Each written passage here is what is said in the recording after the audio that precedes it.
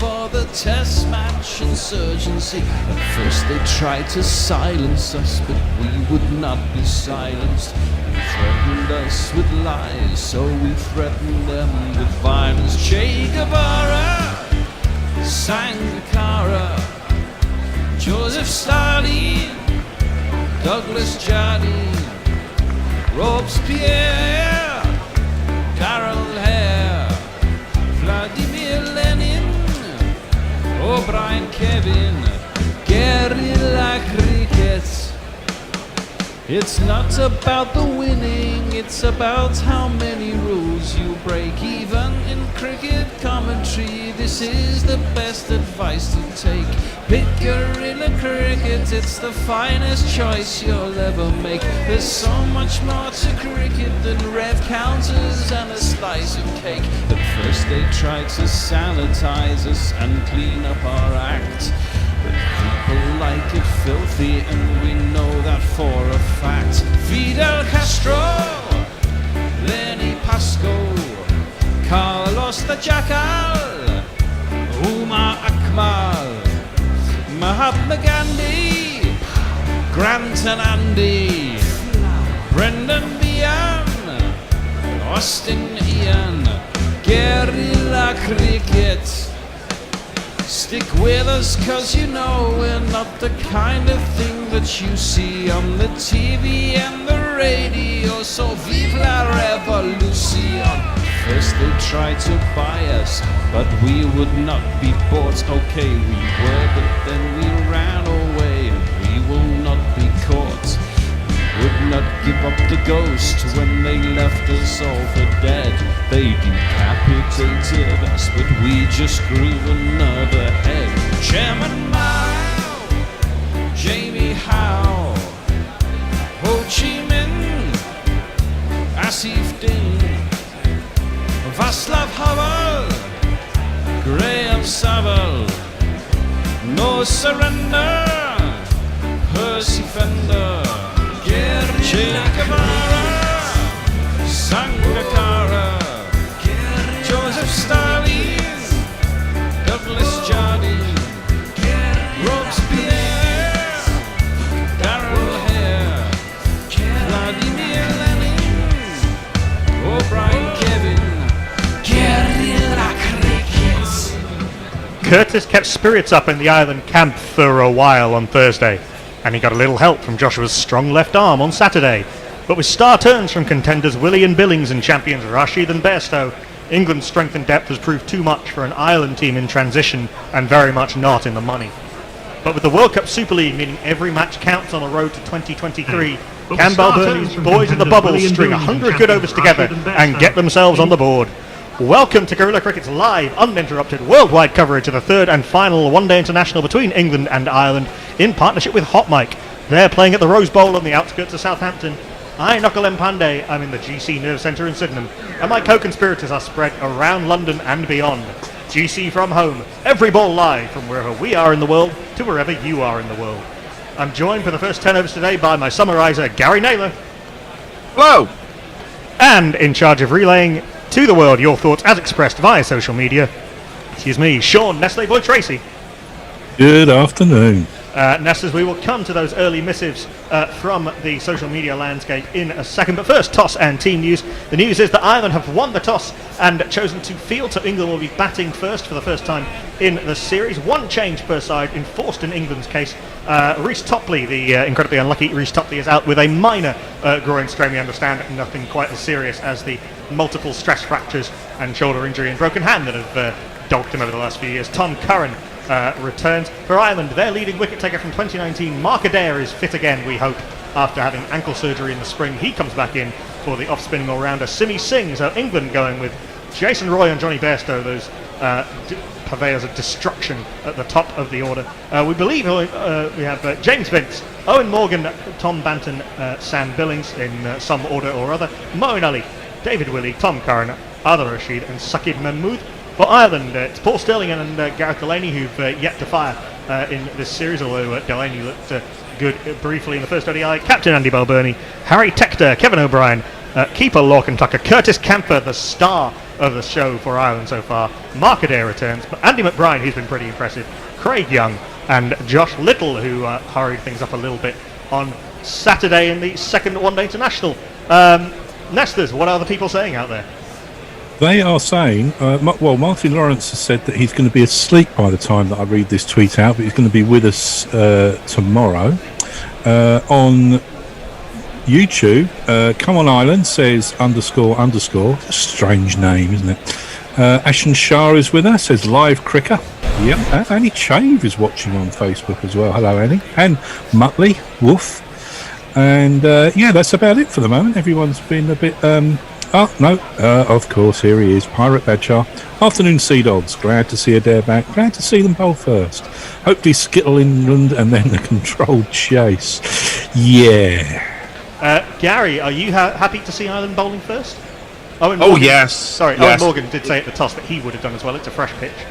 Yeah, I mean, I think we need that for the game, really. It's unfortunate for Ireland that, as you say, the transition period has coincided with perhaps the greatest depth England have ever had in one-day cricket, and some of these matches have felt very much like the 1970s matches between a minor counties 11 and a county side, where the chasm in class is just too much to sustain over a cricket match. Having said that, of course, pride comes before a fall, and Ireland may well roar back in this, but it's really unfortunate that we don't have that 2011 side, because I think they would have given England a really good game, but this 11 just look a bit short to me.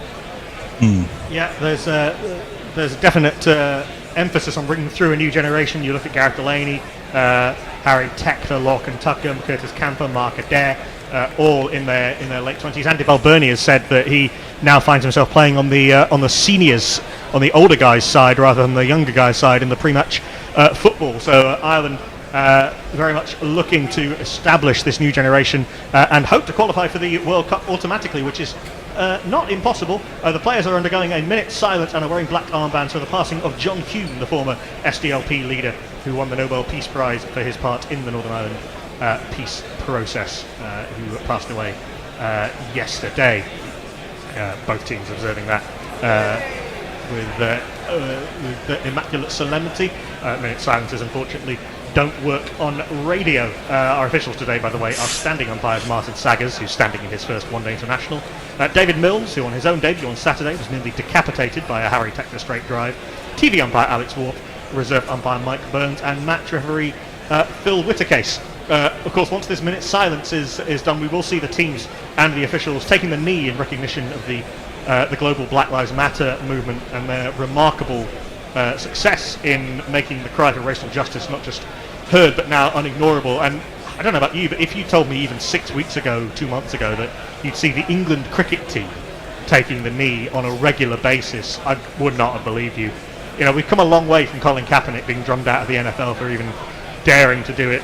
Nowhere near as far as what you might call the ultra marathon at sprint speed that we still have to run for the Black Lives Matter message to truly hit home. But it is quite something to see. It is. I wonder how long it goes on for. Yeah, I was wondering sport about that, because it becomes a kind of ritual after a while. Oh, here we go again. And I do think there should be some kind of recognition before the start of the football season, because it's a bit like sort of saying the same thing over and over again. It will lose its meaning. It's been a very powerful message, as you said, this summer. But I think there needs to be, and a bit like Formula One, where it was not really observed very well, and the organisers got together and said, this is how we're going to do it. I think it needs to be sort of the reverse now, as we move into the autumn, to say we can't just keep doing it, otherwise it will become like a clap for the NHS. It becomes something that's ritualised. Yeah, and I think a lot of that analogy has been made with some of the goodwill shown to the West Indies. It's all well and good, and it is powerful, but it doesn't mean much unless it's backed up with action. We have opening batters and opening bowlers. For Ireland, starting off proceedings will be this right arm seamer. Introducing Craig here. You'll get to know him once the day is done. He'll make you feel so dumb. He's got all the tricks. Does Craig Young. And he'll be bowling to these two. Earth Lewis loves you. The clouds part for you. Nothing stands in your way when you're a Roy. Johnny Best is smarter than the average Besto. Johnny Best has been this good since daycare, so all put on your wigs and let the crimson hand blow. I want the Pope to give him his own large prayer. Oh, he can hit the sixes, although it's so dark. He'd even run a 10 at Bradfield Park Avenue.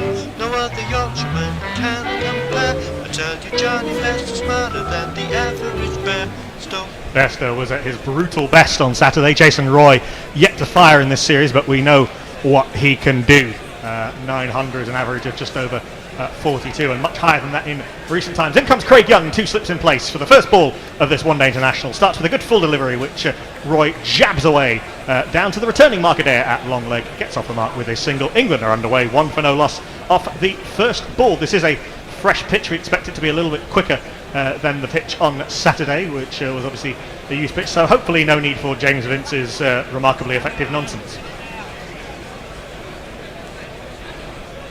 As both Gary and Nestler's appear to have frozen. No, I'm back. Pirate Badshaw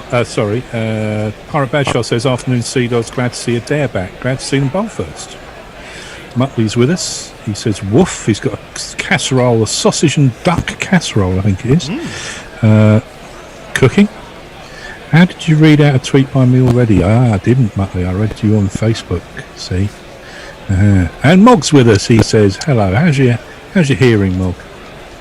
2 slips, deep third man, backward point, cover, mid-off, mid-on, mid-wicket, and backward square leg as Young is into Johnny Bairstow, fresh off his equal fastest one-day international 50 for England the other day. This is back of a length, and again turned away into the leg side, down to marker there, long leg rather than deep backward square leg. Bairstow and Roy both off the mark with singles. Seeing... sorry, go ahead. I was glad to see that there was some recognition for John Hume, because he's an important figure not just in Irish politics but in the politics of the UK. But interestingly, he very much the yin to Martin McGuinness's yang, and it was Martin McGuinness who Young is became in the outside off stump this time, left alone by Roy. Through to the keeper, there is no run. Yes, Martin McGuinness late in life became a very strong supporter of cricket and was seen around cricket grounds. As unlikely as his friendship with the Reverend Ian Paisley. So they were very strange days in the late 90s in Ireland on both sides of the border, and I think we might have some strange days coming up post January the 1st as well on that border. In comes Young, 4th ball of the over. Roy edging forward towards Craig Young, but Young drops it on a length, and Roy is content to push up to Kevin O'Brien at mid-on. There is no run. Seeing the proof of how good Roy and Bairstow have been, that opening partnerships in one-day international history for him, who scored a minimum of 2,000 runs.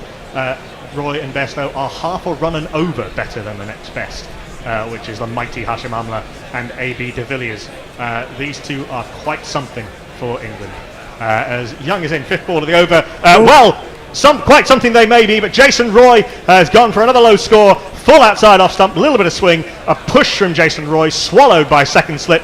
Craig Young strikes in the first over. Jason Roy gone for 1. What a start for Ireland.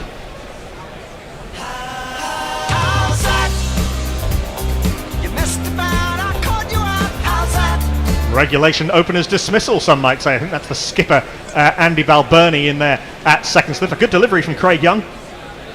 The classic and first of the day commentator's curse there. It is indeed the skipper, Andy Balbirnie, taking that catch very comfortably at second slip. Jason Roy gone for 1 off 4. England 2 for 1 after 5 balls. Game on. Dear.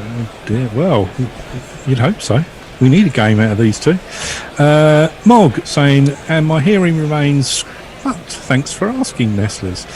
Brian Barish is with us. Rise and shine, it's guerrilla cricket time. Listening to England-Ireland in the middle of a hurricane work from home day. Yeah, of course, the hurricane is roaring up the east coast.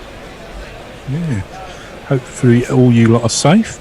Mog says, as one of the leading nations for past crimes, have the English learned the right for any knee taking yet? Maybe bowing to the Irish to start with, says Mog. Yes. I know this is utterly pointless, but why does it take the knee and not bend the knee?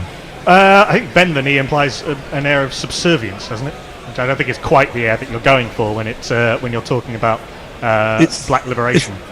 It's the same thing, though, isn't it? Oh, it's the same. Not quite. No. I don't know. The phrase "take the knee" has become the one that we use. Bending the knee is very much about subservience to a higher power, which I think there's been quite enough of over the years. Anyway, this man coming out at number 3 rather earlier than he would have hoped.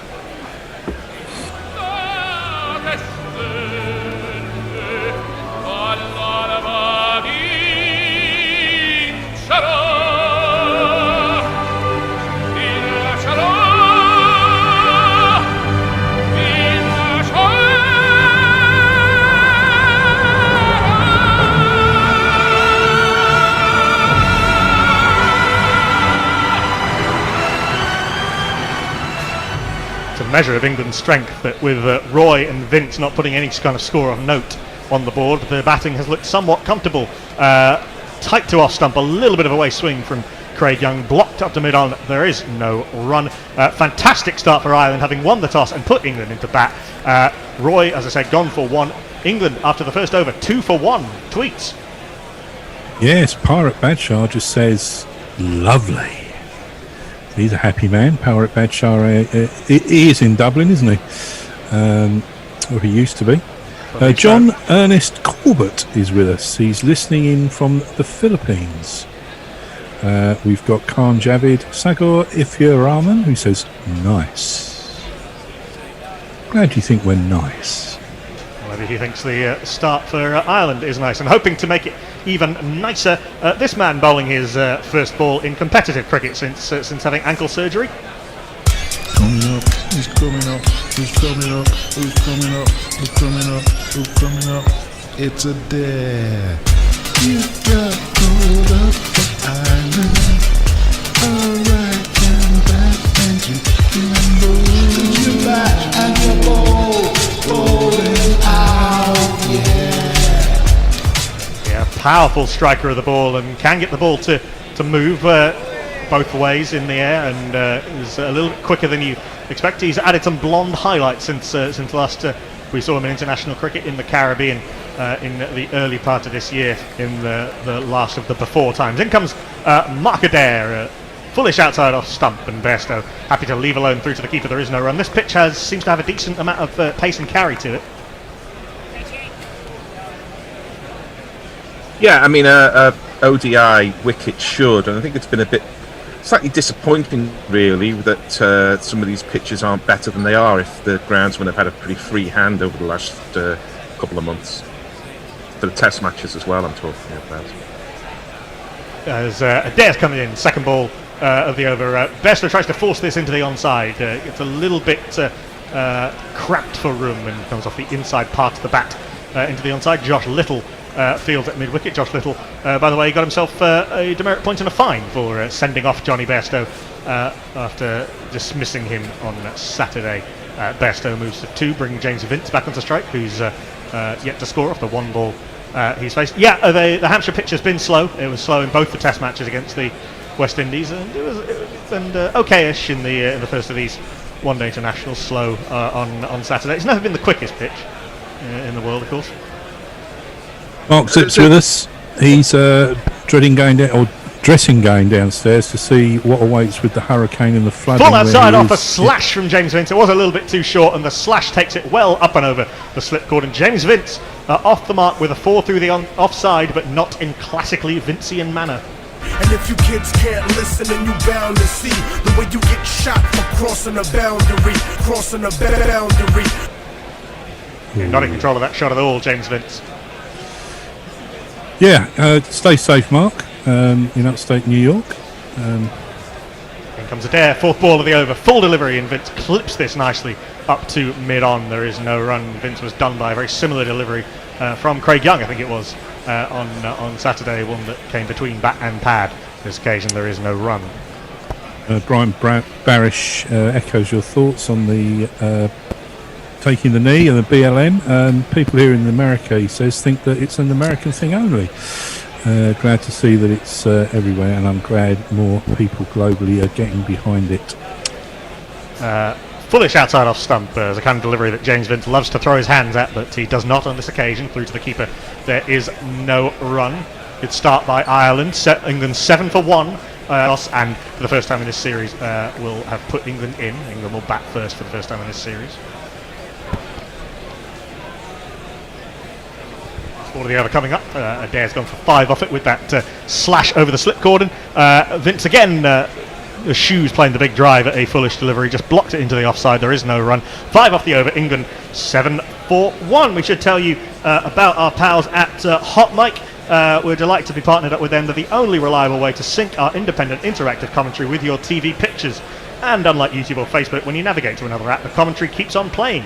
A lot of our regulars on YouTube and Facebook have told us they've switched to Hot Mic and are staying there. If you want to be one of them, download the Hot Mic app on iOS or Android. Use the code GCRadio at sign up to let them know we sent you and help support the show. Every time someone signs up with that code GCRadio, we get a bit of money. It costs you nothing and you get an enhanced Guerrilla experience. Win, win, win. So download the app on iOS or Android. Use the code GCRadio. Indeedy, many more ways to hear and see us. All good. And on the Hot Mic is Warren. Hello, Warren. And Tai Ping Shang. Says good morning. Craig Young continuing after his successful first over, his removal of Jason Roy, back of a length and clipped by Johnny Bairstow from the crease, and Kevin O'Brien has to accompany this back towards the boundary from his position at mid-on. It's an easy 2 for Johnny Bairstow, who is on Saturday became the joint fastest Englishman to 3,000 one-day international runs, along with Joe Root. What a phenomenal player, Gary, he's been in white ball cricket over the last few years. Yeah, he's found his niche opening, and I think it's been to his advantage in white ball cricket that he's not playing red ball cricket. I'm sure he wants to get back into the test. Well, he certainly does, and his ambition should be applauded. I'm not sure it's necessarily the wisest thing to say, but then Johnny Bairstow was never worried about such things. He tries to pull this delivery from Craig Young, which skids onto him and comes off the thigh and rebounds into the backward point region. They take a leg bye. England 10 for 1.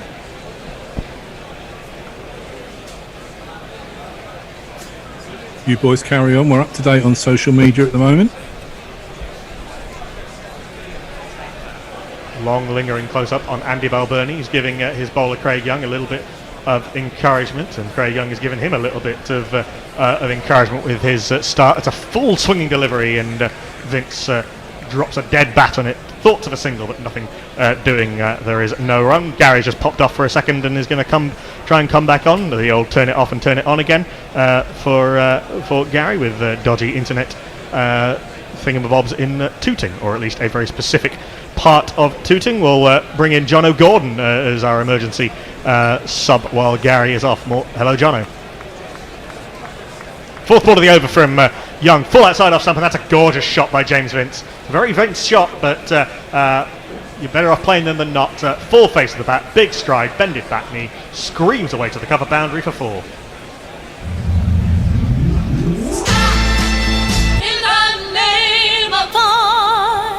So, John, we might not need you after all because Gary's just popped back on. But thank you for making us core it. That was a gorgeous shot by Vince.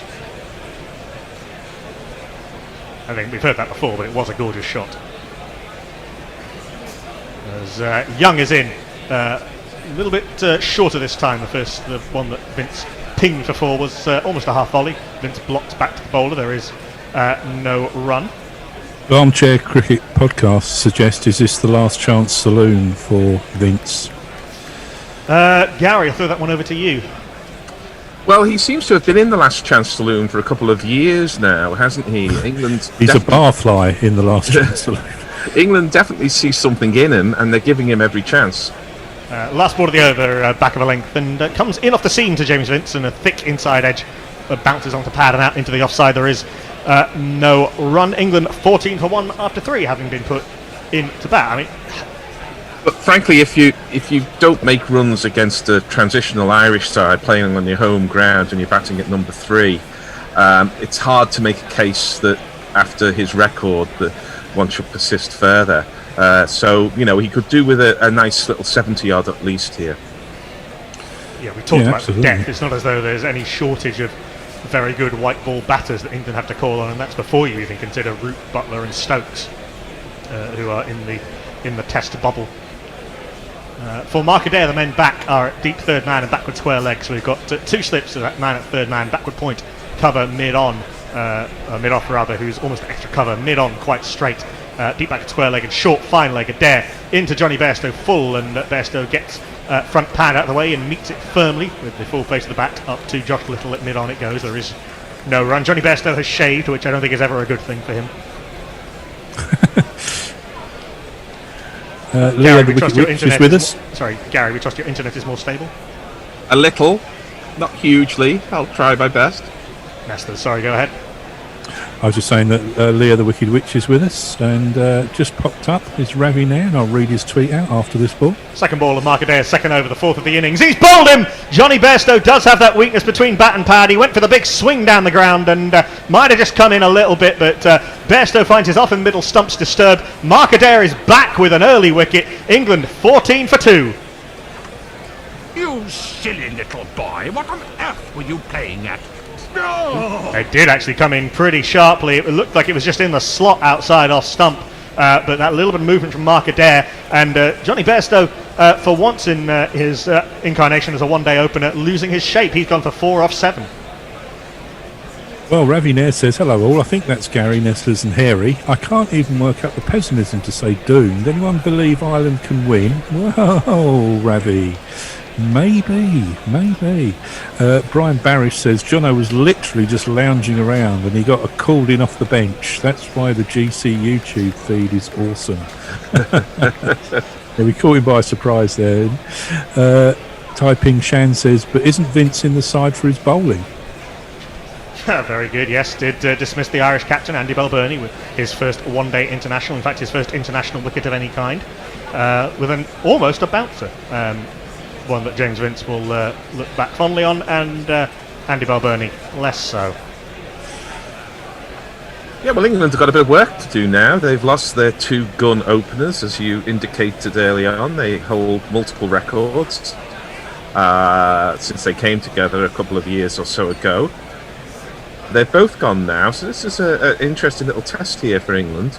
They may be recalibrating the kind of score they were looking for. They probably started off with visions of 320 to 350. They may now start recalibrating that down to 300, or certainly looking to get to the halfway mark at about 120 or so without losing any more wickets. Maybe a bit less than 120. Back deep, of course, and the England captain has brought himself out at number 4, which he hasn't done in the previous one-day internationals. Different circumstances, of course. Adair in to said captain, who will jingle up after this ball. He strokes it to, I think that's Gareth Delaney at cover. There is no run. This man at number 4. He's got the power to hit every ball for a 6. Come on, it's Owen bloody Morgan. Well, he could do it all day with his man-eaters play. You know, it's Owen bloody Morgan. Owen Morgan, very good in the first one-day international. Got a second ball duck in the second. And he has a flash at this outside off stump. Only 2 slips in place though, and it goes through where a fourth might have been. Beats the desperate dive of the man on the third man boundary, and Owen Morgan is off the mark with a slightly lucky 4. Ireland are bowling well this afternoon.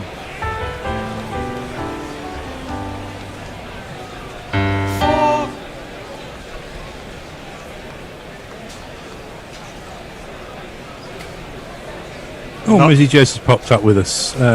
Evening all, just home from dinner in time to see young Johnny Bairstow leaving England in dis-a-fucking ray. Come on the Celts. Yeah, England 18 for 2 after 3.4 overs, having lost. Jason Roy caught at second slip for 1, and Johnny Bairstow bowled for 4. Owen Morgan was off the mark off that last delivery with a streaky edge through the vacant gully region. He's in behind this one though and blocks it into the offside. Gareth Delaney in very quickly from cover, and there is no run. Ralph the Wonder Llama has done in hashtag doomed. It's a bit early for that, I think. Leah says, let's see if Bairstow will again lash out against criticism that only exists in his head in the next few days. I have high hopes for him to become cricket David Icke after retirement. There's any serious criticism of him that makes the slightest bit of sense in one-day international cricket, and as Morgan drives this pleasantly into the offside, and there is no run. And a Forsyth's morning all. If there were phrases to throw into the James Vince drinking game, they would be lovely shot and just when he was looking set. Yes, indeed. After that false start, by the way, Jono Gordon has actually replaced Gary Naylor, who is having internet trouble that seems limited to only him. Welcome, Jono. Afternoon. Yeah, quite a start for Ireland. Well, yeah, I mean, obviously, those of you who don't know, my wife's Irish, so I've been made to wear the most Irish thing I own, which is an Irish rugby shirt today. Whee. And the second big part of news is I've finally had a post-lockdown haircut. Very sharp, Jono. As Craig Young continues, a right arm over the wicket to James Vince, and another flash and another thick edge through the vacant gully region. A little down from widest third man, was never going to get anywhere near that. Another boundary, but another boundary through third man. Should say, of course, the GPL is open. We do always open it for one-day internationals, but we always forget to plug it for some reason. But let's do it. It's our game of predictive skill, a chance for you to win some cash. Guess the number of runs that will be scored in today's game. You can guess as many times as you like. You pay £1 per guess. The pounds go in a pot, and if you're bang on correct with your guess, you win said pot. More after this ball from Craig Young to James Vince, who leaves this as it passes over the top and middle and off stump. There is no run. As I say, you guess as many times as you like. You pay £1 per guess. Those pounds go in a pot, and if you're bang on with the guess, you win said pot, which currently stands at £39, better than most any bookie for a £1 stake. So go to gorillacricket.com/competition, follow the on-screen instructions. You have until 3:15 p.m. UK time. That's 3:15 p.m. UK time for the GPL. James Vince on 12 off 11, facing up to Young, and he blocks this out into the backward point region. There is no run. I was a little bit worried before the start of the series about the prospect of Ireland bowling first and England putting on a score that was beyond Ireland's capabilities, but Young and Adair have started really well. Yeah, I think I haven't had too much opportunity to watch the first two games, but by the sounds of it, they've both been pretty easy victories for England. So I think everybody who is cricket fans are hoping for a good game today. Yes, indeed. Fourth ball of the over. This one jags in off the seam a little bit, and James Vince is discomforted by it. Thuds into his thigh pad and rolls out into the offside. There is no run. Good hard lengths from Craig Young, the former Sussex seamer. Yes, in both cases, Curtis Camphor, with a little bit of help from Andy McBride, rescued Ireland from a really parlous state and got a score of sorts on the board, but never going to be enough. Even after Josh Little took those 3 quick wickets on Saturday. Fifth ball of the over from Young as a leg stump half volley clipped by Vince. There is a man down at long leg. It is Mark Adair who picked up the wicket of Johnny Bairstow, and he flings the ball back in. There will be 2 runs on this big playing area to James Vince. He moves to 14, England 24 for 2. Nice to see that the Irish are taking on England's lead of bringing in kind of expat South Africans to represent our national team. Well, yeah, Curtis Camp has been on the radar for a little while. In fact, it was him who came to them with the prospect of representing Ireland. Apparently came up to Niall O'Brien in a provincial game. Last ball of the over, the fifth over of the innings, is left alone outside off stump by Vince, through to the keeper, Locke and Tucker. England, after 5 overs, 24 for 2. Worked well for England down the years, that South African thing. Armchair Cricket Podcast is asking why is Owen Morgan Bennett 4 today. Wouldn't it be better to let Banton or maybe Billings come in ahead of him? Well, that's what they've done in the last 2 games. Banton's batted 4 and Billings 5, but I guess with a couple of early wickets lost, Owen Morgan's taking the responsibility on himself. Banton spoke about his difficulties adjusting to the number 4 position. There's plenty of time for all of them to have a bat. I suppose that's the advantage of batting first. Obviously, Ireland put them into bat. And Brian Barish has confirmed the Ian Morgan jingle is definitely the Port Adelaide club song. He says that's impressive. He also says that Mark Adair is in to Owen Morgan starting his 3rd over the 6th of the innings, left alone by the England captain. Through to the keeper, there is no run.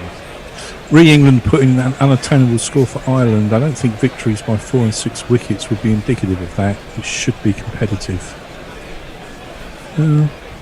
Well, my worry was that if England score 320, 350, then that just doesn't get chased down. But of course, a score of 250 makes this a very interesting game indeed in the second innings. Paul Stirling, one would imagine, is too good not to fire at least once in this series. Hasn't done this yet. There's a short extra cover in place for the England captain, Owen Morgan, whose second slip has come out. It's Balbirnie himself. Morgan, with that high backlift, blocks this solidly up to mid-off. There is no run. Izzy is with us on YouTube, and he's also got an Irish wife. They're the best kind, apparently. So Lisa keeps saying, anyway. Where's she from in Ireland? She's from Cork, Blarney. Oh, right. She made me kiss the Blarney Stone, and then told me that all the mates used to get drunk up there and wee on it.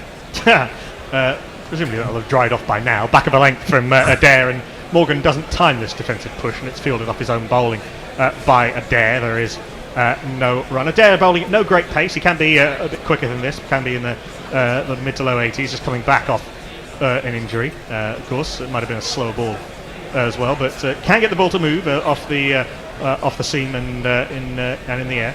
Very effective, Mark Adair. I like him a lot. Oh, it's a beauty from Mark Adair. Beats Morgan on the outside edge with one that moved away from him. Another slower ball from Mark Adair. He's going through his box of tricks early and beat the England captain and double bounce through to the keeper Tucker. There is no run. Yeah, I never kissed the Blarney Stone. I have walked to the top of Croke Patrick, which is a Catholic sort of thing to do, but I didn't do it barefooted. I refused to go that far. Packed offside field for Owen Morgan. He tries to feather this through that packed offside field off the back foot. Finds Gareth Delaney at cover point. There is no run. Good tight over from Adair to Morgan thus far. 5 dot balls, testing the England captain outside off stump, where he can get a little bit too clever by half. His hands can get a little bit too close to his body. Generally a good sign with Morgan when he's playing down the ground early and getting those wrists working and those hands through the ball. Last ball of the over from Adair, and again outside off stump, and a little bit short, and flashed past the man at short extra cover, Owen Morgan, and with the outfield quicker than it has been the last few days, and with that man up in a catching position. That's 4 runs.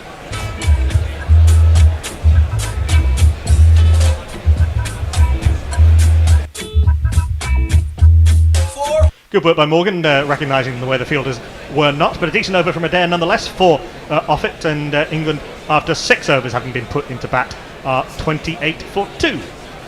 Yeah, Mog can confirm that suspicion about the Morgan jingle, that Brian Barish has got it right. Ravi Nair, about the drinking game for Vince. Shot is vodka, or if you're young and dumb, Jägermeister.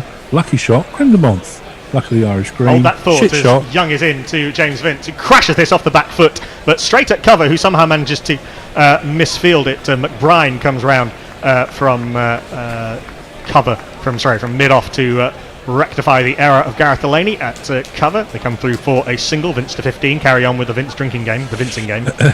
Shit shot is Grapper. Oh, you fucking muppet. Go and cashew Fenny, and you sweat and piss it out for a week. Oh, yeah. Local moonshine. Oh, right, okay. I didn't know how what that meant. Alcohol made out of nuts. Sounds okay. Yeah, dangerous. Yeah, my father used to make poutine. I know what that's like. Short ball from Young, which hurries Morgan a little bit, but he manages to get the hands through the ball, get that extension and get the pull shot away. Curtis Camphor, who's been undoubtedly the star for Ireland in these first 2 ODIs, races back towards the mid-wicket boundary to field, and they come through for 2, I think. England 31 for 2, so yes. Sorry, go ahead, Jono. It looks like the boundary, both sides of the wicket, has been moved out quite considerably. I don't know if that's because they think the outfield's going to be a lot quicker. Gorgeous straight drive from Owen Morgan, so straight that it hit the stumps at the non-striker's end, and so gorgeous that it rebounded off the stumps at the non-striker's end and went for 4 anyway. That is Owen Morgan at his best. 1 2 ka 4 4 2 ka 1. My name is Lakhan. My name is Lakhan. Just a tad overpitched from Young. Nothing terribly wrong with that delivery, but that was a fantastic straight drive from Owen Morgan. Hit so hard with that injection of power from the bottom hand. Holds it quite high up the handle as well, so the power he'll get through that hitting zone is incredible. It's quite far apart for an international batter. We do see more and more of this, of course, as with the bottom hand loose, but well away from the top hand. He blocks this up to mid-off as Young drops short. There is no run, and even with those loss of early wickets, both Vince is going just a shade under a runner ball, and Morgan's just going over a shade over a runner ball. England 35 for 2 after 6.4 overs. To go to your point earlier about Sterling, I think you'd say the same about Morgan. You wouldn't expect them both to miss out 3 out of 3, would you? Morgan batted well in the first ODI to see England home, and he's punished that. Not a terribly short delivery, but Morgan reads the length so quickly and powers this through mid-wicket. Wonderful shot, 4 runs. And if you kids can't listen, then you bound to see the way you get shot for crossing a boundary, crossing a boundary. I was a little bit shorter than I thought it was, but with mid-wicket in a catching position, all Morgan had to do was pivot on that back foot and pull it up and over mid-wicket, and he did that beautifully. He likes that shot, doesn't he? Yeah, he's very good through there, off front and back foot. Young might be better advised to pitch it up. Of course, he has been driven down the ground. He goes shorter again this time, and actually a genuine bouncer, which beats Morgan a little bit. This pitch does have some pace in it. Good comeback from Craig Young, an interesting over. Morgan on 18 off 15, Vince 15 off 16 after 7 overs. England 39 for 2. I should plug Patreon. Perhaps the best and most reliable way to support us, or one of, is via Patreon, by becoming a regular monthly patron at patreon.com/Guerrilla Cricket. You pay a certain monthly fee, and you get some stuff in reward, as well as helping us stay on air. $2 or more a month, undying gratitude. $5 or more a month, exclusive bonus content with every episode of the Guerrilla Cricket Podcast. We hope to be bringing that back during the England-Pakistan series, which of course starts tomorrow. We'll be talking about that in the innings break, actually, that series. And $10 or more a month gets you on the scroll of honour that goes along our video feed. And also, for a limited time only, limited edition T-shirts, as Adair continues bowling his 4th over the 8th of the innings. Starts with one full on middle stump, and Vince clips it down to long leg. They come through for a single. So yeah, we've got some originals from the our first Ashes series in the jet lag bar, which sadly no longer exists. This Ashes Tour Date T-shirt. Ladies, we've got some ladies sizes of those, and we've got some men's XL plus sizes of this. We believe in a bigger World Cup T-shirt. So good, the ICC tried to ban it. We're not actually joking. Second ball of the over from Adair is punched by Morgan, but straight to Balbernia. A very short catching extra cover. There is no run. So yeah, $10 or more a month, you get on the scroll of honour, and while stocks last, and they are pretty limited now, you get a T-shirt as well. Patreon.com/Guerrilla Cricket. Thank you. Seeing the wickets to fall. Sign up. Yes, indeed. Seeing the wickets to fall. Roy pushing at one that was full outside off stump from Craig Young, giving an easy catch to Andy Balbirnie at second slip, and Mark Adair getting one to come into Johnny Bairstow, beating his booming drive and smashing middle and off stump. Adair in to Owen Morgan, left alone outside off stump, and there is no run. It's interesting, Jono, just how close Balbirnie is at short extra cover. He's only 10 yards or so from the bat. Yeah, and the way, I mean, obviously the reactions of these boys and the amount they practice, the reactions are sharp, but I mean, I've had the misfortune of fielding, being on the same field as Jason Roy when he's had a bat in his hand, and the way these boys hit it, it is not something you want to be 10 yards away from, let me tell you. Balbirnie obviously backs himself. Down the ground comes at Morgan. He loses his shape. The head goes up in the air, but he manages to get enough bat on it to drag it wide of mid-on. And on this quicker outfield, which you've identified, Jono, that is going to roll away for 4 runs. 1, 2, 3,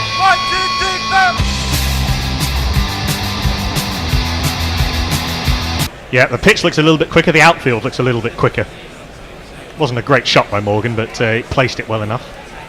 Bit of a hack, wasn't it? I think that was supposed to go about 30 rows into the stands. Over mid-on. Yeah, yeah.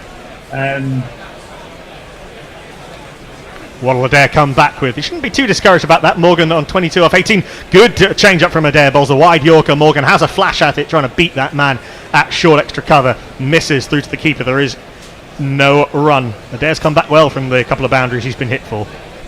I really do like that. Sorry, go ahead. Sorry, Josie Oki points out the boundary rope will have been moved because the wicket has moved. It's a new wicket. It is true. Yeah. It's a fresh strip. That's absolutely true. But they do seem deeper on both sides, as Jono was saying. Last ball of the over from Adair, who's having an interesting battle with the England captain Owen Morgan. Gets this one to come back in to Morgan, who defends this respectfully up to Balbirnie at short extra cover. There is no run. England after 8 overs, 44 for 2. Oh dear, messages. Introducing his friend Greg to the first taste of guerrilla cricket. Hello, Greg. So I expect plenty of swearing and comedy from you all tonight. He had expected to be out camping tonight, but was very happy to be in concert in front of the TV, listening to your wise words. Of course, you can camp while listening to guerrilla cricket. I'm sure many have. But hi, Greg. Hello, Greg. And as for swearing, the Bears replacing me in a couple of overs on ball by ball. So we'll have all of that. John, I'll move to summarise and not for a tip. This will come in and read your tweets, but we've got 2 overs of this first power day before that. Oh, Young beats. Does he beat Vince's inside edge with a beauty? There's an appeal from behind the stumps, which is belatedly joined by the bowler, and Andy Balbirnie has reviewed this immediately, thinking there might be an inside edge off of James Vince. Let's have a look. I'll be reviewing and be up to decision, 'cause those reviews exist to extend my career. Not that I believe that they'll save me, but it could be more iffy than it appears. 'Cause if I We're seeing the first replay now. It looks like daylight, but it's hard to tell on that replay. If it is an edge, it's a very thin edge. Jono, what are your thoughts?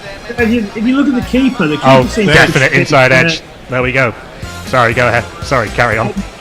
Yeah, pretty. The keeper looked convinced straight away. He just started running towards the bowler as if he was convinced it was out. It's a pretty big miss from the umpire, that, in fairness. That's a pretty healthy edge. Yeah, sometimes you don't pick them up, but that's what we got DRS for. And James Vince, to be fair, that was a pretty good ball from Craig Young. It came in sharply to him from back of a length, cut him in half, and James Vince, his chance to make an impression on this England team and the selectors has not gone as he would have wanted. Gone for 16 off 18, caught behind by Lorcan Tucker off Craig Young, and England, after 8.1 overs, are 44 for 3.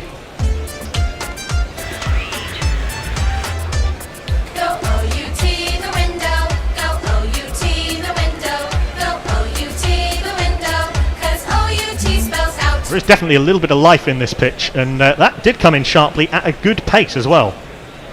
Good toss to win for the Irish captain Andrew Balbirnie. I think bowling. Owen Morgan said that he would have bowled first as well, but yeah, I mean it's obviously working in the Irish lads' favour. Well, it looks like we've got a game. Yeah, let's hope. Which is what I was worried about, that we were going to get another just pedestrian sort of England strolling to a victory. Yeah, indeed. It looks like we do have a game on. 44 for 3. Obviously, no problems with the run rate. There never is when England are concerned. And there's plenty of firepower to come. And this man, another one looking to establish his place in England's white ball reckoning. Obviously, much closer to the start of his career, and his time will come, but hasn't yet put on a score of note in one-day cricket. Southampton is a beauty to any player, and he'll go all the way. He's gonna do better than anyone you've seen before. This is the only way that he knows how to play. Oh, he's a little champion, Tom Banton.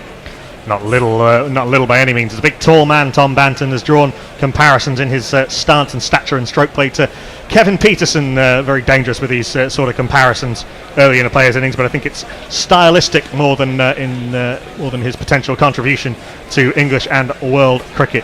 Has talked about being a little bit drained over the winter, but has come back refreshed and looking to make a name for himself. Second ball of this successful over from Craig Young, back of a length, and Banton turns this away through square leg. Camphor comes around to his right to field from mid-wicket. They come through for a single.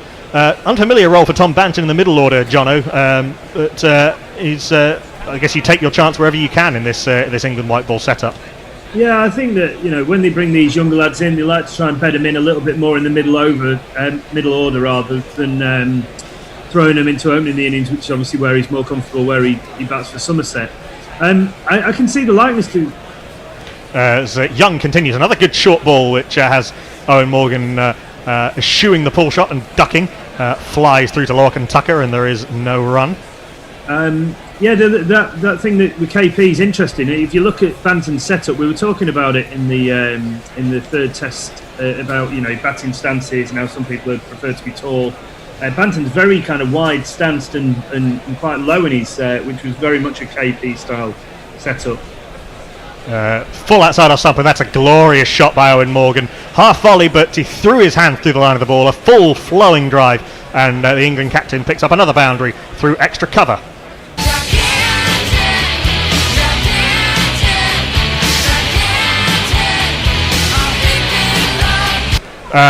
Full half volley, but you got to put him away, and Morgan put it away absolutely beautifully. Do you get young cricketers kind of like taking on the style and the, of famous cricketers when they're coming through? Does that happen? I don't know if it happened deliberately in Banton's case, but it certainly does happen. Fifth ball of the over, short ball which Morgan ducks into. That didn't get up at all, and the England captain has glanced a header over the slip cord, and then they'll come through for a couple of just the one leg by, and Morgan's going to take his time at the non-striker's end. That was a good little sort of Steve Bold flick on at the near post, and Morgan will get some attention quite rightly. Didn't have Tony Adams coming charging in, heading it in the net though. No, but the reason I ask is, as a young junior tennis player, certainly back in the day there used to be people who would, impersonate's the wrong word, but you take on certain aspects of, like, Connors, Borg or McEnroe or whatever, and I wonder if that's the same in cricket.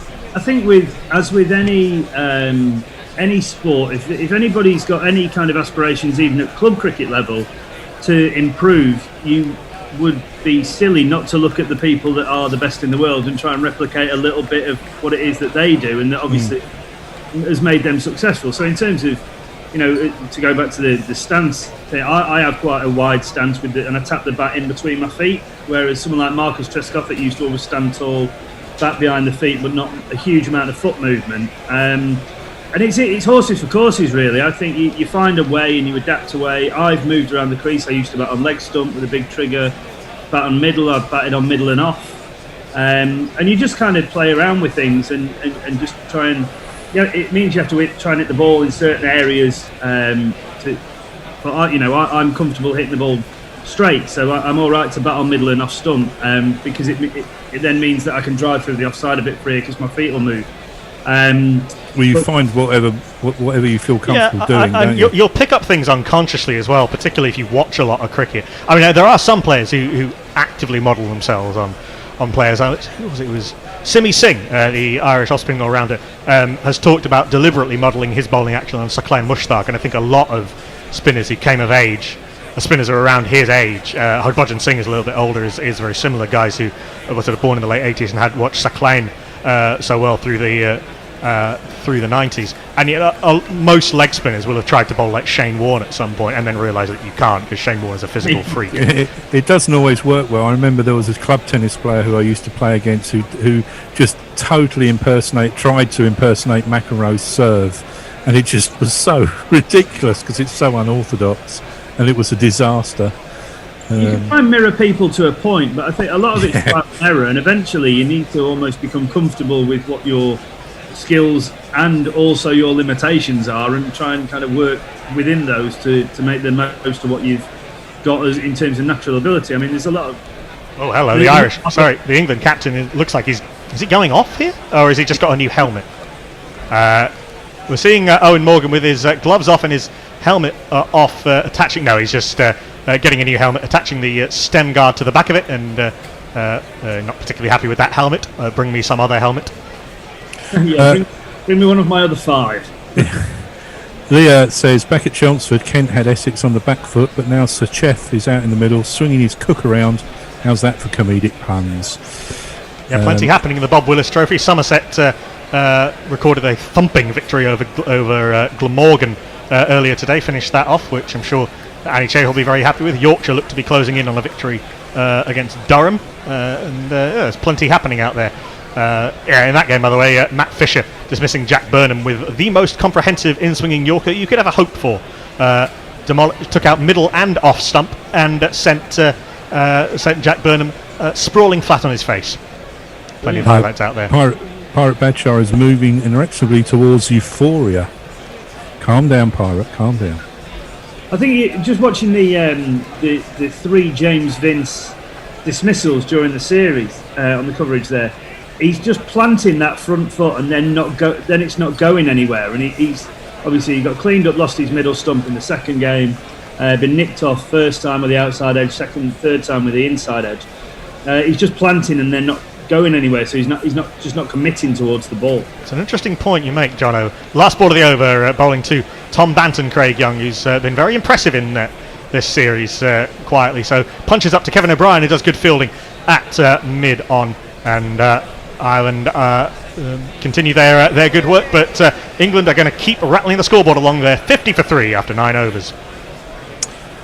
Evil Scooters is with us, says good evening. Well, what a terrific series that was from James Vince. Nice ball, that one, but at this point I just feel sorry for him. Edges and Sledges, not happy, says sorry guys, James yet to convince. And Messages says James Vince nixed it to the keeper, who would have thought? Off the inside edge this time, a very different Vince dismissal. Adair's out of the attack after his 4 overs, and the man who took 3 wickets in quick succession to make a bit of a game of it briefly in the middle overs on Saturday is into the attack from the northern end. I am Joshua Little. Answers on a postcard, full outside off stump, and Morgan tries to drive, comes off the thick outside edge down to Andy McBride at third man. There is no run.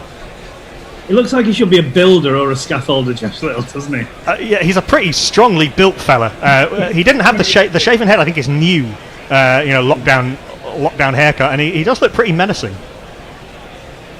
I think going back to the James Vince thing, we talked about perception quite a lot in the Test series of players and whether Shy Hope and who are keeping their place. Just carry on after. In comes Little from the hotel end, left arm over the wicket to the right-handed Tom Banton, who flashes outside off stump, misses completely through to the keeper. There is no run. Might be a novel for Tom Banton to not be dismissed by Curtis Camphor. And I kind of get the feeling that James Vince, having never met him, he's one of those blokes that English cricket fans really want to do well. Like, he's had so many chances, but he just seems and looks like he'd be a nice bloke, so everybody wants him at some point to get that mammoth score. I think some people are now really just tired of James Vince and a bit resigned every time he comes into the team. A little bit of in swing to the young Somerset fella, Tom Banton. He pushes this up to mid-on, and there is no run. Denley was a real head-scratcher going into the series as to why he was picked.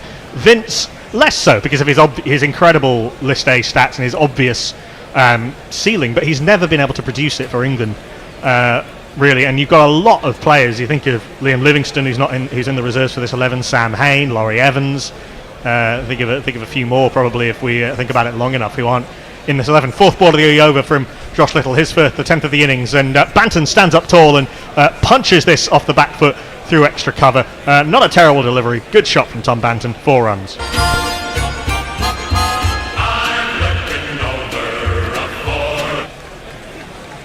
Is it almost, you look at Vince's record in terms of, and comparatively, county level, he's miles better than most. It's almost like a Dick Ramprakash problem, isn't it? Like, miles better than anybody at county level would never quite translate. Certainly in the List A format. I think Gary Balance falls into that category as well. It's just too good for county cricket that isn't probably going to get another chance in international cricket. That's a good shot again from Tom Banton off the back foot. More of a check punch this time, less of a flourish, but same result, 4 runs.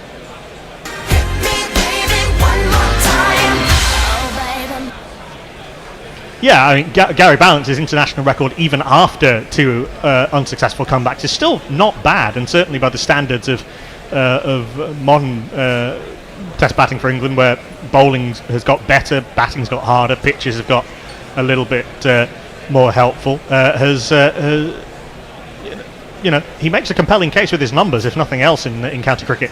Last ball of the over, last ball of the batting power play, last ball of my current spell, as Banton tries to flash this outside off stump. Gets an edge so thin that it bobbles through to Paul Sterling. At slip, there is no run. 9 runs off that over from Josh Little. 2 good back foot punches by Tom Banton, and after 10 overs, England are 59 for 3. Jono's going to stay on, and not Fred's going to stay on. Are you Knuckle? Afternoon, not Fred. Hello, Jono. How are you doing?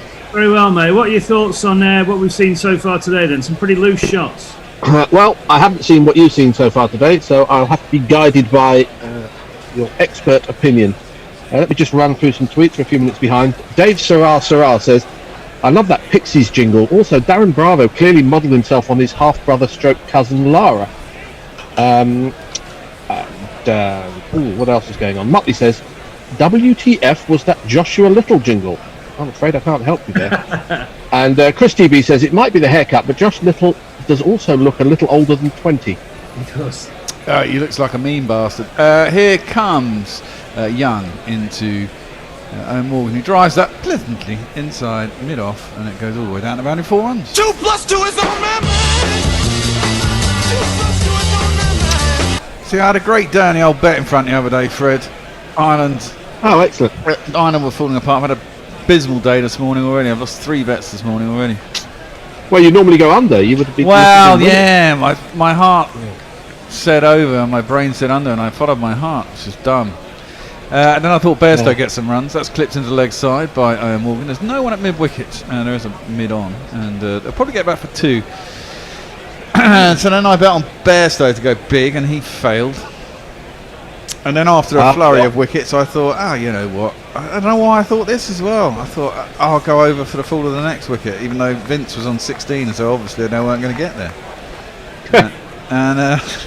Well, you know what they say, keep chasing your losses. Oh, I am chasing my losses. I've now gone over on Morgan.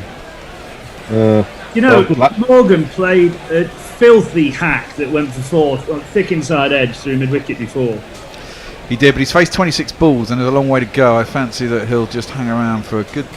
Well, my point there overs. is that then he's played a couple of 2 or 3 glorious cover and off drives through mid-off, and you're like, what on earth are you trying to run down the wicket and post it into next week when you can just, just sit there and just play the most glorious shots? Well, indeed, a flash that by Banton outside his off stump doesn't get an edge and there's no run. It's true, but they all do this. It's like the brain fade that goes with ODI cricket. Got to do something crazy. Young is in, nicely driven by Banton. Can't beat mid off this time. He's fairly wide, but he gets around in time to stop it. And there ain't no run. Run rate 6. If England get 280, this game's over. I think personally. Ireland struggle at the top, man. Really have struggled. I think the skill of England's seam attack, you'd say, is far superior to that of Ireland's. Yeah, and I think, ironically, this is the best chance they've got, isn't it? If they can get England out reasonably cheaply, they'll probably chase a low score, but I don't think they'll chase anything particularly high. That's pulled out to, wide, long on cow, really, and it's 4 runs. There's not one boy for me, I must have 2 or 3, I need 4. Banton, of course, with his rosy cheeks, he's very young. Did all right in New Zealand was it last winter? God, time flies. It was the end of 2019. Before the world went crazy.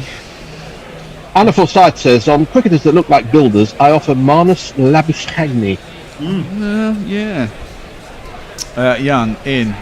Again, bangs it into the pitch. Again, it's pulled by Banton. Gets it 2 straight. It's more of a strapple, really. Hits it pretty hard, but straight and mid-on. And there ain't no run. And that ends the 11th over. 68 for 3. Banton's on 13. And I can't tell you what Morgan's on, but I think it's about 34 as we've gone to an advert. I think it's about 34. About 34. Yeah, well, I would have told you. It would have been on the strap or the bottom of the screen. Oh, it is. Right, it's on the back of the bottom of our one. It says 31 on the bottom of our screen. There, I've got a bet for you then. Over or under 31 fiver. 4? Say 34, over or under, or bang on, you can have it. What, Morgan? Yeah, fiver. Well, no, he's on 32 according to this. All right. Well, that, I mean. If you offer me over or under on Morgan getting to 34, I'll take over. What odds are you giving me? No, I meant during the break, if you couldn't see. Oh, right, if I could have said no. Exactly, I corrected myself underneath there. Little, 2 down the leg side, pulled nicely by Morgan. There is a man out a long leg, can't see who that is. They will get... They didn't go 3 for 2. They didn't go 3 for 2. StrangeCarrots.com says, experience of Dublin with an Irish mate with his 3-day wedding. He and his wife spent every breakfast with big spreadsheets all over the tables, working out which hotel everyone was staying at on that particular day. Once sorted, drink, lots, repeat. I went to a wedding in Ireland 2 years ago. And... those bonkers occasions. It was good fun. It was very good fun. Josh Little is in. That's pulled by Banton. Nice. I don't think there'll be anyone out there. Well, there is a man halfway there, and it plugs. A lot of bottom hand in that, and it actually ended up going quite high and probably quite low to the bottom of the bat. But he beat the fielder, and they'll get back for 2. No, the thing that I found with the few Irish weddings that I've been to, obviously being married to Lisa, is that when an English wedding would finish, Irish weddings kind of tend to get their second wind. And then, like, someone starts singing, and then everybody else sings, and then everybody in the room seems to have to do a song, and they go until about 8 in the morning. Well, yeah, the one I had the kids with me. That's cut nicely by Morgan, but can't beat point. There's no run. We went out there, and weirdly, of course, fucking Lena at the time had a Kenyan passport, and bloody Ireland aren't in the Schengen. He had a Schengen visa because we always go to bloody France, but you need a separate visa to go to Ireland. We got to the airport, they wouldn't let her get on a plane. It's crazy. So I had to go to Ireland to a wedding with the 3 kids and no wife. Slowed down my fun, shall we say. That's a wide, banged into the pitch, and way too high for Morgan. Sounds like she worked out a way of getting a nice holiday. Well, yeah. Wide. Well, I think we booked an Airbnb. We were out for 4 days, so she tried going to the Irish embassy the next day, and they were like, "Well, it'll take a week to get a visa." And it was like, "Oh, forget it." It was all very annoying. Down the wicket comes Morgan. It's a bit too full. Tries to cut it. It's a bit too close for him to that. Can only hit cover, and there ain't no run. Chris TV says Reddit decided that Marnus looks like a World War I private. He could have been an extra in Saving Private Ryan, couldn't he? What, one that got blown up on a beach a bit like? Then we wouldn't have to put up with him again. I mean, if we have him and bloody the pigster batting all day long in Australia in whenever it is 2021.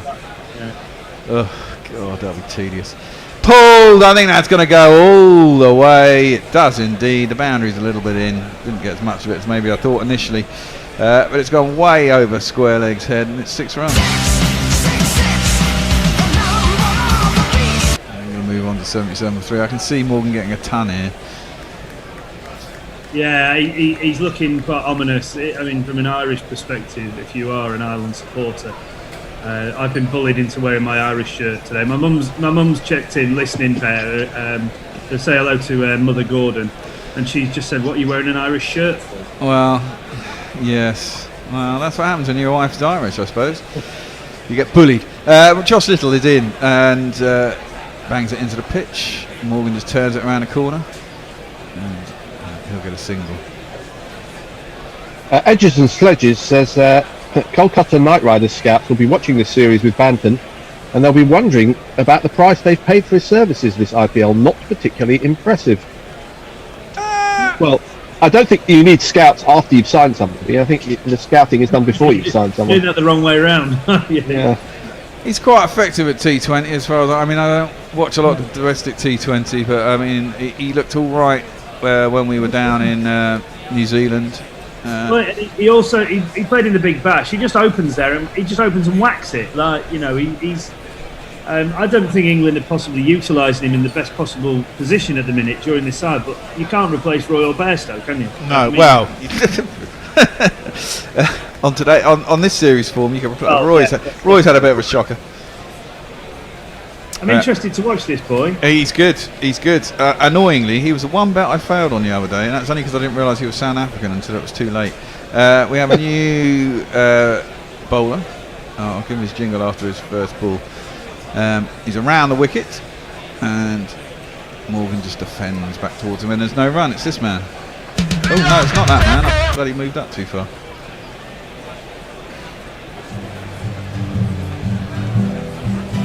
Now who's this coming on? Camphor waited. In South Africa he wasn't rated. In Ireland he is venerated. He worked hard, so Camphor rated toil. Down the track again comes Morgan. Camphor sees him coming, sort of follows him down the leg side. He still manages to play it inside out, but straight at cover. There's no run. I've no idea where he's advancing. Obviously he probably doesn't think they're quick enough, or he's trying to put him off his lines early doors. But I mean, he's looking so solid when he's just standing there, Morgan. Just stand there and play the ball. Well, I think he's trying to make the bowler think as well, trying to make the bowler make a mistake. That's clipped into the leg side and there's no run. But I mean, he's a World Cup winning captain, Jono. You can't, what can you say? Well, yeah. I mean, Bear, so, you and I both, bowled a lot over the years. I actually prefer it if I'm Fred. And Fred. Pointing at himself on the screen going, and me. Fred's a bowler. I've always preferred batters running at me, because I feel it gives me so much more of a chance. Well, for me, it always depended on the wicket, being a spinner.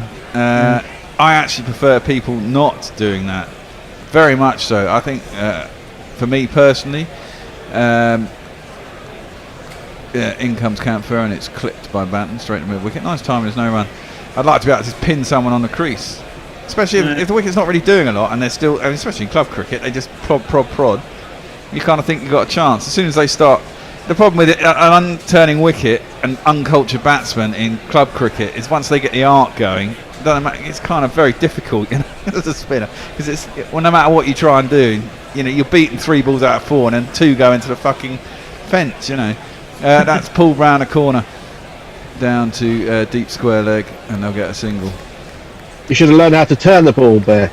Well, if the wicket turned, I did, but Well, you can't rely on the wicket. Anyway, Messi Jet says, has anyone told Morgan and Banton this is 50 overs, not 20 overs? And Anna Fossard says about Labuschagne, still maintain that Justin Langer found him waiting outside the Sydney building with his lunchbox and asked him if he wanted to come play some cricket.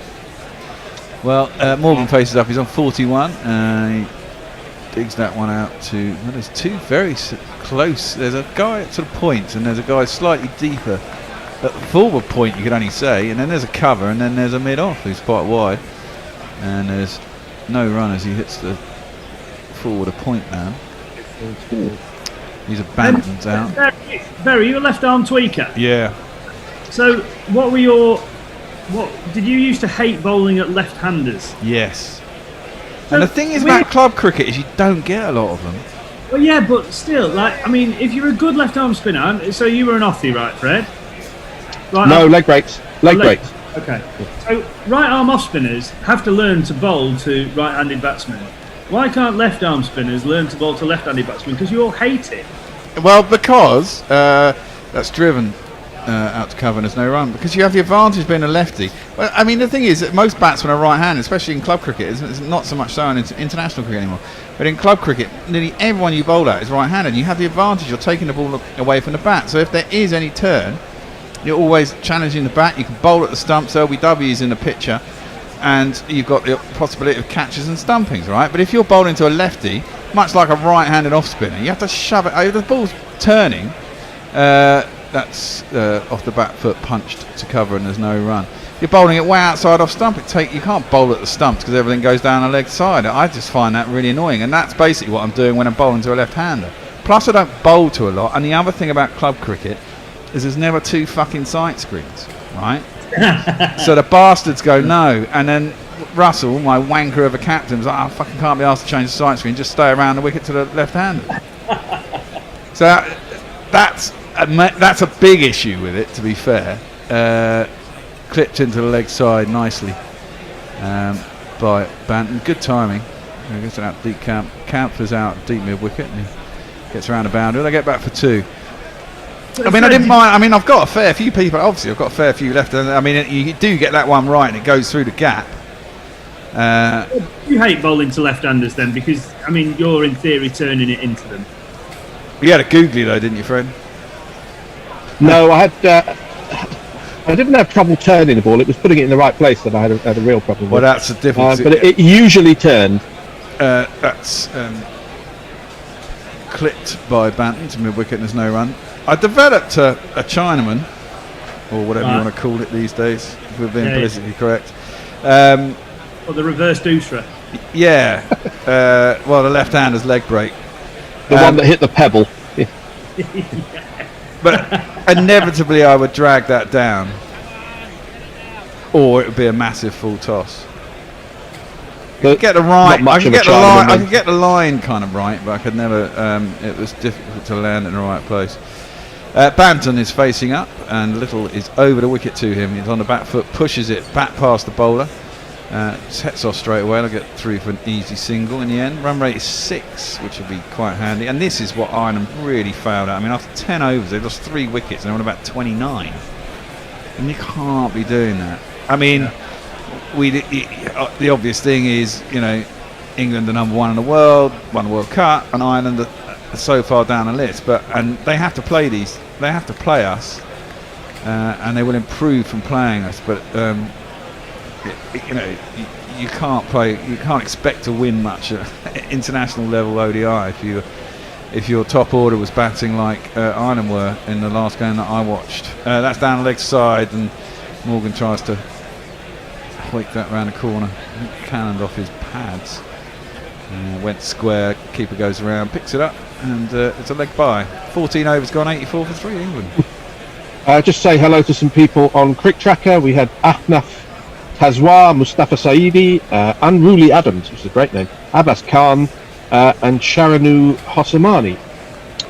They've all joined us on Crick Tracker. Hello to you. As regards the tweets, Rob Sutton comes to the defensive band and he says, easy to judge him playing out of position. Opened for Somerset in the Royal London last season and was a key reason for them winning it. He's a fine player and will do well in the IPL.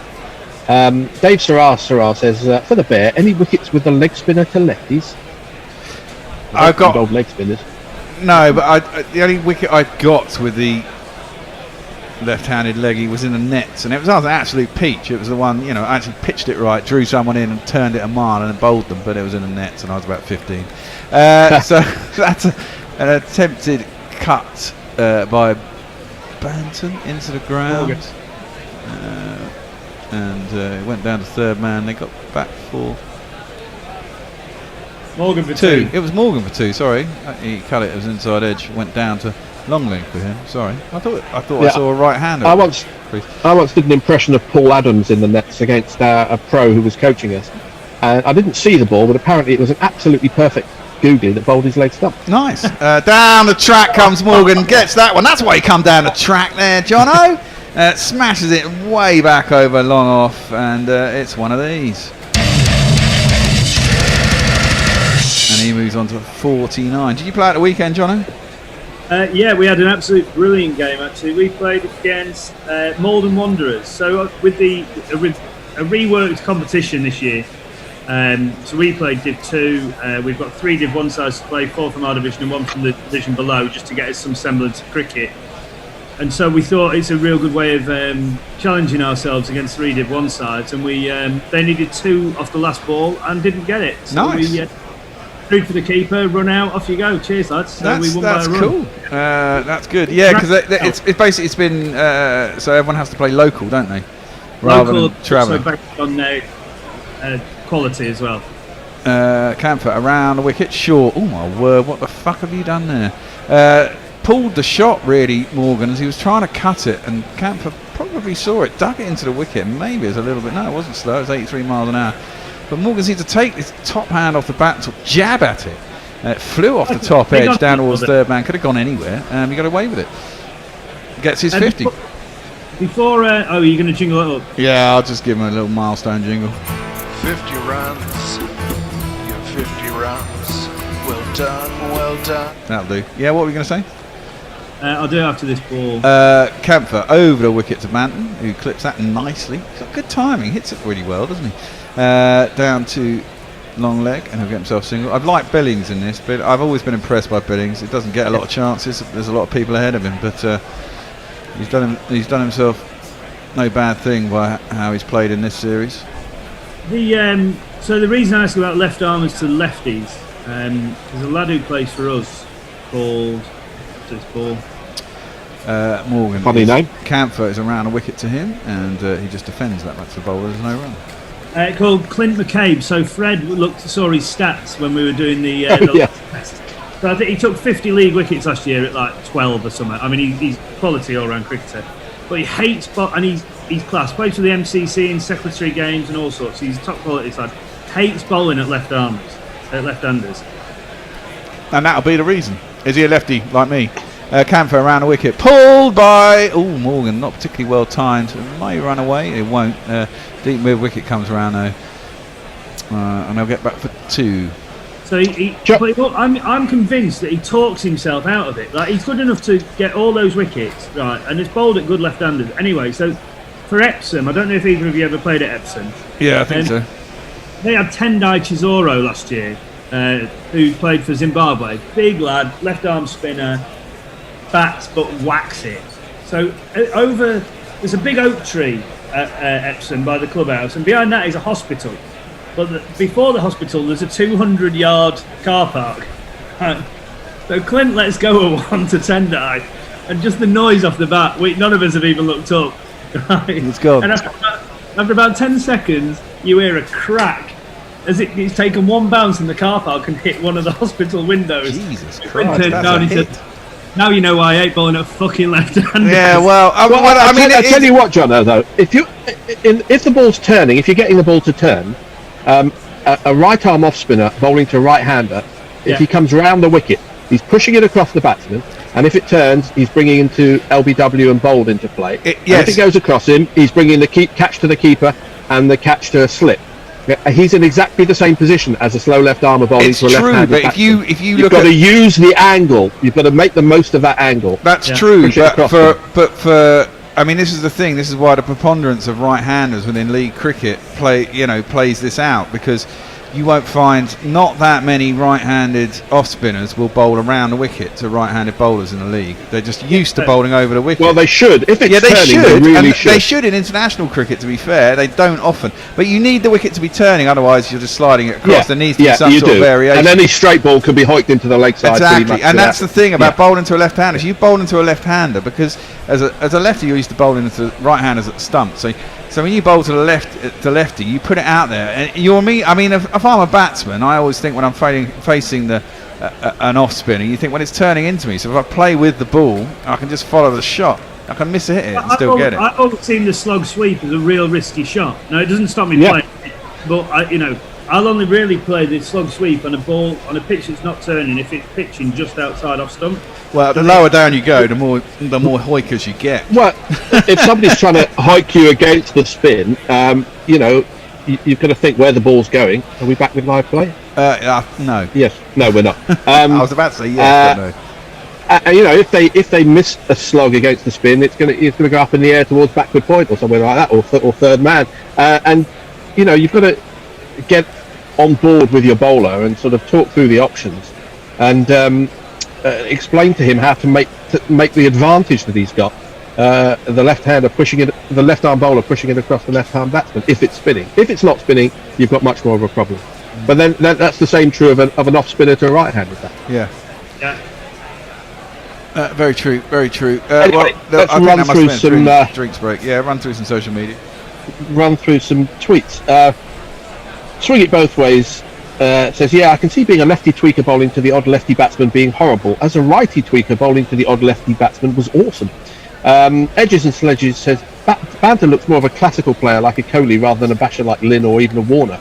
KKR already have Narayan and a similar Indian player like Shubman Gill, so we'll have to see if Banter gets a shot.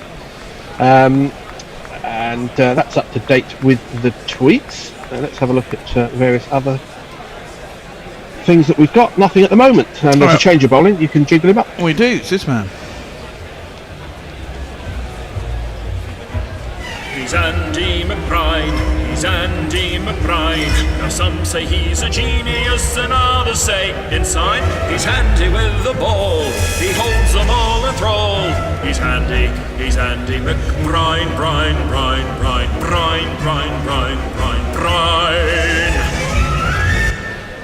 Well, he's in to Bantam, who he plays that up too long on. Off the back foot, punch, and he'll get himself a single. So you said you were playing Dudders the other week, so that's my pitch, the other side of the tree line. You're on planes, aren't you? Yeah. Yeah, we got rained off, unfortunately. Oh, did you? Oh, that's a bummer. Fucking hell. That's typical. Their skipper's hell of a bowler. They used to, God, I can't remember what his name is, but he used to have this... John Lawler or something like that. He's good, real good seamer. One of their guys came and played for us after. Oh God, I can't remember his name. I should do. Used to play Surrey. Jono, you have to be accurate in your recollections of the games you play because all the scorecards are online. So there's none of this, in the pub afterwards. Absolutely, yeah. Exaggerating. Defended into leg side. There's no run. I'd be interested. I'd have no idea what my overall record would be. Quite right. It's a team game. Well, yeah, but no, just about bowling records. I mean, oh dear, that's a slog sweep from Morgan, and he gets it down to Cow. There's no one down there. It's pretty straight, and he's got himself 4 runs.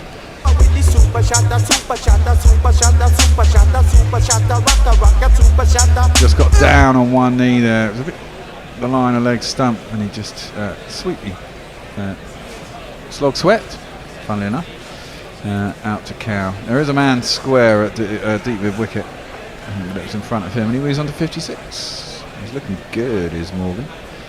I've cursed him 100 up for England. This is what Ireland need to learn from England. Even if they've lost wickets, you'd have to imagine that Ireland at this point would be maybe 56 for 3 or 15, and England have just kept attacking, even though they've lost wickets, and they're 100 off 15, and that's all the difference in the world. Absolutely. On the back foot, speared in at leg stump. And just never stop coming at you, England. No, they don't. And I think that's a calculation, isn't it? I mean, I think you've got to play the game like that. If you think the wicket's there to do it, defend it back down the track and there's no run. Of course, in the early, I mean, you can always get away with bad shots in ODI. I mean, if you get lucky, the skewed edge goes nowhere, or goes to a vacant space. There's no slips, That's clipped into the leg side nicely by Morgan. Takes all the pace off it, and still probably only get 1. Yeah, they do. Well, there's no slips because you're not allowing them the luxury of keeping the close fielders in because they need the outfielders. Exactly. So the batsmen are creating that pressure on the fielding captain, even though they've lost early wickets. Well, I think that's something true. That these lads will do. Well, we'll definitely do. We talked about this after the game. Something that certainly we need to work on is we'll lose wickets in clumps. And so the conversations that will be had by Morgan and Banton when Banton comes out, Morgan will have already assessed what he thinks a good score on that wicket is. And they will have communicated that, and so they will try and work towards that. So Banton's job when he comes in is to get off strike and allow the set batsman to play a bit until he actually gets more comfortable himself. Around a wicket, Camphor. And I don't know if Morgan got anything on it. It's given as a wide, so he clearly didn't. But I think just to follow that up, I don't think in club cricket it happens a lot. So rather than someone who's in, when I went out to join the batsman the other day, what he should have said to me is, right, okay, I think 220 is a good score on here, but that conversation isn't often had. Well, cut, but an attempted cut by Morgan, doesn't get anything on it. Keeps it up to the stumps. To Camphor, who's bowling at 80 miles an hour. I don't know if he's dialing it back a little bit, but that's brave. Meanwhile, in the cricket, Surrey have lost the 5th wicket, 94 for 5. They need 220 more runs to win. What's that gone? Camphor around a wicket again. Oh dear. Did that come to keeper's gloves, or did I think Morgan got something on that, didn't he? I think it's wide. We're going to have a look. It's wide. No, it's the keeper's glove. That's poor bowling, and I don't know what the keeper's standing up to this guy for. He's bowling. Well, he wants to stop him coming down the wicket, doesn't he? Well, yeah, that may be. Or he's tried to prevent it.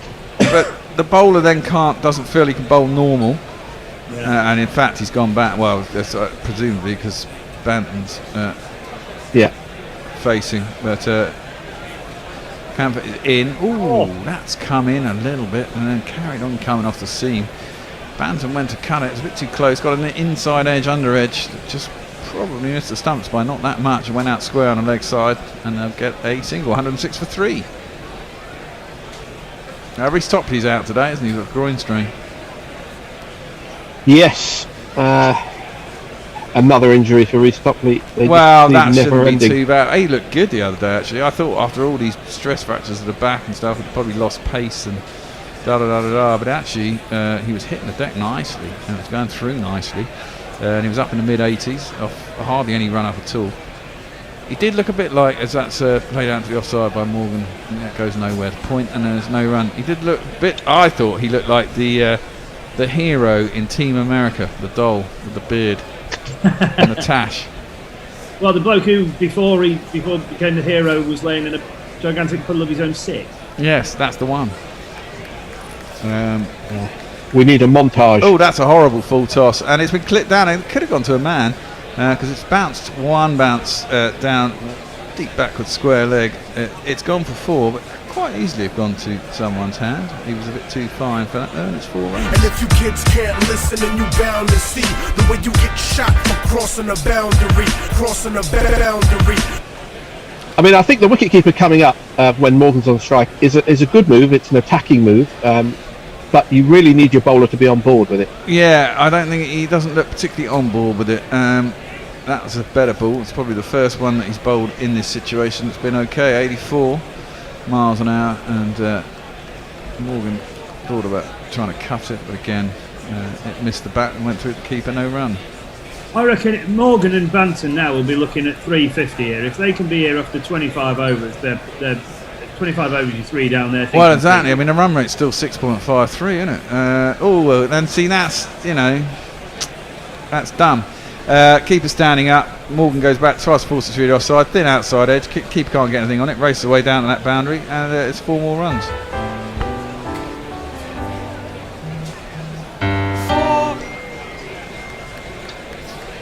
Yeah, I mean, it has its advantages and disadvantages. I remember a couple of years ago when Kohli was coming down the wicket to Anderson, taking guard outside his crease, and I was saying, why isn't the keeper come up? I can't remember who was keeping at the time, actually. But sometimes, again, you'd certainly need Anderson on board, because he would give you the skunk eye if he saw you coming up to the stumps. But, it gives the batsman something else to worry about, and if you put more thoughts in the batsman's mind, that does half the job for a bowler. Well, to a degree, but then, I was Anderson. That's an attempted reverse sweep by Banton. Gets an under edge, goes nowhere, keeper picks it up, and there is no run. I mean, fast bowlers don't appreciate it when... I don't think Anderson thinks he's that fast anymore, to be fair. No, but I mean, I guess, really good keepers, which brings me back. I was thinking about this. Clipped out to deep square leg and there's no run. And our chat with Toby Tarrant going back there, and apparently he plays for Stoke. And the keeper in their second 11, I didn't realise he was South African until about the 4th time I played him, but he wears a hockey mask, so he looks like Jason at Friday the 13th. And he stands up to fucking everything. But he's getting old and he can't stop fucking anything. Around the wicket comes McBride as it's driven by Morgan out to deep extra cover. Camphor sort of falls on it, gets up, falls over again. The double dive. Just to clarify, Toby Tarrant plays for Stoke Dagenham, not Stoke City. Yeah, I know, Stoke Dagenham, of course. That was 2 runs to Morgan. Can he do it on a wet Tuesday evening at Stoke Dagenham? See, I imagine when he was young, he was quite a good keeper, because he's clearly got the movements of a decent keeper. But he's Morgan is dropped. It was a good attempt. He went to pull that, got a bit of a toe end on it, and didn't get full of it, and it hit a bit flat. Couldn't get it over mid wicket. It was Balburney, the skipper. He made a good attempt at it. It was a little bit high, and managed to palm it over the bar essentially. And Morgan will get that for 2. It was a full length dive. It would have been a good catch. Couldn't manage to hold on to it. Shame. I think he got both hands to it. Yeah, and if he did, straight back to the bowler and there's no run. Yeah, but it could have been. When fielders get 2 hands to it, I think they like to think they should. Well, they probably do. It was travelling as well, though. I mean, he hit it reasonably well. Morgan again drives that back. McBride this time sort of fields it and goes down. But yeah, he's a keeper who stands up to everything and lets so many runs go through him. And if I was a bowler in his side, I'd be fucking screwing. Because I'd be like, okay, you were a good keeper when you were young, you're now nearly in your 50s, and you clearly can't fucking stop anything. Well, you just stand back. It's not like we're club cricketers and we're all running down a track and have our stance a yard outside the bloody crease because we're going to hump the bowler back over his head. This is sort of second 11 cricket in the Surrey League. It's just a bit mad. The thing with Anderson Camphor in start of a 19th over, clipped square on the leg side out to deep square leg, and there's a single. The problem with someone like Anderson is because he's so skillful and he can do so much with the ball that if a keeper's standing up, if he gets it to nip off a pitch or whatever, and then a batsman gets a thick edge, a keeper, it's incredibly difficult to take a healthy edge off a spinner, let alone someone who's bowling 84 mile an hour. Yeah, and it also takes the bouncer out of the bowler's armoury as well. Yeah. Which Anderson doesn't bowl a lot of them, but he bowls the occasional one. And, the batsman can then rule that out. Camphor around a wicket. Morgan cuts into the ground. Good bit of fielding at backward point. Talking of no run. So let's say wayward seamers. So like Harmison, or we've seen many a fast bowler do it. When they let it go a one that's so wide, it goes directly to second slip. Why do they all dive out of the way? Because if they nick it, they'll stand there and catch it. It can't. They're protecting their hands for some reason. Driven hard by Morgan, square out to. There's a sweeper out there, and they'll only get one as it goes down to the point. Fred, I mean, in theory, yes, but I mean, a ball will generally pick up pace off a bat. So but there at least you've got a chance of a catch, so you really have to go for it. But I think slip fielders don't like to stop the ball if they don't, if there's no chance of a wicket in there for them. But I wouldn't like to be standing at second slip with Harmison bowling. Driven up to mid-off, and there's no run. Two A balls couple of years ago, we had a young kid playing for my club side on not a very good wicket, who was in Somerset second 11. He bowled quite sharp, and I saw him run up and bowl, and I heard the nick, and I felt the ball hit me on the shoulder, but I hadn't seen it at any point. And unfortunately, it didn't sort of pop up in the air and then come down into my hands. It was just, what the hell happened there? He was distinctly sharp. He was probably bowling about 83 miles an hour. Oh wow! Camphor bowls and flat-footed drive by Banton. Doesn't connect with it. Just misses outside edge. Goes to keeper. No run. One ball left in the over. I'd like to say Yuvraj has been in touch on Hot Mic, and he says, hello all. Hope everyone's keeping safe and wearing masks when going out and practicing social distancing. Yeah, generally I'm doing all those things. And it's a public service announcement there from Yuvraj. Yeah, indeed. And he also says Dominic Cork. I don't know what that is in reference to. If you could enlighten me on that. Chippy bastard? Yeah, well, possibly. Clipped around the corner by Banton, off the hip, down to Joss Little at deep square leg, and they'll get back for two. That's good running. Farron gets in touch. He says, being a left-handed batsman, left-arm spinners didn't bother me. Seamers were a different story. For me, it was about pace, movement, and swing. Cheers from Dhaka, which I believe is in Bangladesh. So thank you for getting in touch. Messenger says, I'm not sure if you appreciate just how patronising your comments about the Irish players sound. Well, we all try and be a little bit more patronising. Beware the habit of being really good players while only on the microphone. What can we do? If we're good players, we're good players. Well, what can we do? No point using false modesty, messes. I've got an 8 for at least two, maybe 2 8s. Supposedly I've got a 9 for, but I can't remember it. I'm sure I only got an 8 for, but other people have told me I've got a 9 for, which I think I remember, but I don't. Driven up to mid-off and there's no run. I think I remember, but I don't. You should put that on a t-shirt there. Well, yeah, for me that's quite appropriate, I suppose. Morgan is on 70 and Brian is around the wicket to him. It's clipped to mid-wicket. We're going to have a change after this over. We are indeed. Knackle's coming back. I'm not going to lie, I'm going to go back to watching Middlesex against Surrey, but I'm sure you'll be doing a wonderful job after I leave. Well, I don't know if Gary's going to actually be able to do anything. We haven't figured that out yet. Swept by Owen Morgan, but straight at the man at back square leg, no run. Gary's in the waiting room, I believe. Yeah, no, he's on. He's here. He's trying. He basically has really crap internet in the Tootie. He's joined already, and that's cut by Morgan. Can't beat the man at backward point. There'll be one. Yeah, if it's really shit for Gary, John, I can take ball by ball. It's looking better than it was, but there's no guarantee, I'm afraid. I've got both my boys working from home on it, and I think it's keels over them for straight. Get some hamsters. Tell them you're the man in the house and it's my bloody internet. Sod off. As Banton comes down the track over the top of mid-off, doesn't get a clean cut connection, and he'll get himself 4 runs there. There's not one boy for me, I must have 2 or 3, I need 4.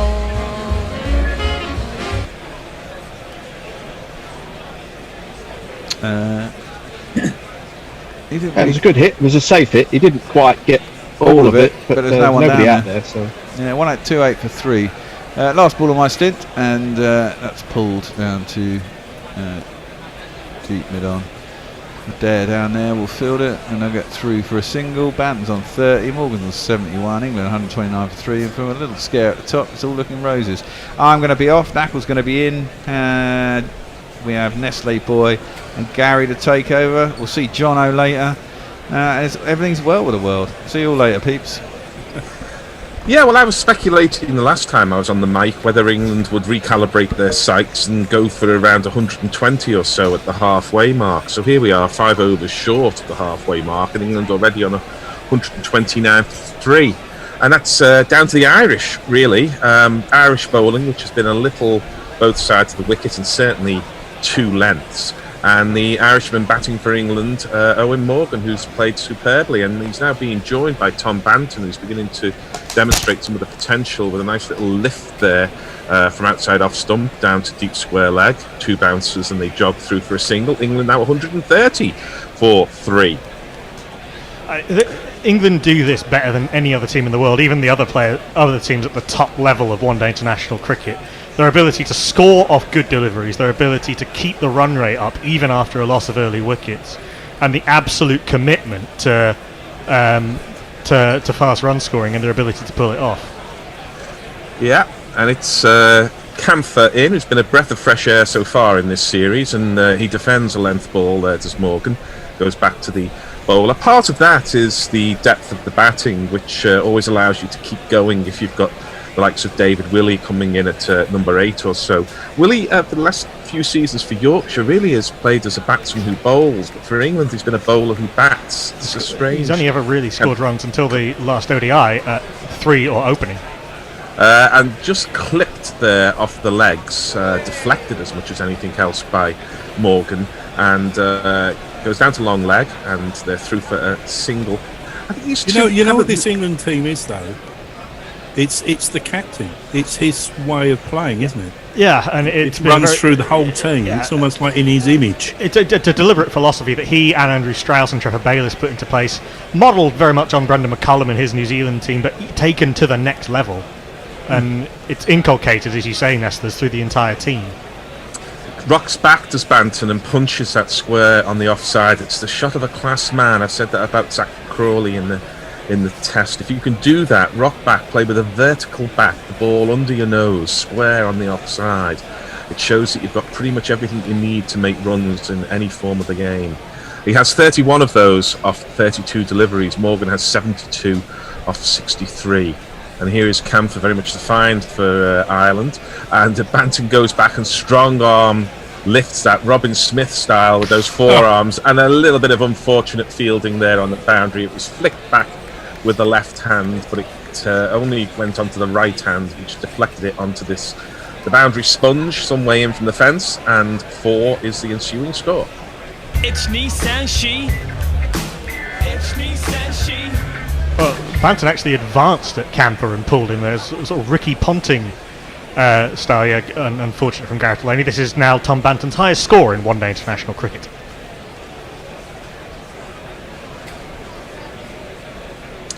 As this next ball is uppercutted, if that's the right word, to third man, and Camphor head drops a little bit there, but what are you to do when someone plays a perfectly reasonable, perhaps a little short of a length ball outside off stump, and gets all the way to vacant, or third man very quickly for one of these.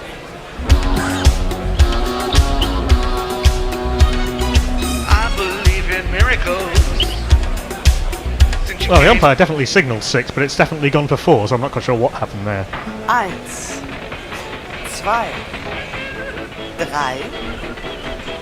3, 4, 4.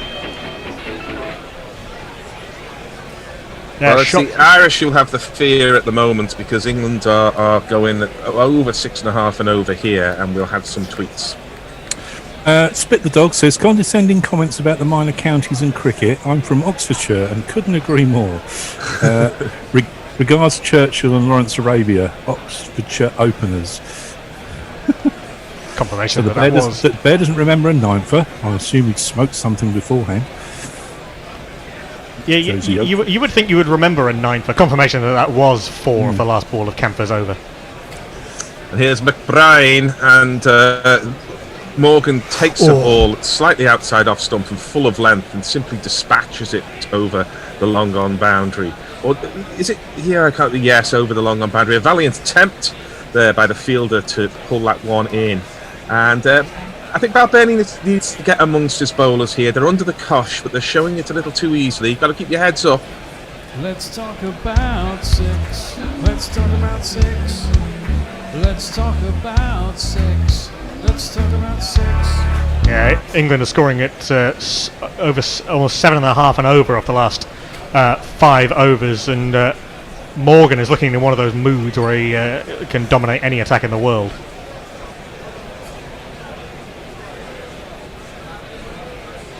I'm getting a lot of picture freeze here, so I'll just go to the end of this over. That ball is knocked back, I think, to the bowler by Morgan. I better come off at the end of this over, I'm afraid, guys. All right, we'll call Jono back in. Yeah. Morgan has 76, Banton has 39.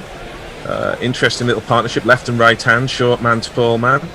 So McBride is in, and I'm afraid I don't know what happened to that ball. Off the back foot, punch back to the bowler. There is no run.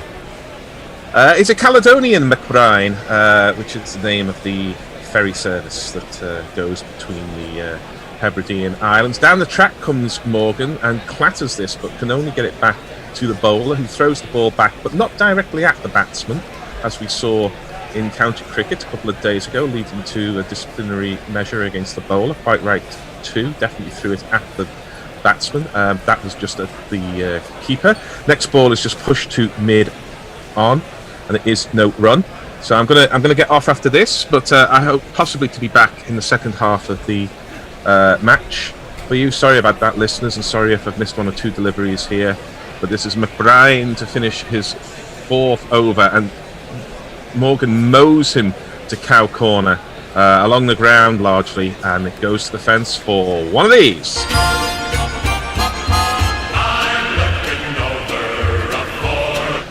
Yeah, interesting over from McBride. Smash back over his head for 4 very decent dot balls, and then slog swept hard for 4 by Morgan. Morgan sometimes gets into this mode, and increasingly in the last couple of years, Jono, where as you unmute yourself, would be very helpful.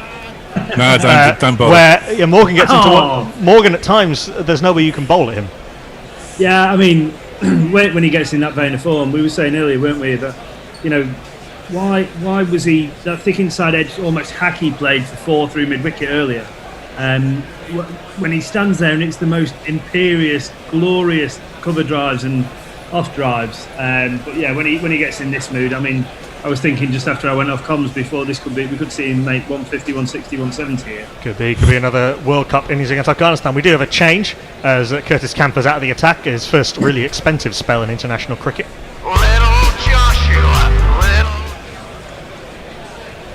Jono, go. Oh, sorry, as Little's in and Banton forces that away through the offside to the cover point boundary, and they cross for 1. Going back to what we were talking about earlier about Morgan's influence, also I remember a few years ago, I can't remember quite what match it was, I'm always a big favourite of this, is there was an energy in the fielding that I hadn't seen in England before. Yeah. And that runs, I think, all the way through a team. When everyone's up for it, doesn't matter what the score is, chasing balls, lost causes, all that stuff. There's Little in again to Morgan just outside the off stump, and just kind of cut, driven, if you like, out to the cover point boundary, and they will again cross for 1. No one's shoulders dropping, everyone on point, come on, yeah, buzzing around the field, and I noticed it, and I thought, he's always been a great fielder, Morgan, and I think he very much kind of leads by example in that regard. Yeah. But yeah, I mean he's still a phenomenal fielder in that kind of mid-wicket cover region. There's a little in now again to Tom Banton. That's kind of just back of length and forced away off the back foot. There's a well dived there. I can't see who that was, but they will cross again. A good piece of field in return to the keeper as they cross for 2. Might have been Harry Tector down there on the deep point boundary. Who's made his debut in this series, I believe. Made his one-day international debut in the first game of this series, yes. So England 1-5-1 for 3 from 22.5 overs.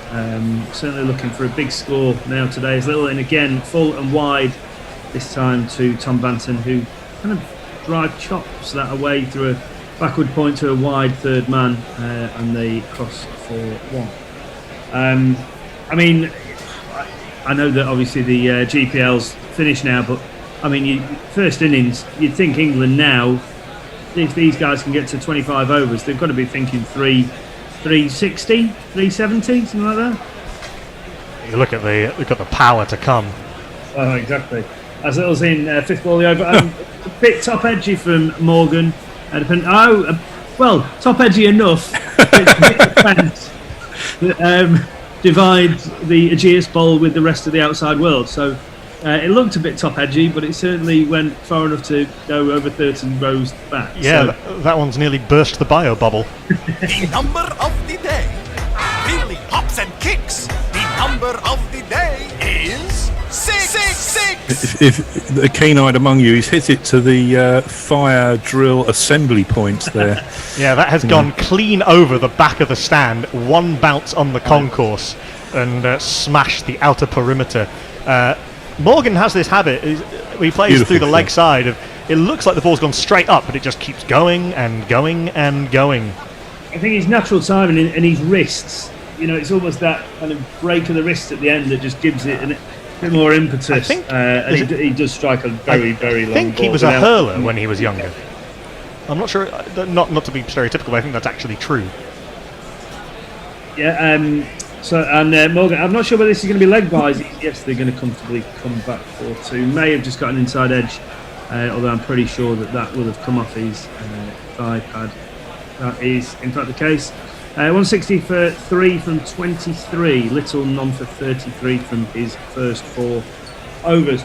Almost reminds me a touch of Neil Wagner a little bit. That kind of bustly run up and kind of a lot in the shoulder. Yeah, a little bit. He doesn't have that ability that Wagner has to extract bounce on any pitch, but then no one really has. Yeah, Nestler's tweets. Muttley is playing international cricket captain while he listens to us, and he managed to take a hat-trick. Anderson against South Africa in South Africa. Well bowled. Well bowled, Jimmy. So what's Banton's jingle? Says swing it both ways. Something by Buju Banton? Mark Zip says, yes, the Hofbear is correct. Make sure you're the only one using the connection. Send the boys out to play and plug directly into the router. As they say, the best Wi-Fi is an Ethernet cable. Very true. Testy Test asks, how many front foot no balls have been caught this series with the new system? We've had a few. We've had a couple. Yes, so it's not an entirely new system. It was trialled towards the end of last year, and in the Women's T20 World Cup. But yes, in the World Cup Super League, all front foot no balls will be automatically. Basically, the front line will be looked at every ball by the third umpire, and then he'll radio down to the standing umpire. And yeah, it's a good system, and it should be in place in all international cricket, if you ask me. VAR. McBride in, and Tom Banton has decided that he's had enough of standing there and nudging it about, and whops him into the wide long on boundary for one of these. That's a really good shot from Banton, because he didn't get to the pitch. He was beaten in the flight a little bit, but there's a slight sort of crouch and bend of the back knee to get under it and loft it way over the stands over the boundary at long on. This is a big playing area as well.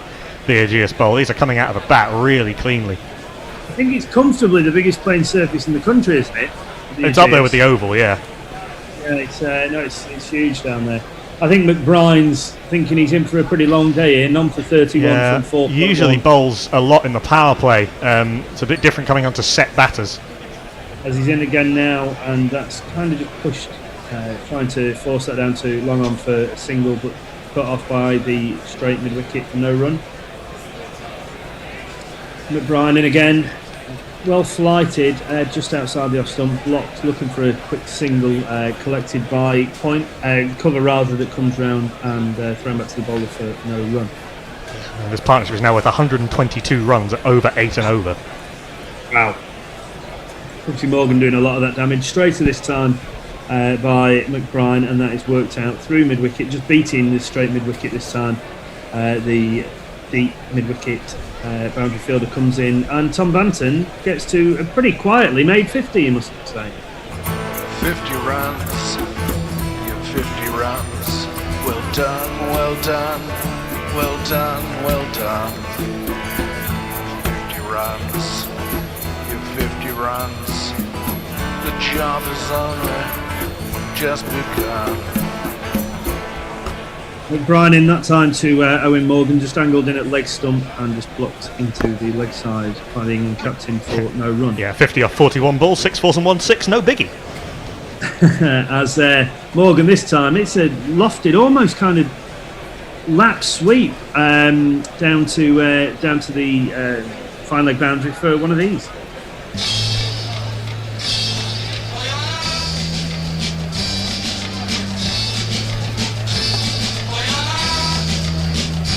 England are running away with this now, or starting to. And you Yeah, think there's still I mean, Sam Billings, McBrien- Moeen Ali, David Willey, Tom Curran, Adil Rashid to come.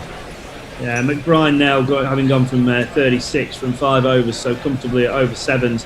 As you say, Knuckle, with the power left available, still sitting there with the pads on, with probably 25 overs to almost to go. England are looking like they're going to put a serious total on here as Little in this time. Kind of weird, almost no foot movement from Banton. Has a bit of a slash at it, misses it through to the keeper for no run. 50 now from 50 not out from 42 balls. And we've seen no turn on this fresh pitch at all after a couple of turning tracks ish. This, by the way, is Tom Banton's first ever international 50. Well played, young man. And there's been precious little seam movement after the first 10 overs. Yeah. I think Rashid will probably think that he can still extract something out of it. As Banton this time, the bowler didn't really seem to get up on his leg stump, and that's just worked away down to Kevin O'Brien at a deep backward square, and they will cross for 1. Yeah, I mean, Adil Rashid could turn the ball on a carpet. Well, yeah, or a glass table, I think. But McBrien, he probably needs a pitch to give him a fair bit more assistance than this one, as it does look flat. Obviously, being a fresh wicket, it's offered him nothing today. And obviously it is a different role to the one he normally plays, bowling in the power play. Little in again, looked like he rolled his fingers across that one. Maybe a slightly slower delivery. Played comfortably enough by the England captain Owen Morgan, just up to mid on, and there will be no run. Ireland do have the leg spinner Gareth Delaney to still call on, and Paul Stirling, of course, who bowled some very passable off spin, but it's very difficult coming on bowling spin to set batters on a good pitch. Gareth Delaney's had to do that a couple of times he's bowled. I was watching the highlights of Ireland series in the Caribbean before the start of this series, coming back to that after this ball. There's Little in again to the England captain, and that has gone many a mile, I would like to suggest. Yeah, that's probably pitched 10 rows up, short ball, and dispatched over deep square leg for one of these. Oh, I say, chap, give me any lip. I'd suggest that, obviously, being still relatively new to international cricket, Mark Little has probably watched a fair bit of international cricket, and by now should have realised that when on 91, that's probably not the one to Owen Morgan. Josh Little. Certainly not when he's set, yes. Yeah. Morgan inside of another 100. Now on 97, the England captain, 76 balls. Some much better length delivery from Little, 84 miles an hour this time, but blocked with what looks like incredible ease from the England captain. As we've said a few times, when in this kind of form, he just looks like there's no way you can bowl to it. I was at Old Trafford for his 100 against Afghanistan in the World Cup when he smashed 17 sixes, and really it didn't matter what Afghanistan bowled to him that day. Little's complete his over, and Morgan, that's a beautiful straight drive back, almost clipping the stumps. But that will take him to his 100. Congratulations, Owen Morgan, England captain. 101, 78 balls. My name is Lakan. My name is Lakan. 20, 40, 60, 80,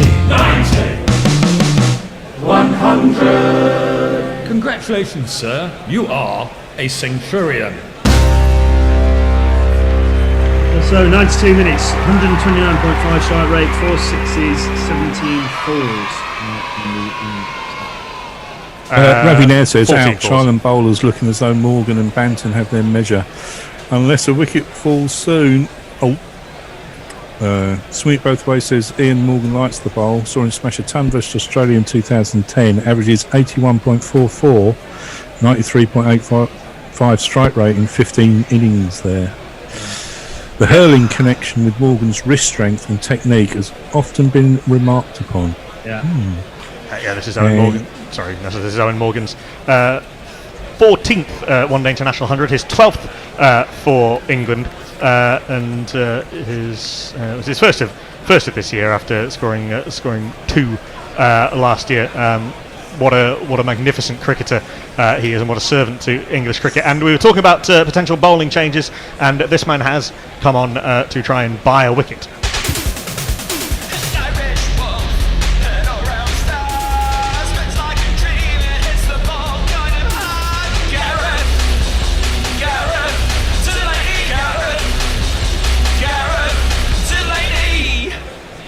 As Delaney in for the first ball of his spell, kind of dragged down, not gotten hold of at all by Tom Banton, just kind of cut out into the square cover region, extra cover runs round and collects it for 1 run. I mean, Morgan's got to be eyeing at least 160, 170 here. Banton's got to be thinking, set as he is, you know, he's going to be wanting to convert this into his first 3-figure score in an England shirt. But yeah, looking... you know, the Irish boys are going to be pretty worried here about what they're watching in front of them. Yeah, and this was always the worry with England batting first on a good track. They got the early wickets, but Morgan and Banton just seized the initiative. Obviously, Morgan was dropped on 67. Tough chance for Andy Balbirnie, but a chance nonetheless. Delaney in, feather length ball, pitching outside leg, hits the England captain on his outer thigh pad, just drops down. The wicket he collects there is no run. Yeah, I think I said earlier on you were unlikely to see Morgan fail. I know you said he played reasonably well in the first test, but I mean this is, oh wow, that's slog sweep down towards deep backward square for the England captain. It brings him one of these.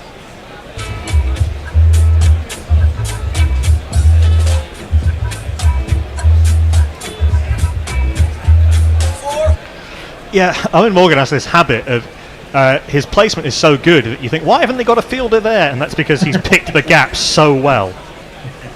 Yeah, you can't put him everywhere, unfortunately. But yeah, when he's in this kind of form, you know, that's a reasonable delivery to most other batters, but not to Morgan in this form. As Delaney in again over the wicket, kind of slightly straighter, slightly fuller, but the England captain goes back and just defends back up the pitch for a run. I've watched a fair bit of Gareth Delaney bowl. He bowled very well for Ireland in the World T20 qualifier. Has a googly, can turn the ball both ways, but I was talking about that West Indies series.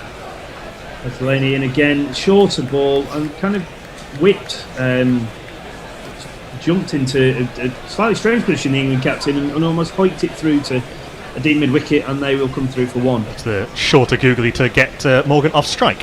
Very deliberate by Gareth Delaney, I think. Yeah, but in that game, his first bowl in one-day cricket, actually, Kieron Pollard put him over the stand, over the roof, clean over the stand at Bridgetown. Wow. As to complete his over, chance of a run out there as Banton just drops it into the offside. The point fielder comes in, clean pick up as the stumps at the non-striker's end. Kind of missed by much, but it did look as if Banton was pretty comfortably home anyway. I can't think how big that is, Knuckle, but I imagine that's some hit. It was pretty enormous, yeah, and Nicholas Pooran hit him almost as far as well. He came into bowl with those two set, and it's tricky. It's almost a thankless task, isn't it, sometimes, as a bowler? Your captain throws you the ball. particularly for and leg you go, spinners. "Oh, really? It's often the way with young leg spinners is that they get thrown the ball when everyone else has had a go. I think you need to be a little bit braver sometimes with how you bowl young leggies. Nestor's, what have we got? Oh, after this ball. As a little in outside the off stump, and Banton just easily works it out through the vacant cover region to the deep cover, and they will cross for one.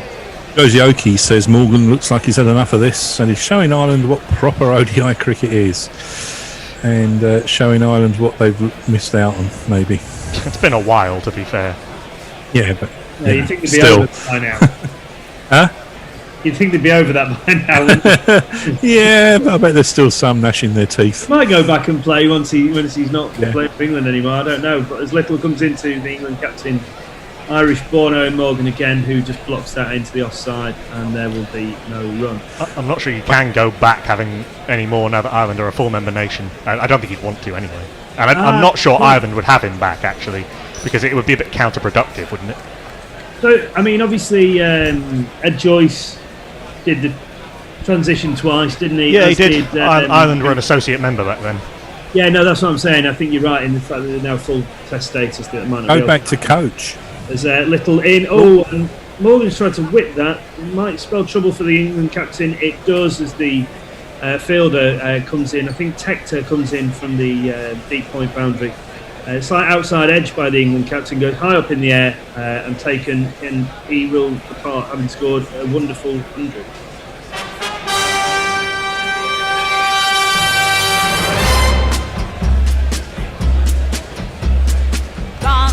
Yeah, good catch, just kind of halfway back to the boundary at backward point. The ball was swirling around in the air off that toe end. Owen Morgan gone for 106 off 84 deliveries only. 15 fours and 4-6. Fantastic knock, as you say, Jono. Tiny bit of breathing room for Ireland, maybe? Yeah, I mean, although I don't think it changes England's approach very much. I almost preempted you saying that. I just looking at the score, 190 for 4 off 26. I mean, with the power that we've got, these lads now almost come in with free licence to, even if England don't bat all that well from here, you'd expect them to get to at least 280, 300, which you would suspect is going to be too much for Ireland to cope with. If the England boys then do bat, let's say, to their suspected ability, they could be looking at 350, 360, maybe even more. So I think in any one-day game, you tend to try and double up at 30 overs. England could comfortably be on maybe 220 by then, so we might be looking at a 400-plus score, which would make for a nice 50 overs to commentate on, wouldn't it? Indeed. Well, it'll be interesting to see what Balbirnie does with Delaney at the other end. I think with a new batter in, I would like to see him keep Delaney on to the new batter. To at least give him a chance. The new batter is this man who really has stood up for England in this series in both matches so far. Stroking the ball through the covers, pinging it deep through backward. Billings is softly scoring runs. Billings is softly hitting long, laying his own shots undeterred. Billings is softly scoring run. Surely they must have crossed while that ball was in the air. Yeah, as little into Banton, who just kind of tries to push that out through that gap in the offside for one, but that is collected by extra cover, and there will be no run. So Mark Little, he looks like one of those bowlers who will constantly run in and work his socks off here, doesn't he? So maybe a bit of just reward for him.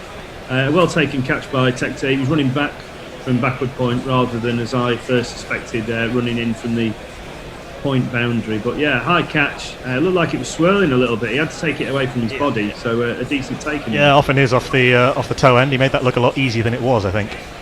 As Banton this time crashes this out through, we'll probably come back for 2 here as it's collected at a deep mid wicket, thrown back into the bowler, and Billings easily makes it back to the non-striker centre 2.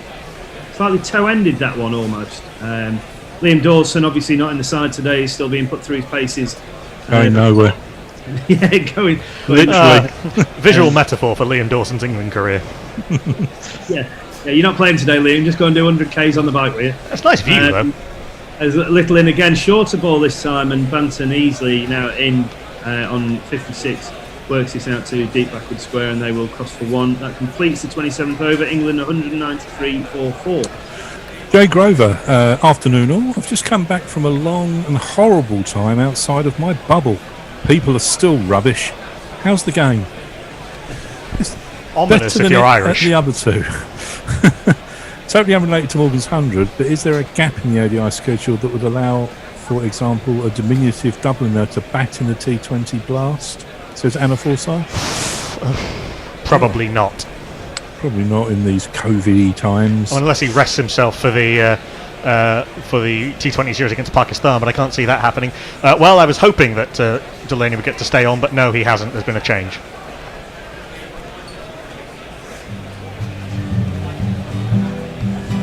Now who's this coming on?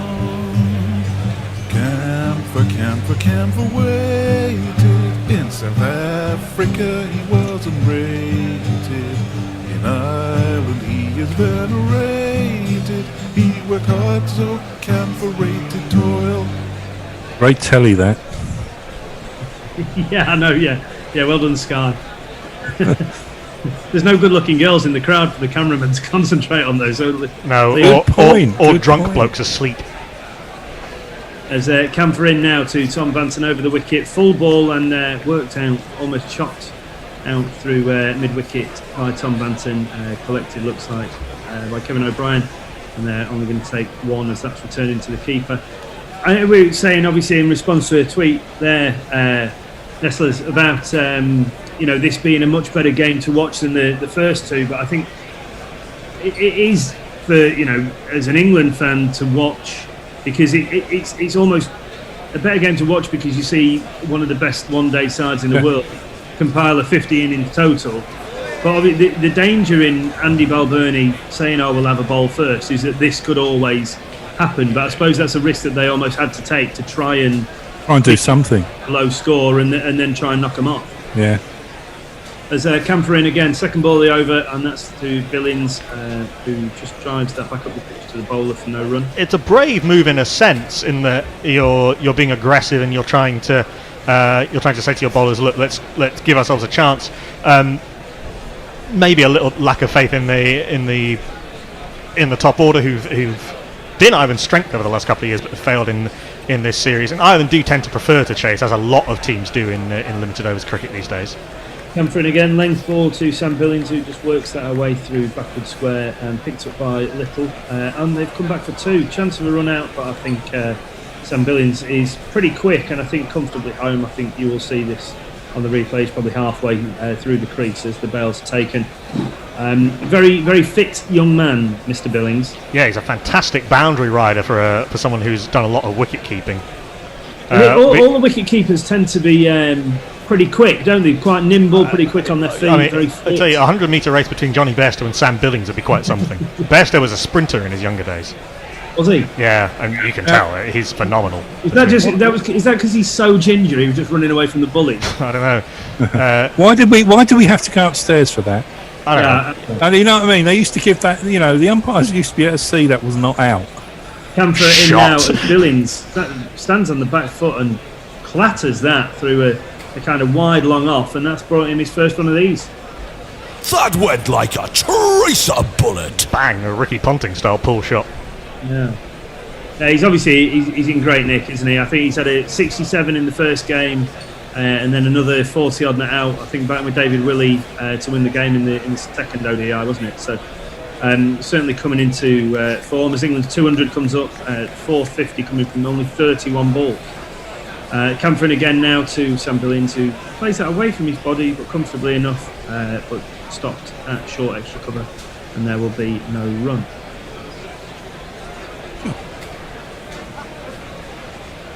Derek Willis has sent us a photograph from the North Carolina beach, and he says, where you would not know that we had a hurricane come through last night. It looks absolutely gorgeous. Camphor in now to complete the over, full straighter ball, but whipped away through mid-wicket by Sam Billings, and they will take one as Kevin O'Brien returns that now to the... That sees us to the end of the 28th over. The current innings run rate 7.18. England looking in a very, very strong position to make well into the high 300s here, you'd think. Eric Badshaw says, finally over the Morgan wicket. Bloody good innings throw from Morgan. Yeah, it was. Yeah, and Alex. Sorry, Nessels, go ahead. Sorry. I was going to say, Alex Southworth. I know there haven't been many tests, but interesting stat about the Rose Bowl. The highest ever ODI individual score, 189 not out by Guptill, is higher than the highest test score, 167 by Bell. Can't be many grounds where that's the case. Isn't it? Didn't England? I'm sure I watched England get 400 against New Zealand at the Aegeus a few years back. Knuckle, I've got some stats on that. The highest team total, at the Rose Bowl is 373 by England against Pakistan in May 2019. England did get a 400 odd against New Zealand in that series, but it wasn't at the Rose Bowl. No. Anyway, we do have Gareth Delaney is gonna get a bowl when a batter is relatively new to the crease, which I like.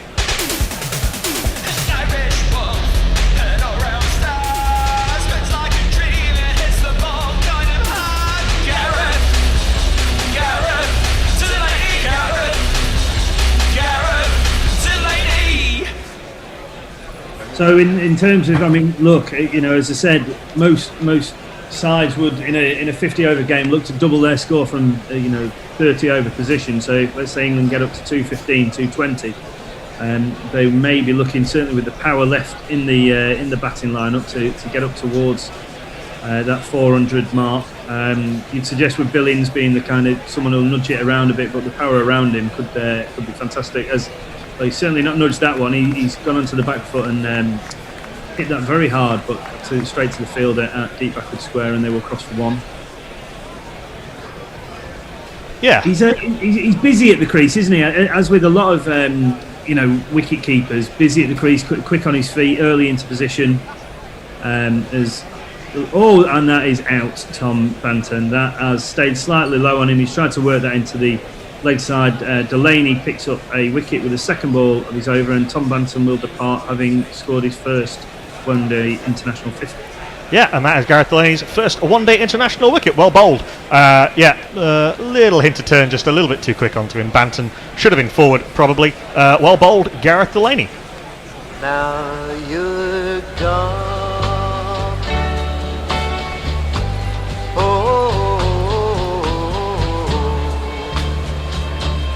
Both set batters gone, two relatively new men to the crease, 202 for 5. Good innings from Tom Banton, though, 58 off 51, 6 4s and 1 6. And a little bit like Morgan, neither of them really look to be taking too many risks and still scoring it well over a runner ball. But 202 for 5. Obviously, England do have plenty of power to come, and Billings and Willie was superb the other day. But perhaps this game isn't quite as ominous as it looked for Ireland. Yeah, the problem, as we were saying on the last stint, that if you lose wickets in clumps, and if you do lose two set batsmen, Billings very new to the crease. I presume it'll be Moeen Ali who will come out to join him now. Those guys then have to get set. If they do get set and start to work it around for a few overs, then obviously the run rate will probably drop for that period of time. But what the England boys need to do now is just consolidate for a period of probably 4 or 5 overs, and then from there look to accelerate again. I don't think it's not like they're playing in Australia. They don't necessarily have to look for 400. I think they'll be pretty comfortable with the position that they're in, considering how many overs they do. One of the hallmarks of this Morgan England team compared to previous Morgan England teams is that consolidation for England means going at nearly 6 and over, which they are better at than anyone else in the world. Anyway, England's vice-captain to the middle. Our beard shouldn't touch. Move over, Amlo. I like it too much. Move over, Amlo. Delaney in first ball. That's beaten the England vice-captain Moeen Ali on the outside, and I think he came off the wicket-keeper's gloves and just dropped down to Paul Sterling at first slip. But that's a decent first knock. Yeah, good sort of bouncy. Oh, it was an edge, in fact, but it bounced well short of Sterling at slip. There's Delaney in again, and Ali keen to get off the mark. Tries to go for a quick single, but sent back by Sam Billings, and there is no run. Keen to get off the mark for the series. Got a first ball duck in the second one-day international, and wasn't required to bat in the first.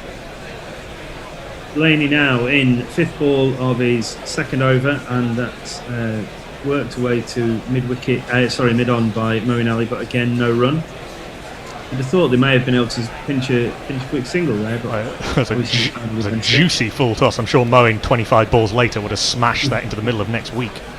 And to complete his over, Delaney in, and Moeen blocks that into the offside. Billings is going to have to be quick here. Oh, poor keeping. Terrible throw from the fielder at short extra cover. I think Billings was cooked there. If it had been a better throw, then I think Billings would have been on his way back to the pavilion. That would have been spelled all kinds of trouble for England, but luckily they get away with it and they do get through to complete the single. Yeah, he fielded incredibly well to get to the ball so quickly, but a terrible throw to the keeper who makes a mess of it himself, and they failed to take the wicket. Moeen nearly sold Sam Billings down the river a little bit, to be fair. There was perhaps percentages-wise a single there. Good Tector was into the ball very quickly, threw underarm on the dive, not always easy to control, but yeah, it was sort of into the keeper's throat and he couldn't gather it properly. Had Lorcan and Tucker been able to gather that, I think Sam Billings would have been gone. Tweets, Nestlers? Yeah, Jay Grover says, I got a rare chance to see some cricket on telly today, and I'm shocked that connoisseurs of such as yourselves have not mentioned the glorious, say, Truman-esque fast bowler's arse of Josh Little. It's magnificent. Well, we'll have a look. I had noticed, to be honest. As Camphor in to start a new over to England Vice Captain Moeen Ali, who gets a leading edge, and that is a second successive low score for the England captain, who gets a leading edge to short extra cover, and Ireland take their 6th wicket. Ooh. Moeen Ali's poor run with the bat in recent times continues. We know how good a player he is, we know what he can do, but it's just not working for Moeen Ali. It's a very simple leading edge. Curtis Camphor in the wickets again.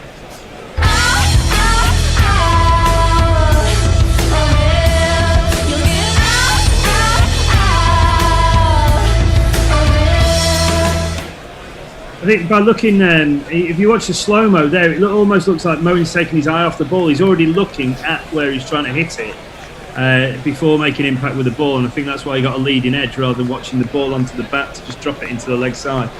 I mean, look, it could be game on here. A couple of other quick England wickets for the Irish side, and England could now be looking at anything up 250, and then all of a sudden it's game on, when they were probably looking to get at least 100 more than. Yeah, 190 for 3 has become 203 for 6 in less than 3 overs. Curtis Camphor picking up his first wicket. Moeen is often a little bit early on those strokes into the leg side. You see it when he takes on the short ball, and you saw it on that occasion. He sort of jumped into position rather than sort of stroked it as we know he can. And as you say, was kind of threw the shot too early. Watching the replay of Tom Banton's wicket, and now of Moeen Ali's wicket. Yeah, that's a pretty soft dismissal. Camphor obviously delighted to get one of the, arguably one of the most dangerous batsmen in world cricket out when he's in and firing. He is statistically the best limited overs hitter of spin in the world in terms of strike rate and average. Mind you, this man's not bad at hitting the ball a long way either. After this ball, we'll jingle him up. Camphor's in to Willie, who just blocks that down into the backward point region. Slight fumble in the outfield, but there will be no run. Yeah, a very good 40 odd in the second ODI to see England home. Almost. You'd think the people would have had enough of Willie Angels. His name's Willie.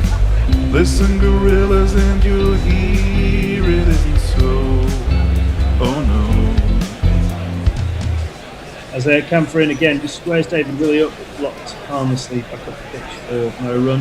Yeah, I think you quite rightly say, Nako, great innings, great 40 odd in the second innings to almost see England home. I remember when he was still playing at Northants before he made that move to Yorkshire a few years ago. They played against Sussex in one of the quarter-finals of the T20 Blast, and he went ballistic, and he hit one of the best hundreds at Hove. I know it's only a small ground, but he certainly hits the ball very well as he blocks that one out. Now, full ball by Camphor into the offside. He's scored hundreds for Yorkshire, batting at 3 in the T20 Blast. He's destructive. England probably haven't got the best out of him as a white ball batter, but he's got time to bat, and David Willey with time to bat is dangerous. He's not one of these guys like Sunil Narine who slugs from ball one, but he is a very clean hitter of the ball. Don't bowl short at David Willey. And the same current brings us to 3.42 in terms of projected score. 10 and over, 406, 366 at 8 and over. As Camphor's in now, 5th ball of the over, and that's just blocked down to backward point by David Woolley. Looks pretty tight today. Just obviously, realises he's got a job to do to get himself in for the next few overs. Obviously, Billings still only faced 6 balls, relatively new to the crease. Looking for these two, the England captain and support staff, be looking for these two to try and build on what's already been created by Tom Bantam and the captain Owen Morgan. As to complete his over, Camphor again into David Willey's straight length ball and just blocked back up the pitch by Willie Jr. for no run. No. Sorry, you're taking over on tweets. The next one will be Pirate Badshaw from about 5 minutes ago. Brilliant. I will load my tweets up.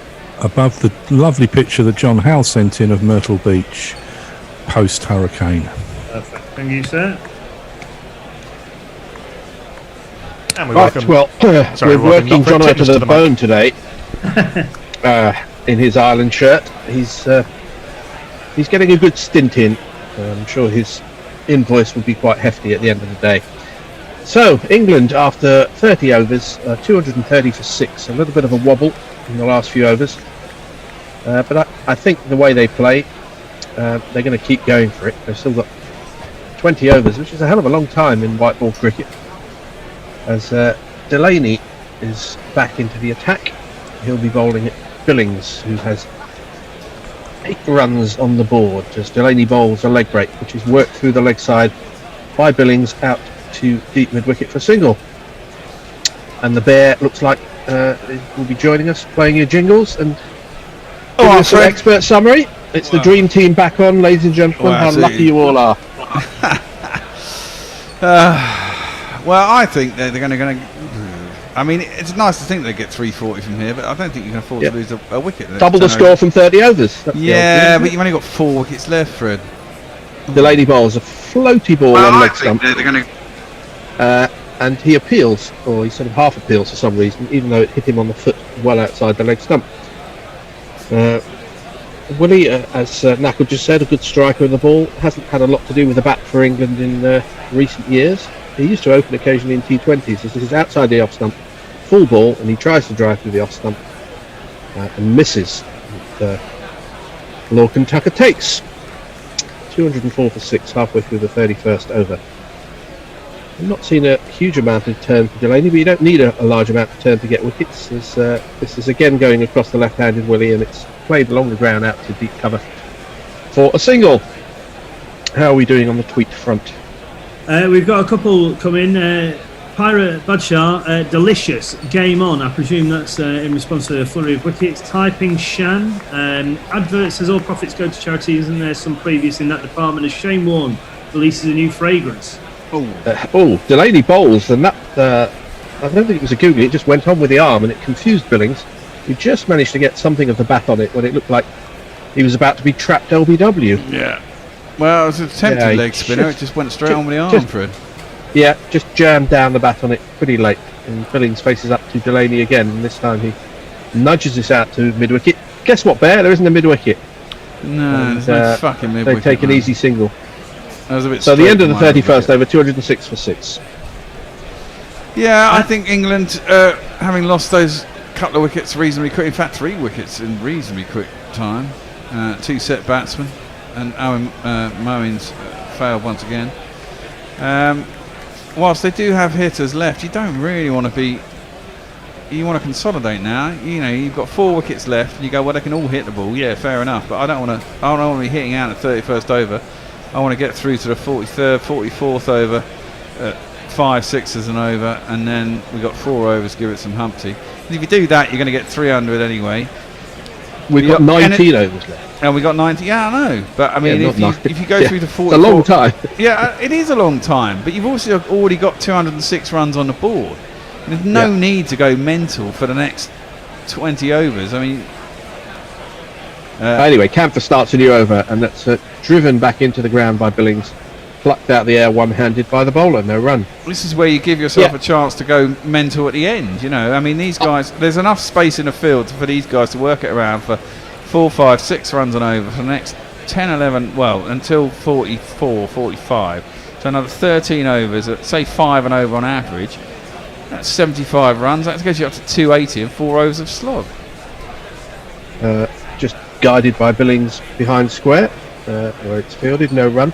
Yes, I agree with you in terms of this game. That would be, if this was, a World Cup final, if this was a must-win game. If it's a World Cup final, I think it'd be even more important you do that, because you can't risk being out to 250 against the decent side. On the other hand, if you're practicing for, if you're practicing to play against a team where 330 wouldn't necessarily be enough, as the next ball from counter is straight on off stump and defended, and you'd need 360, I think you would still be going for it from this position, because I don't think I really honestly I don't think you would with your 7 and 8, effectively 7 and 8 in.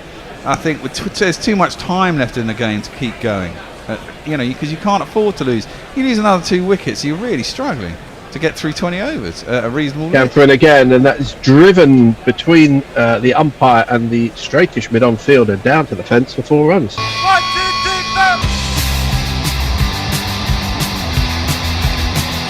3, 4. Anything. Yeah. In an international cricket game, anything over 310, 320 is never a given. You're always in a game. Well, you remember that series against New Zealand a few years ago when 400 wasn't enough. But that was exceptional, Camphor into Billings. Good ball, straight ball, defended. 210 for 6 now the score, and Billings is in a bit of form. Sorry, Jono. With this pitch as well today, lads, you got to remember. Obviously we've said you expect Morgan. Obviously Morgan played pretty well. Sterling's done nothing in this 3-game series and feel like he's got a big point to prove today. And Sterling's no mug with the bat. We've all seen him score big runs, and on a pretty flat wicket, he could do quite well today. Oh, this is beautifully stroked by Billings. An absolute lovely cover drive, all along the ground, out to the boundaries for 4 runs. There's not one boy for me, I must have 2 or 3, I need 4. Having said that, I must put my flag in the I went under 337.5, 336.5, I think. So you're saying that's colouring your prediction of what England should do? No, I still think that's about right, and I think if they got 330, I think anything over 290 is going to be a tough ask for Ireland. If you looked at it, you say that, Jono, and I take your point. And England, Bairstow has fired or misfired, but I think England have got a lot more down the order. I'm just saying. I think Sterling might be licking his lips looking at this. There's been no real turn. I think the one Ali, it may have stuck in the pitch a fraction. It just looked like he turned the bat on it a little bit quicker. Maybe expected it to come onto him a bit quicker, but obviously being new to the crease, maybe I'm looking into that a little bit more than I perhaps need to. But I think Sterling will be looking at this wicket and thinking he's looking forward to getting out there. Yeah. He may be. I think we have a drinks break, so let's run through some social media messages whilst we're waiting. I've got a question here, right? So Josie Oak. So I say Oak, and some people say Oaky, right? So and I want him to come back to us on this. So I play cricket with a lot of South Africans, and they refer to each other as Oaks. I think it's a South African thing. But when people call him, like, obviously he was Durban Oaky and now he's Josie Oaky, can he confirm to me? I think we should be pronouncing it Oak rather than Oaky. I've always pronounced it Oak. Yeah, I think if he can confirm, I'm pretty sure that. Is that like man? Yeah, a man. Rather than Oaky, but Armchair Cricket Podcast says okay, 325 then. Obviously in regards to what they think England can get to. And the Bears bet. Yeah. Flip me. I turn on for the first time today and wickets tumble. I may just well bugger off again. And Rob Sutton, he's playing in the next 2 BWT games for Yorkshire. Just been confirmed. I presume that may be talking about David Willey. In the Bob's Trophy. I haven't paid much attention to what these players are being allowed to do. There is another ODI series later in the season, isn't there? There's not much of the season left. They may well be allowed back out of the bubble though before they kind of return to it before the Pakistan one day. Or is it only T20s against Pakistan? You're asking the wrong bloke. Yeah, Nakal will be listening in the green room, no doubt. I thought I remembered the Australians were coming here to play some 50 over games, but maybe I imagined that. But I think that's been canned. No, I think that's been canned because the IPL starts on the 19th of September, I think, isn't it? Yeah. I mean, because obviously everybody can only do what the BCCI tells them to. So. Absolutely, the BCCI control everything. I mean, there's a massive spike in shit going on in India as well. You wonder if it's not, it's just weird. I mean, I know they're going to get outside of India, they're going to go to Dubai, but I mean, yeah, you think? I don't know. Everything's up in the air. It has to be said. There are a lot of tours supposed to be happening between now and the end of the year. I think the West Indies are supposed to be going to New Zealand. There's all sorts of things going on. They were asking us to make a special exemption and go back there, weren't they? I read in the newspaper yesterday, or I saw a headline stating something like that. As Delaney starts a new over to Willie on off stump, and it's just prodded forward by Willie to extra cover, no run.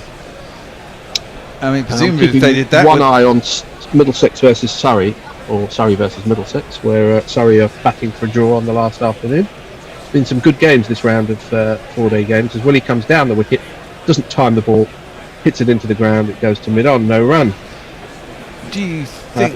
Last I saw, Essex needed 15 runs to win with 2 wickets in hand in that game. So, been some good games. Delaney in again, shorter, and Willie has pulled this. Not a good idea to bowl short to Willie, but he picks out the man at deep square leg, so it's just a single.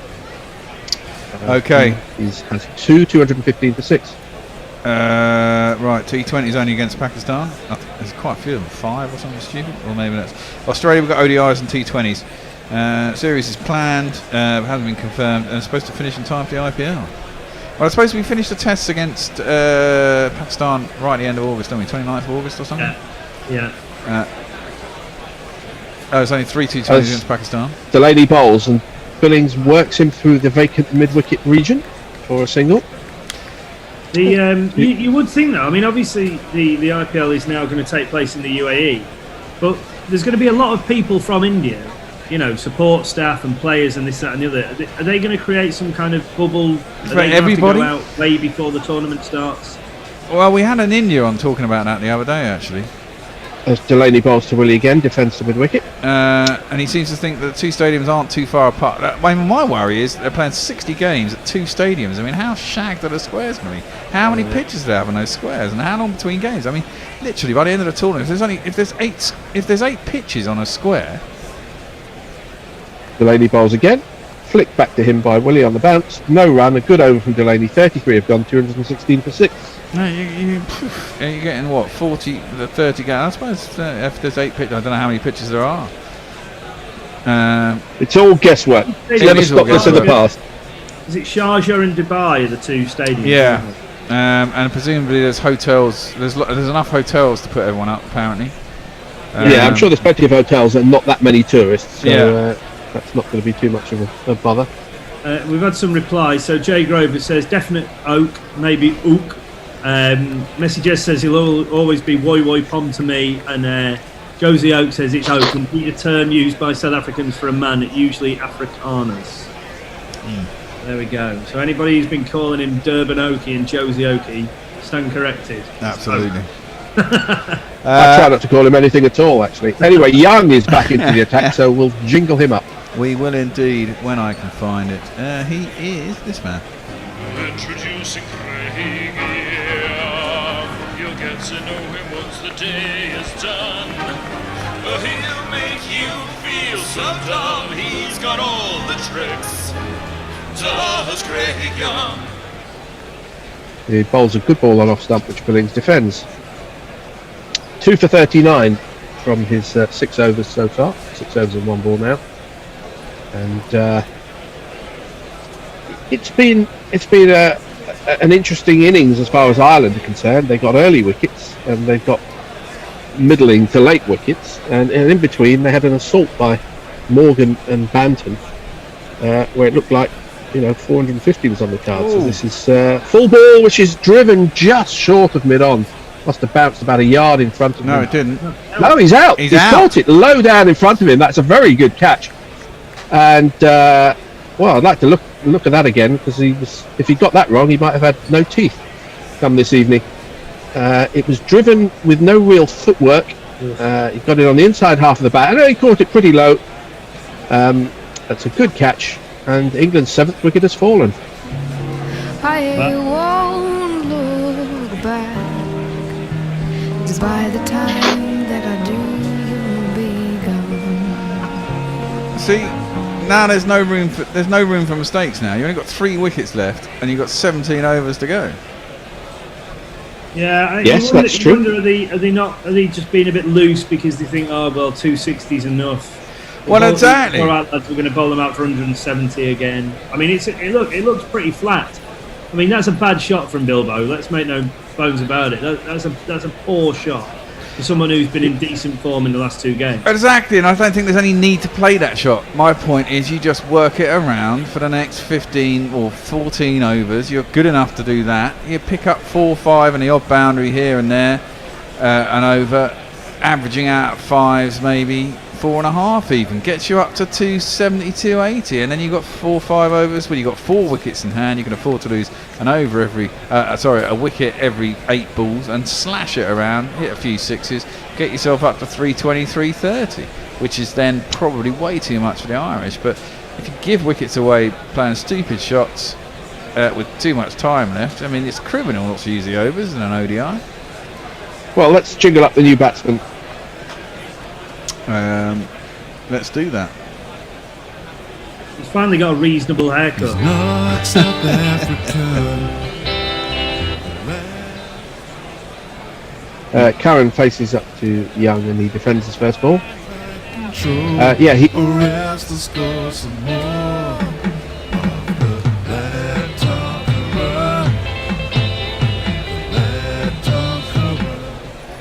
Carry on. He's got rid of his moustache. He's got rid of. I don't know. Did he have a soul patch? He had something which was looking. He was looking like the missing Neville brother. As he's has a slash outside the off stump to a full ball from Young and misses it completely. And he showed some disgust with himself and probably a little relief that he's still there to tell the tale. 216 for 7. Look, if you're working yourself in, there's no need to slash. I know it's one-day cricket and everything, and you've got to hit the ball hard, supposedly. But you've also got to get yourself in, and you've got plenty of time to get your eye in and slash later. Nudge it down to third man, get a single. As Young defends to cover, no run. I'm not really sure whether Curran's got the long game in the locker, though, has he? I mean, he's got enough. I bet he's got enough for 16 overs, though. It's not a long game, really, is it? Pirate Badshaw's been back on and asked about the Oak situation. Is this generic or is it used in an Ectomanon, real men kind of way? I think it's a pretty generic term. It just means friends, I think. Or one of the lads. As the last ball of Young's over is defended by Curran. He's listening to the Bears' advice. 34 overs have gone. England are 216 for 7. Willie has 2. Curran yet to score. Pirate Badshaw then follows with I'm sticking my colours to the piratical mast and saying England will be out all for under 250. I actually don't think that's such a bad shout. Well, it's not a bad shout. 216 for 7. I think that actually what we've been crying out for in these 3 games. Granted, it's the first time that I've been on comms, but it'll make for hopefully a good afternoon's watching of cricket in the second innings. Ireland will feel like they're in the game. England feel like they'll let a chance go and they've got to bowl well. As Delaney starts a new over to Willie, thrashes this into the offside. It's fielded at short extra, no run. You would hope that England aren't saying, well, let's give ourselves a tough target when we're bowling second to see how we do. That'd be foolish. That would be foolish, especially in this current method of qualification for the World Cup. As this is flicked round the corner by Willie, he's got it quite fine. The man from square leg has to chase it down to the long leg boundary, so they come back for 2. I mean, this is it. 4. You've got to think, at the end of the day, it's about hitting a total, and you might have had a total in mind at the beginning, but you've got to constantly weigh it up as you go through, and from here, 290 would be good. I think they will hit a total. Having scored a run, as this is driven through extra cover, and it's not going to be cut off by the offside sweeper. That's 4 runs to Willie. 1, 2, 3,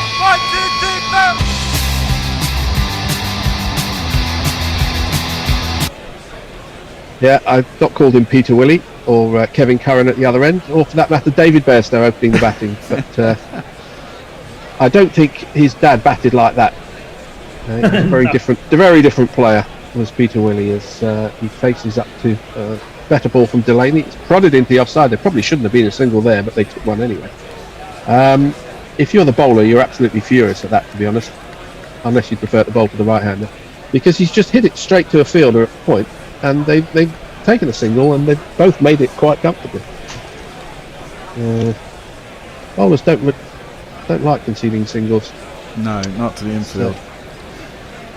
Delaney, who does have a slip in as he bowls to Curran, who's yet to get off the mark. He comes down the wicket. Does he find a gap in the offside? Sort of. He beats short extra cover, but mid-off comes round to field, so there is no run. That was a single. Was it? Yeah. He settled straight away. Had to move to his left. You settled straight away. He got home. Yeah, well, he wanted to see whether the first person was going to stop it. This is an outside leg stump, and probably should be called a wide, and is. Well, indeed. Wide. The top order would have taken a single to that shot. Probably. As Delaney in again, bowling right arm leg breaks. It's a good ball on off stump. Curran covers up. That's the end of the 35th over. 2-2 for 7. Let's run through some tweets. In response to Josie Oak asking why they're not using Abu Dhabi, apparently they are using 3 stadiums. So it's Sheikh Zayed Cricket Stadium, Dubai International Cricket Stadium, and Sharjah Cricket Association Stadium. Well, if they've all got, they need about 5 pitches, I guess, on each, and they rotate. But then some games you'll have the pitch right over to the left of the square, and it'll be like a 20-yard boundary and what.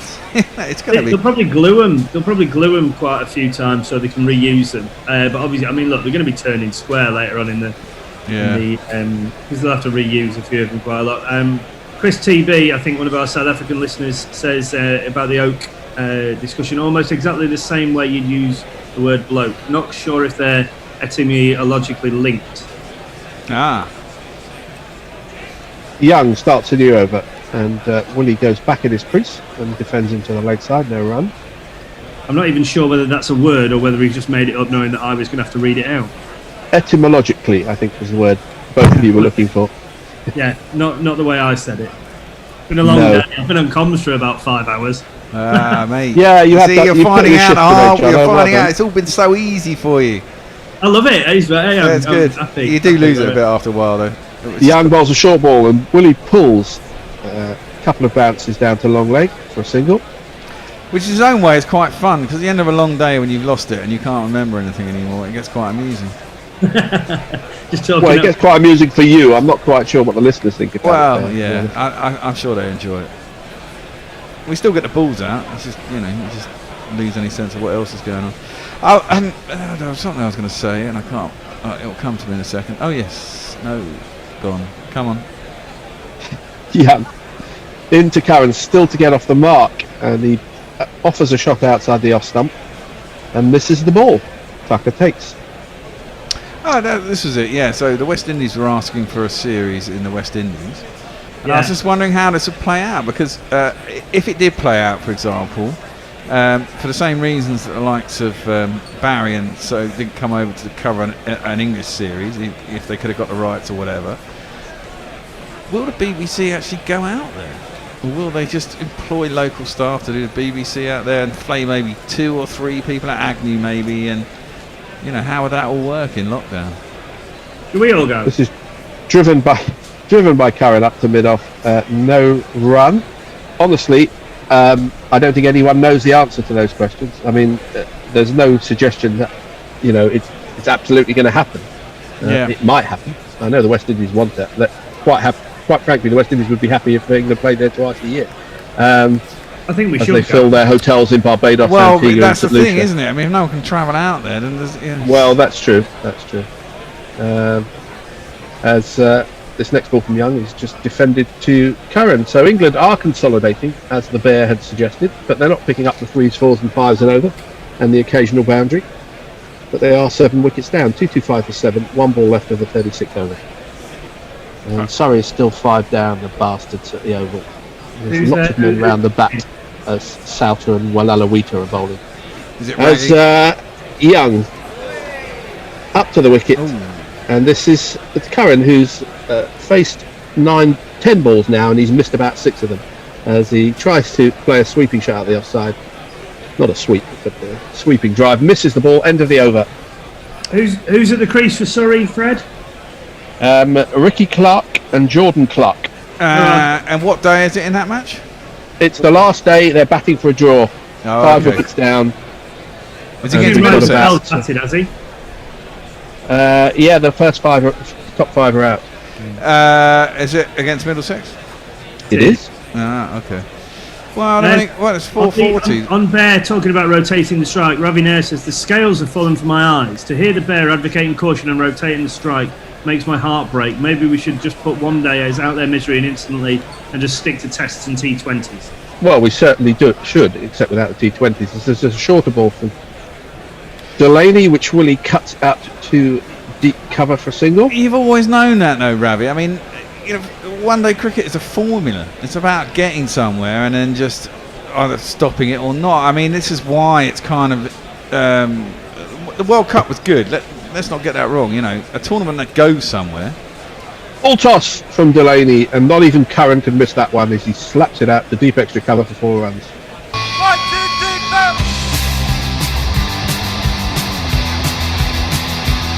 There's the bad ball. I mean, this is the thing, isn't it? I mean, Test cricket has drama and it has stories within stories. I mean, those Test matches against West Indies were great. I mean, They were?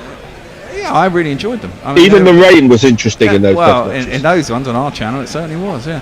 But, I mean, the shorter form of the game, the more about it comes stats and numbers and formulas and how you're going to do this in this period. And, you watch the IPL. As Delaney bowls a shorter ball, Curran works it through the gap in the offside for a single. I mean, 231 for 7. If you've got an investment in a team, maybe you enjoy it. But I mean, day after day of watching it, it becomes quite interminable. Personally, I find it a little bit. Yeah, the IPL, having to watch that every day for 2 months is turgid. Short and cut by Willie out towards extra cover. There is a man in the deep, so it's just a single. Probably missed out there because it wasn't a very good ball. He could have put it in a few places, but he found the fielder. I genuinely do enjoy the T20 World Cup. I think that's a perfect World Cup. It's kind of short, gets the knockout stages quite quick, and it's over quite quick. You can kind of deal with it, and there's something on it. Delaney bowls a full ball driven into his boot by Curran. Tried to hit it into the leg side and found only his leg. I mean, that's the problem with a lot. I mean, outside of the tournaments that obviously go on too long. I mean, the problem with a lot of international ODI cricket, T20 cricket, it just doesn't lead to anything. Fuller ball from Delaney and Curran defends. End of the 37th over, 2-3-2 for 7. What are people saying, Jono? It's not had anything for a few minutes. I think you're right there about the IPL. I think it just seems to, everybody kind of think, the IPL's coming in quite good to watch, but then it just seems to go on forever and ever and bloody ever. I wonder what it's going to be like without any spectators as well. I mean, well, that might make them think this is too interminably long, isn't it? I mean, without any spectators. Well, I don't think that's their major concern. Well, no, it's TV revenue, I presume they're going for. But yeah. The players might think, Christ, we're doing this every day without any noise.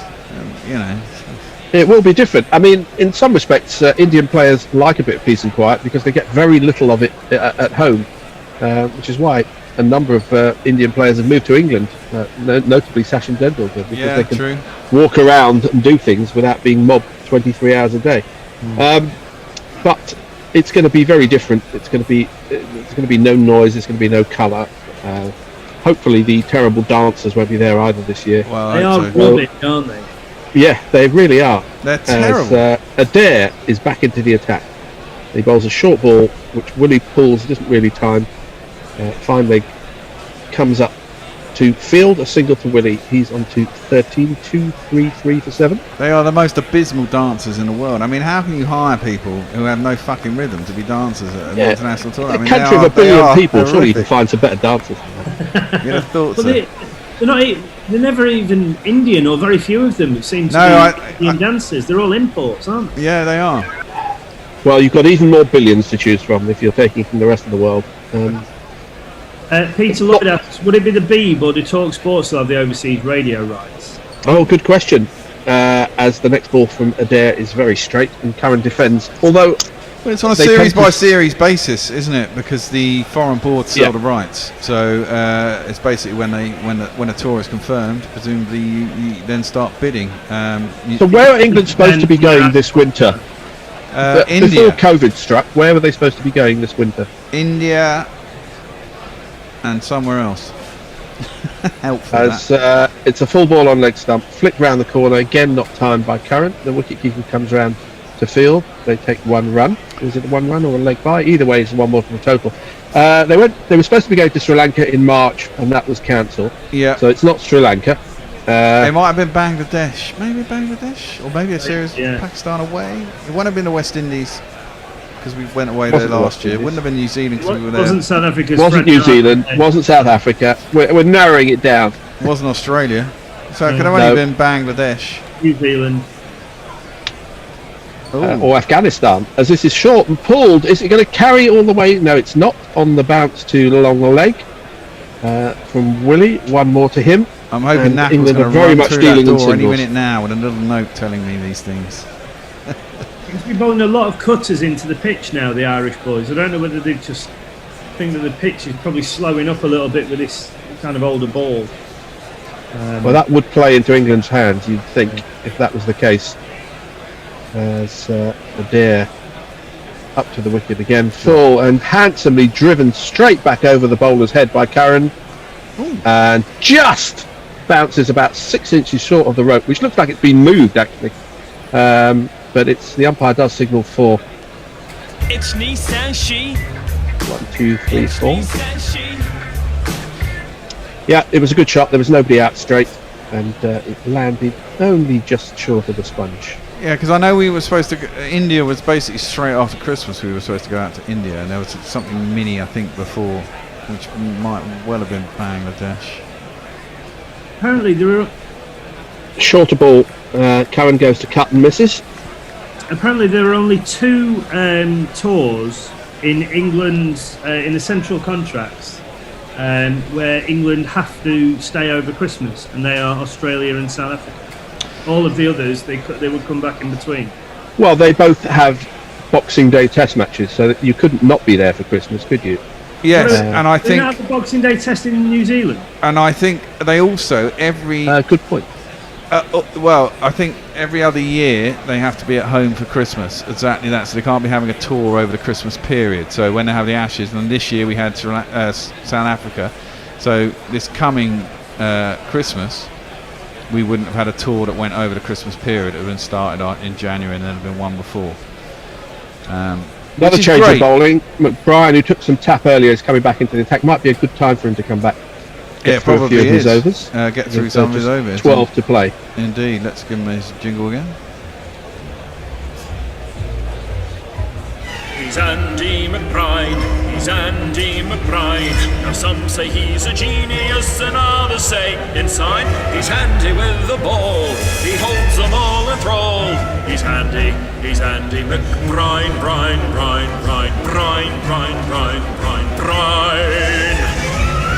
Neymar Butlers has joined us. He's just joined us on. It's good this hot mic thing. I can tell you who's watching us. Nick's watching us. Broom Fenroth has recently joined. I'm Michael wondering Canning. who are some people who think Andy McBride is a genius, as referenced in that Mog jingle. If you're one of them, do let us know. Still no more wickets for Middlesex in the important game going on in the London Overflow. What time does that McBride- finish? Well, it's going to finish at 6 o'clock, isn't it? As McBride, right arm round the wicket to the left-handed Willie, goes right back at his stump and plays a back foot drive up to deep mid-off for a single. But is there the international standard, TV standard? We didn't get through 90 overs in a day. We can go till 6:30. Is there a last hour where they have to No, bowl there's 15? only 17 overs left in the match to bowl, and they've been bowling spinners most of the afternoon, okay. so No, they're it's not probably going to be an yeah. issue. Sorry, you're not trying to win it. Middlesex need 5 wickets in 17 overs.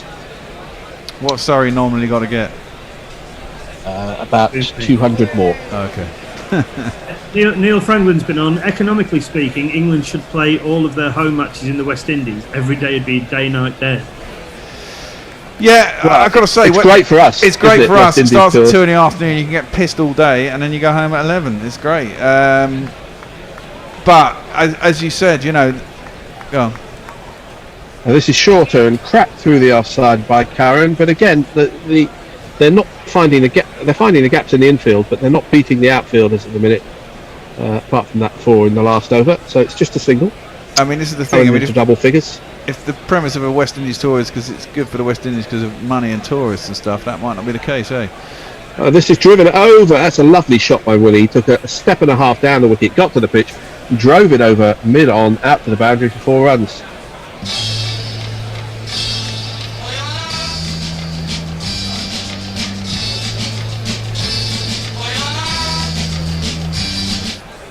That was sweetly timed. 245 for 7. Ryan looks like he'd rather be anywhere else, doesn't he? Well, I don't think the England players rate McBrien's bowling all that much, to be honest. It's not something they've said. It's just the way they seem to play against him. He's up to the wicket again. This time Willie goes on the back foot and plays, a single to point, which probably shouldn't have been there. Was he walking in? Who knows? But they got it very comfortably. There was a shy at the bowler's end. Fortunately, it was backed up. Otherwise, it might have been another 4. Okay, here's what's of course there was a fucking T20 World Cup, so England didn't have a tour before Christmas. That was what was going on before Christmas, and then that would have obviously finished, and Christmas would have come. Aha! As McBrien bowls again, and Curran shows him a full face of a defensive bat. That's right, because there wasn't the T20 World Cup was late October through November into the beginning of December, and I think we were going to have a warm-up series in India before that. Driven again, not timed by Curran. He's having real difficulty in getting the meat of the bat on the ball. That one goes to mid-on. McBrien's got through that over. 39 gone, and they've taken the score off the screen. It's 240 something for about 7ish. And then we were due to go to India for 5 tests in January, but as Knackle says at the end of that, who knows? Who knows indeed. Dave Sarah says, can we not just agree that dancers at T20 games is a right load of muck? I think we're all with you there, Yeah, Dave. we're all with you there. Peter Lloyd says it was to be the T20 World Cup, then India. Farong, who's joining us from Dhaka, says it wasn't Bangladesh. Australia are due to play there in June, July, test the T20. Cheers. I bet they don't. They always find a reason not to play Bangladesh, which is pretty. I mean, it's one thing if you don't schedule games against certain teams, but once you've scheduled them, you've got to damn well play them. It's a short ball from Adair, first ball of his over, which Willie pulls again, doesn't time, down for a long leg for a single. Australia was scared of going there a couple of times because they knew they'd probably fucking lose. I think they cancelled a game in Australia against Bangladesh. Yeah, I think they did too, but because they could play. That was supposed to be one of those. They said there was no TV coverage. Well, yeah. I'm sorry. That's not the point, is it? Oh, and this it's up has to your been in the fucking country schedule. to put it on They've as been well. invited. They've accepted. You play the damn game. Exactly. That was supposed to be the winter test, wasn't it, up in Darwin? Because they can always play Darwin, tests in Darwin. Yeah. And we'd have covered it on TV. We'd have found. Yeah, Bear would have hired a couple of cameras. We'd have done it as Adair bowls. And this is Curran tries to wheedle it down to third man. Again, misses the ball. He's really a man out of touch. Not surprising because no one's played cricket for about 10 months. Red, at the end of this over, I think Nestlers is coming back on. Do you want me to stay for the next 10 as well and complete the innings, or do you want to carry on? I think we'll give you a break, Jono. I'll spell you. I'm going to go and grab a beer before I'm doing ball by ball. That's what you wanted to hear. As down the leg side, this is going to be called a wide. Curran wafts the bat, doesn't get anywhere near it. And the umpire, show us the umpire. Yes, that is a wide. But we haven't seen it signal. What were you supposed to be doing next spell, Jono? No, it was supposed to be Gary was supposed to be on. Right. Okay. Or maybe if Knackle's coming in, he wants to do some ball by ball. As short ball is weirdly attempted pull by Curran, and it's gone to the second slip region. I have no idea how it got there, but it gives you some idea of Curran's current touch.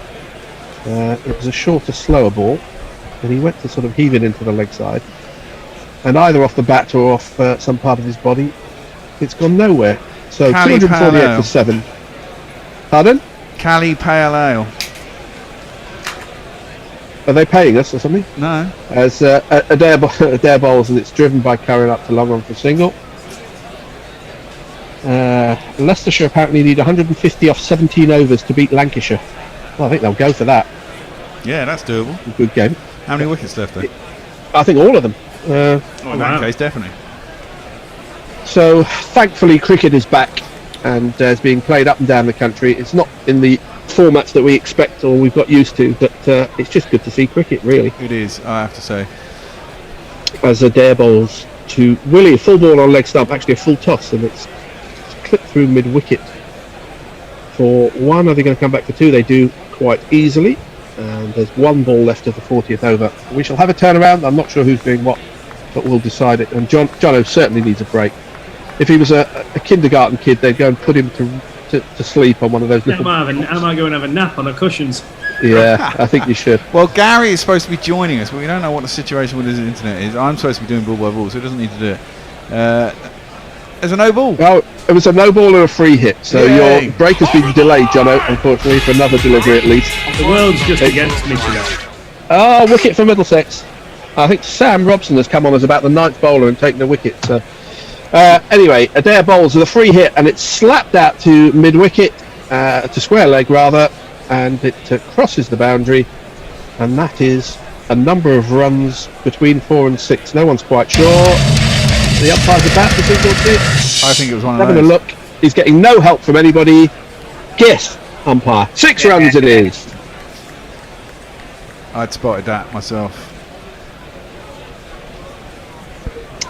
Well, Adair is a very costly no ball and free hit. Willie on 29. As Adair bowls to him, it's a slower bouncer which he slaps out to long leg for one. The end of the 40th over, 259 for 7. Have a good break, Jono. Hello, Nestlers. Hello. And if Gary's coming in, I'm taking a break. Is that right? No, it's me, you, Gary, and no. Gary. Okay. He's not coming in. I'm staying on. Can you just yap a little bit? I will just keep talking. Commentate you on all the games going on up and down the country. Well, Sam Robson, who doesn't bowl very much, has got 1 for none for Middlesex as a last resort. 4 wickets needed in about 14 overs or so to win that game. And Nestlers, welcome to the party. Hello. Does anyone else think that Tom Curran under his helmet looks a bit like Joe Root? Well, he was Phil Neville in the last game, so that's probably an improvement.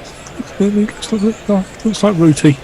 He had a bit of a nonce moustache last time. Anyway, we're into the final power play, which means 40 overs have gone, and McBride, who's looking a bit pensive, it has to be said, will be bowling to Willie. He's still 259 for 7. Have they got bowling for how many overs? How many bowlers are they use? Because if they've got to bowl him another 4 overs, they're in trouble here. I don't think they do.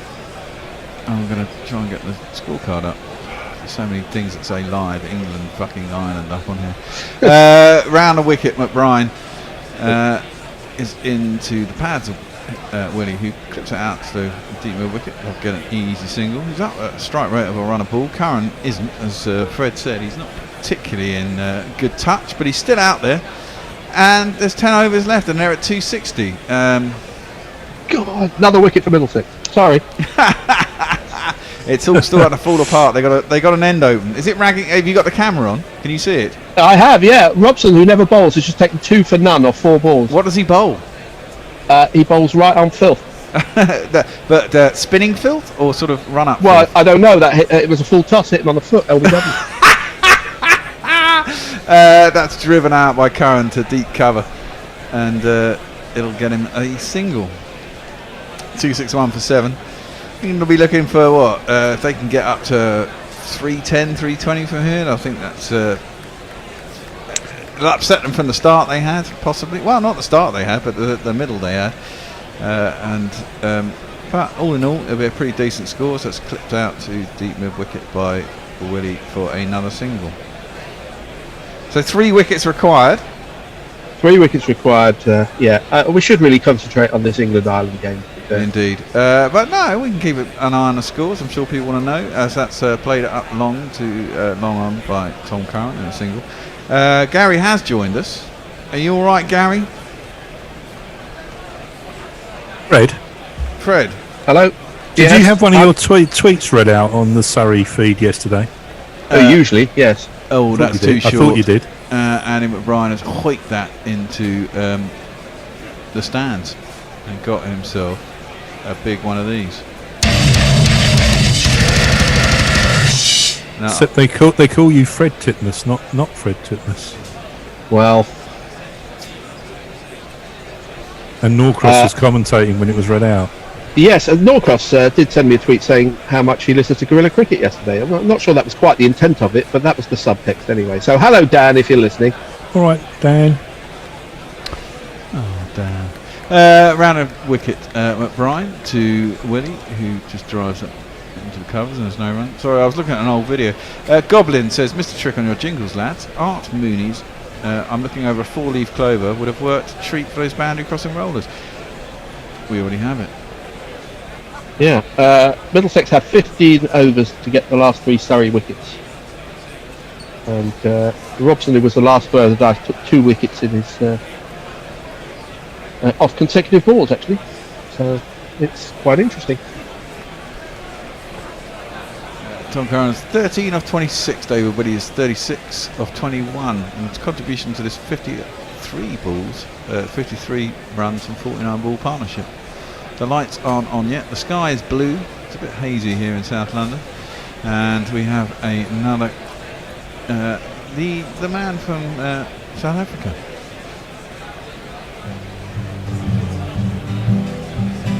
Now who's this coming on? His first ball is played out to cover, and there's no run.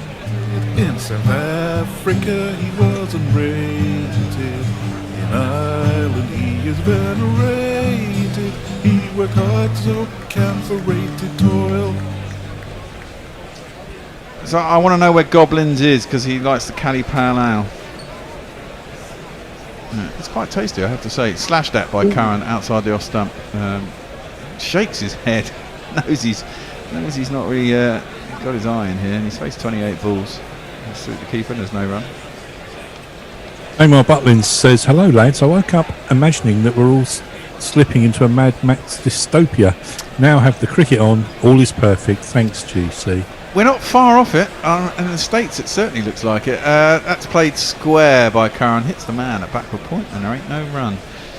Diana Patterson is happy because Essex have won. Yeah, just scraped home by 2 wickets. That was another very good game.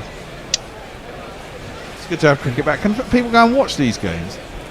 Unfortunately not. They were supposed to, but then it was called off at the last minute, at least at some grounds. But some of them are out grounds. Surely someone at Scarborough or something like that, you can just wander up, can't you, and find a hole in the fence. Well, no, they're not allowed to, but they were going to have a pilot scheme where a few thousand were going to be at the Oval, and they issued tickets to people, and it was cancelled a day or 2 before. No, they had people at well, the they Oval, did have they? one. That was a warm-up match. So that's played into the offside, just dropped there by Curran. That's the run through. Direct hit would have been interesting, but it wasn't. Curran lunged at the crease. May have got there, may have not. We'll have a look on the replay. Good pick-up, throw. He would have been home anyway, I think. He nearly ran through the stumps. But that's a single to England. That moves him to 270. With 8 overs left, it's not a bad position to be in. They'd like to have 2 or 3 more wickets in the bag to really go for it. But all in all, if it stays on 270, which it won't, I would say there's an outside chance that Ireland might have a sniff, but they're not going to get anywhere near it, are they? if England get above 300, no. Clipped nicely by Willie as it's Camper around a wicket into his pads. Well, you say that, but I do say that. They do have a couple of batsmen who, if everything goes their way, are capable of scoring. They've got 2 or 3 batsmen who are capable of scoring big scores. That's another no ball. It's another one of these. Another free hit.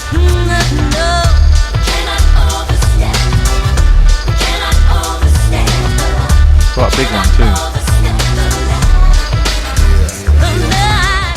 It's quite a big no ball.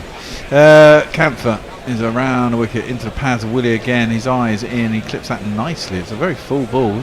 It does split the fielder. That's a fucking great shot. There's a man at long on. There's a guy at sort of cow, and he's split exactly between the two of them with enough pace to get it just down to the boundary.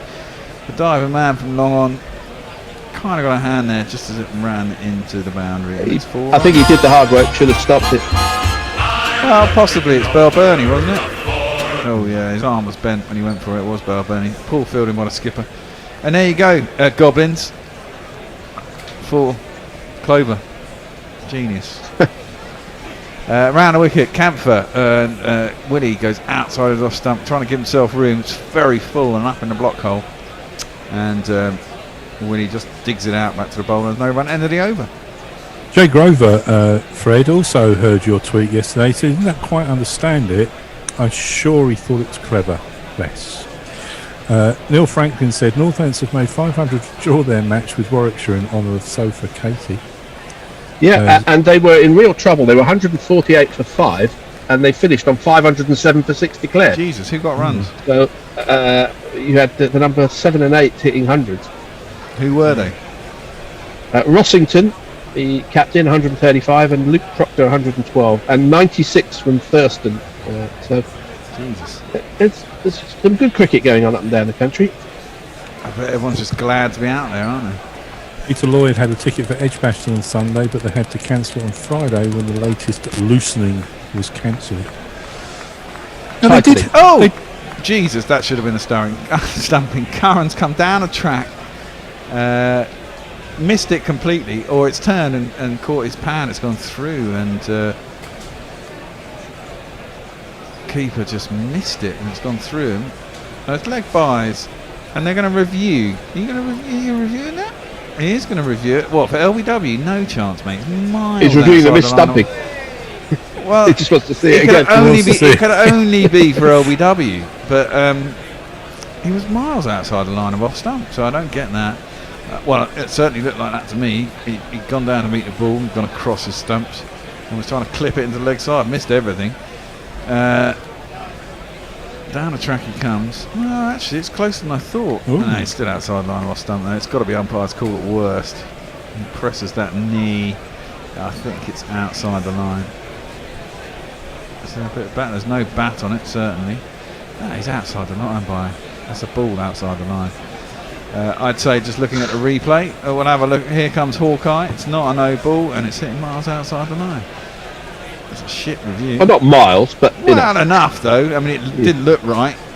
I'm quite surprised. But, it was quite surprised when I saw him review. reviewing it. I thought, yeah, well, they have, but and he's not the man you want out, really. You quite happily see Tom Curran in there scoring at about a rate of 33 at the moment. I'd save that to maybe try and get. And if it would have been umpire's call, they would have retained the review. So yeah, it's true. not the absolute worst call. Well, they've still got a review left. Of course, you get 2, so you get to throw one away anyway. He's out. Oh wow! Willie's eyes in.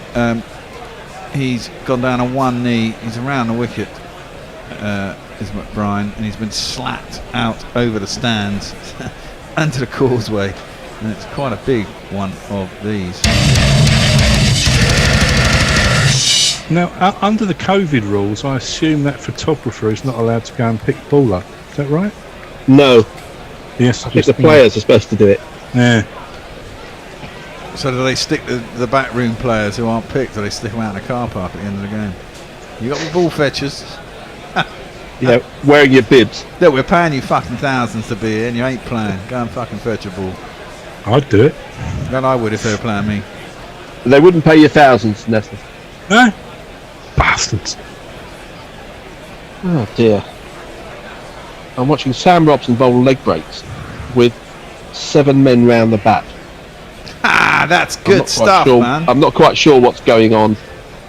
It's cricket, but not as we know it. Shoved into the wicket flat by McBride. He's gone for 59 and 7.3, 60 and 7.3 overs. It's clipped out to deep mid wicket, and it'll be just a single. I mean, England 287 for 7. This is exactly what they need to do. They've slowed the. Well, they've picked it up a little bit in the recent overs. Tom Curran flaps at that. Looked horrible. Didn't get much on it. It's kind of top edgy. 50 for David Willey, indeed, of 39 deliveries, of course, with that 6 after the one he smashed into the stands. Tom Graham just flapped that one out to point. Next one, Brian is in. A big heave attempted by Woody. Got an under edge or missed it, and it came off the pads of the keeper and just gone out square on the offside. And there's no run. He admonishes himself.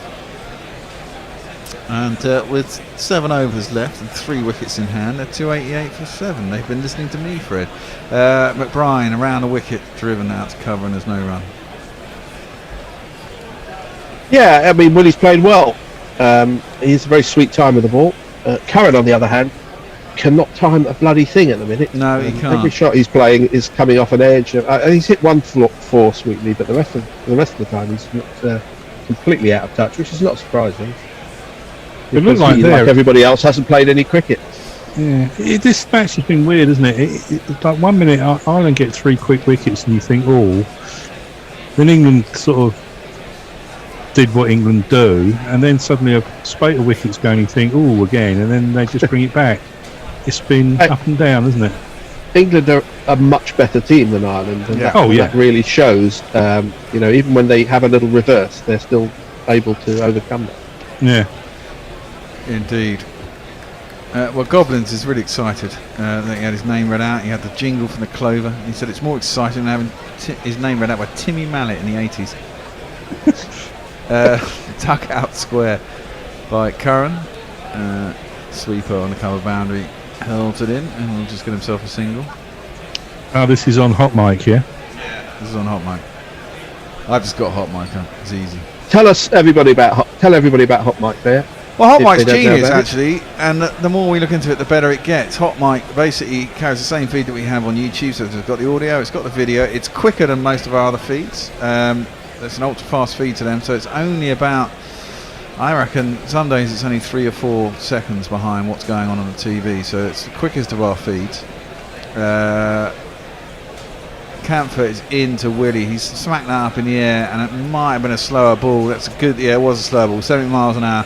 Willie's top hand came off it, having reached his 50. He's holed out at long on, down to the skipper Balburney. You could see he was out of shape for that shot. He realised after he hit it, his bottom hand came off, and he flayed with the top hand. It went straight up in the air, and it's caught down at long on. And a wicket has fallen. England are 8 down, but they're up at 290 roughly, so all is well with the world.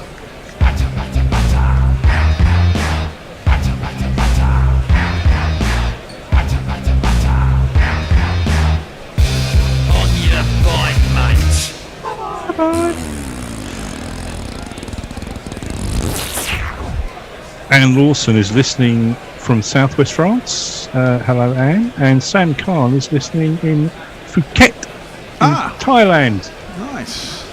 Welcome. Kashuk Bania is with us. Sharanu Hossami says hi. Abbas Khan is a top fan. He's got a little jewel above his name, and he's got question marks because he wants to know the score. Well, the score's on there, Alex. Yeah. Unruly Adams is with us, and who else? Who else we've got? Mustafa Sadi, Anif Tazwa, Alan Engel joined. Whoever he is, I don't know where he's listening from. Reykjavik, I believe. What's on Twitter? What have we got on Twitter? Farong's with us. The locals were upset that it was called off in April. To be perfectly honest, the Australian High Commission in Dakar would have relayed the lack of COVID precautions here in Bangladesh. Was scheduled to be played in Chattogram and Dakar, 2 tests and a T20, but no Shakib. Oh, because he was barred, wasn't he? That's come to an end now, isn't it? It's come to an end now. They I wonder if they don't actually play, the ban should continue for when. If no one's played for a year, maybe they should carry them on for another year. That's the thing. He's been quite lucky there, isn't it? The next ball, Tom Curran has just dug out. They must have crossed as Woody hit that down to long on. Camphor is in again. 4th ball, they over driven up to long on, and there'll be a single. Jay Grover likes you talking about the county stuff, Fred. Well, it's good to get it on, man. Hands all over the world, he says. It's too Leicester have started their innings needing 150 off 17 overs. They're 11 for no wicket off 1 over and 4 balls. So Interesting stuff. Well, Adil Rashid is going to face his first ball. I'll give him a jingle in a sec. Camper's in. It's into the pads. Nice. Oh, wristy work. Clipped over the top of mid-wicket. He'll dive to see if he can catch it. They come back for 2 and they make it quite easily. Let's give a little jingle to Adil Rashid. And it goes like this. Adil Rashid on the 45. Adil Rashid on the 45. Adil Rashid on the 45. Adil Rashid on the 45. Adil can turn it both ways. Adil can turn it. Adil can turn it both ways. Adil can turn it. Adil can turn it both ways. Adil can turn it on the 45. And the last over in the innings is defended by Adil Rashid, and there's no run. Yeah, no, back to hot mic. So the things that I really like about it, the fact that it's really quick, the fact that you can see everything, the fact that you can sync it up with the TV, and that's a genius thing. You turn your TV up, it'll tell you whether you're behind or in front, and what to do about that.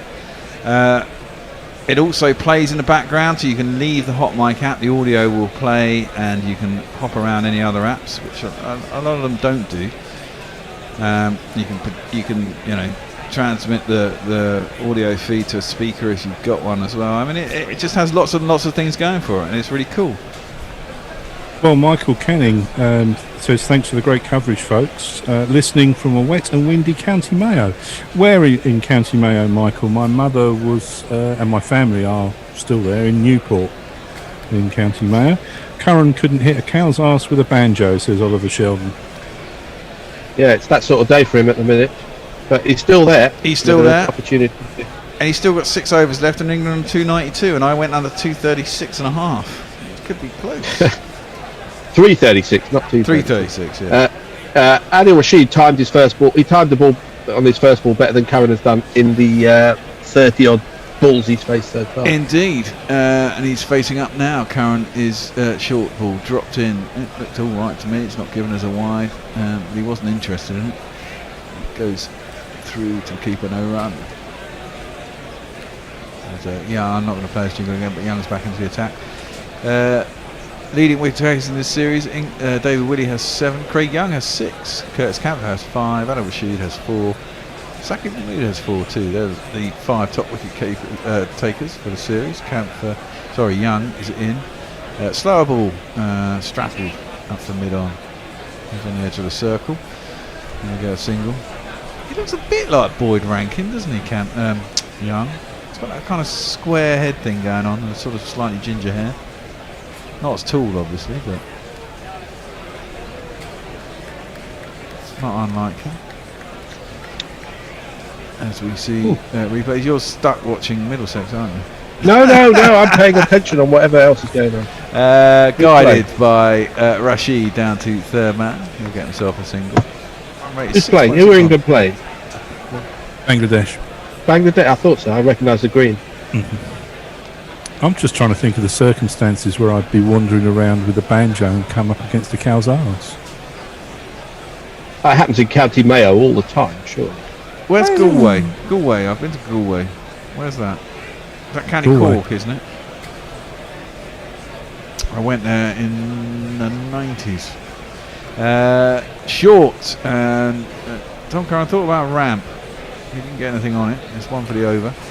Quite touristy Galway. Yeah, city. I went there and we went there. God, when was it? It must have been sort of late autumn.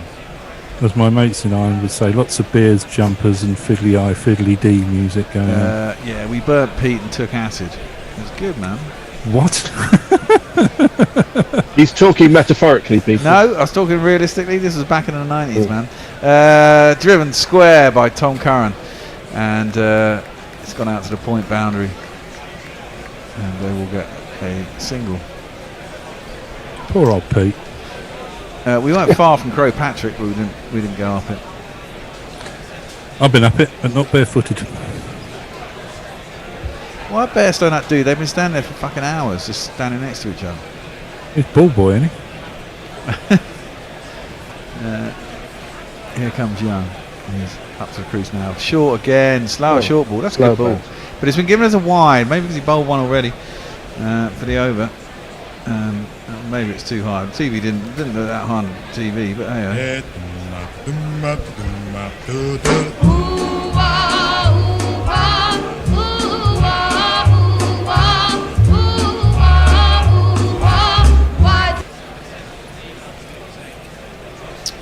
Tom Curran will face up.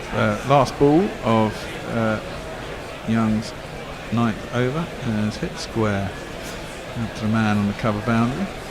And 1 run. Retain the strike. 5 overs left. England are 298 for 8. I think I want to lose my money here again as well. It's a bit like the previous couple of games. I mean, England have won both of them pretty comfortably, but they haven't looked good, have they? And in this innings, they've looked good in fits and starts, but they're going to hit 330 or so, and it just shows what is possible. Well, that was my point. I think they were so far ahead of the game. You know, if someone gets in and they get ahead of the game, when they get out, there's no need to carry on at that rate because you can just restart. I mean, they were going along at 7.5 and over at one point, and Morgan and what's his name were going on. Lots of people ripping you, Bear, for not knowing where Galway is, but he was on acid as the time, as he said. Yeah, and Pete wasn't looking too well either. This new hot mic obsession stinks of gentrification, says Jay Grover. We'll soon be forced out of our old neighbourhoods, you bourgeois. You'll never be forced out of your old neighbourhoods. It goes to everywhere. It's just another way you can do it. But it seems to be a lot of people like it. It's very good. It's very good. It's very quick. I'll be using it tomorrow. It's very stable. stable. It is. That's another thing. The quality is excellent. Obviously, if you get thousands of you on it, then it might not get so stable, and that's an interesting place to be. Now that could be out. There's an attempted cut by Curran. He's hit it into the ground. It's gone through to the keeper, Lorcan Tucker, who's thrown at the stumps, hit the stumps, and there's a dive by the old sheet. I'm not sure if he got there. He seems to be wandering off towards somewhere. I don't think he thinks he's made it. The ball comes. Oh yeah, he's fucking well short. He's about 2 meters short. That's why he's wandering off. He got sold down a river. Well, and actually sold himself down a river because this is bloody cool. So it serves you right. So I'm going to give him this one. Well, I'm going to give him that. Fuck off! Just fuck off!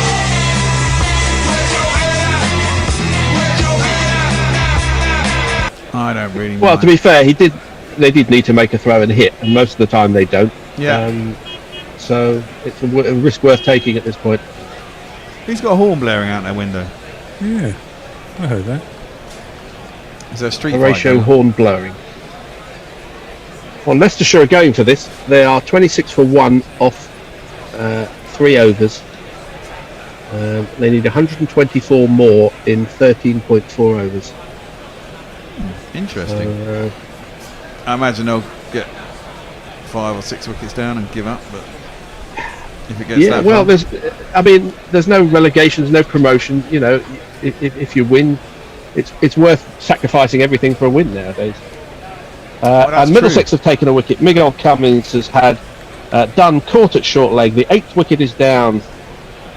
It's a short ball into the ribs, and Middlesex just need 2 more wickets in about 11 overs to win this game. Still tight. Well, I thought he wasn't playing, but that looks surprisingly like. Oh no, it's Saki moved. Crikey. Saki moved. It's Saki moved, sorry. And his first ball, he's tried to drive through the offside, got an inside edge, and it's gone down to Manny for 4 runs. Now that is weird. If you kids can't listen, and you bound to see the way you get shot for crossing a boundary, Under a helmet, with a swift look, with the same beard and tash set up as Reece Topley. I thought it was Reece Topley. How bad is that? It's the helmet stuff. It makes people the look helmet. like He's other got the same people. beard and he's got the same facial hair, pretty much, as and they're both handsome. As Little is into Mahmood, who just plays that square out to cover, and there ain't no run. Well, I don't know who Saki Mahmood's father is, but I'm sure he's more interesting to listen to than Reece Topley's father, the most boring man in cricket. Really? Hi, Don, if you're listening. Probably are. We have a jingle from Mahmood. Oh, it's a good one as well. It goes like this.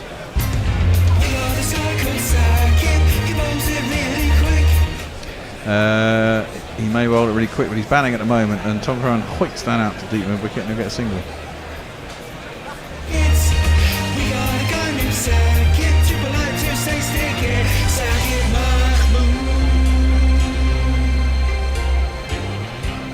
To the tune of Convoy.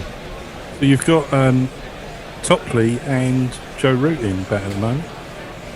It's the helmet lookalikes. You think Tom Curran looks like Root under a helmet? Under the helmet, you look at him. I will do.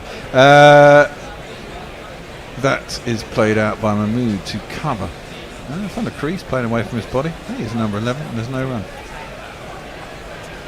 Oh, this has got to bat out at 5 overs now, 4 overs and 1 ball. Whatever they get, they will get. 320 from here, be good with 1 wicket in hand. They'd like more, obviously, but you've got to bat out the overs and take all the runs you can. Maybe have a heave in the 49th. Little is up over the wicket, slower ball into the pitch. Mahmood just turns it around to long leg, and it's just it's 2. That's a really good running. That's poor fielding.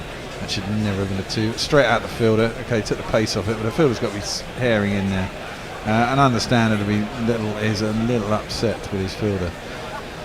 The last 12 balls in the Leicestershire innings gone for 22 runs and 1 wicket. Interesting. So it's all happening over there. Is that one live on YouTube?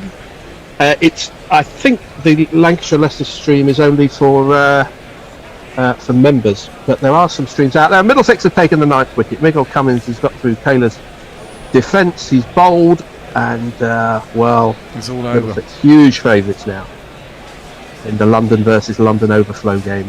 Have you got money on the London versus London Overflow game? London Overflow down south. It's not really London. What are you on about? Shut up. Have you got cash on it? Is there hard currency on that game? I haven't. No, I'm just a supporter of Middlesex. Okay. Although I used to be a member of Middlesex and Surrey once upon a time, so I'm just a fan of cricket, as you know. Wow, cricket's a great game. It's God's game. Cricket's the winner. Not that I believe in God, but if he had a game, it would be cricket. Adair is going to bowl his 7th over. And he's going to be bowling over the wicket at Tom Curran. He's 22 or 42 deliveries. He's taken some. Oh, Jesus fucking Christ. He's looked terrible. He's looked absolutely awful. He gave a big step outside leg stump, then a little wander out the crease, and then sort of played a horrible defensive shot. He's trying to get out, and he can't even do that. Yeah, I know, and he missed it, and he went through the keeper. It was just how you describe that is quite tricky. It was just ugly. He may look like Joe Root under the helmet, not playing like him. Yeah, I can see what you're saying now. But Joe Root's got a little bit of blonde sort of facial hair. It's not exactly like him, but at a glance. Up to crease as Adair. It's full and wide of the off stump. He's got hold of that one, and he's driven it out towards extra cover. Now a little bit of fielding, tried to hoik it back in, and they'll get back for 2. 308 for 9.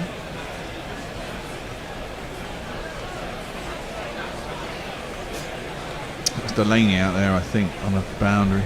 He managed to get that in. He bowled all right today, I thought. Not too bad. Curran is facing up to Adair. 1 for 39 and 6.2 overs. It's a slower long hop. He picked that. Finally, Curran gets some bat on it in anger, and it raced away to the square leg boundary for one of these.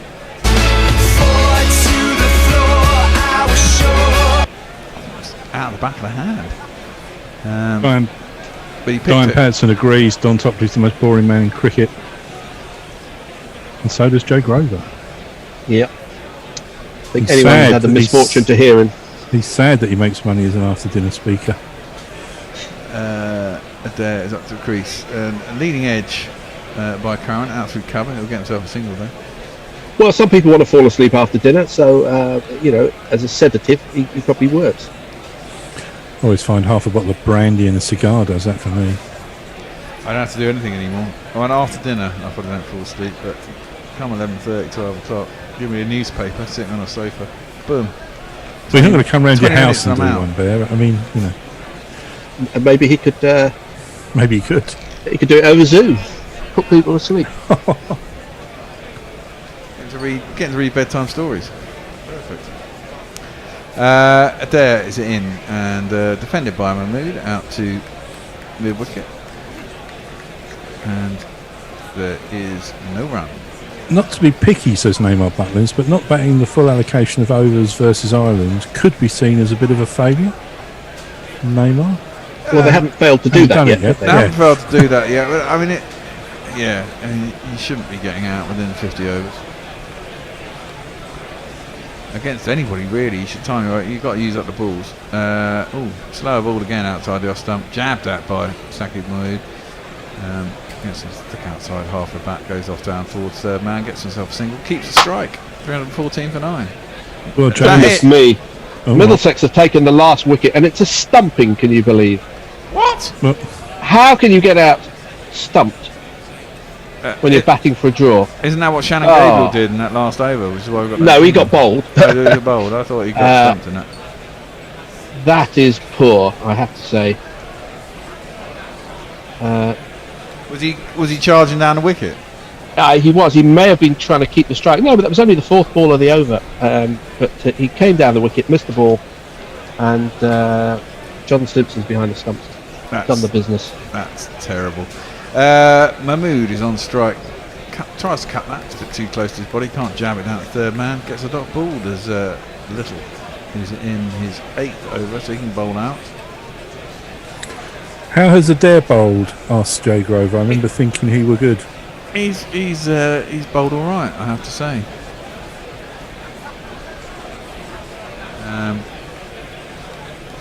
He's bowled pretty good. He bowled all right against England in that Test match way back. Was that the beginning of? Was that early 2019? Wasn't it? Pre-Ashes. Yep, it was.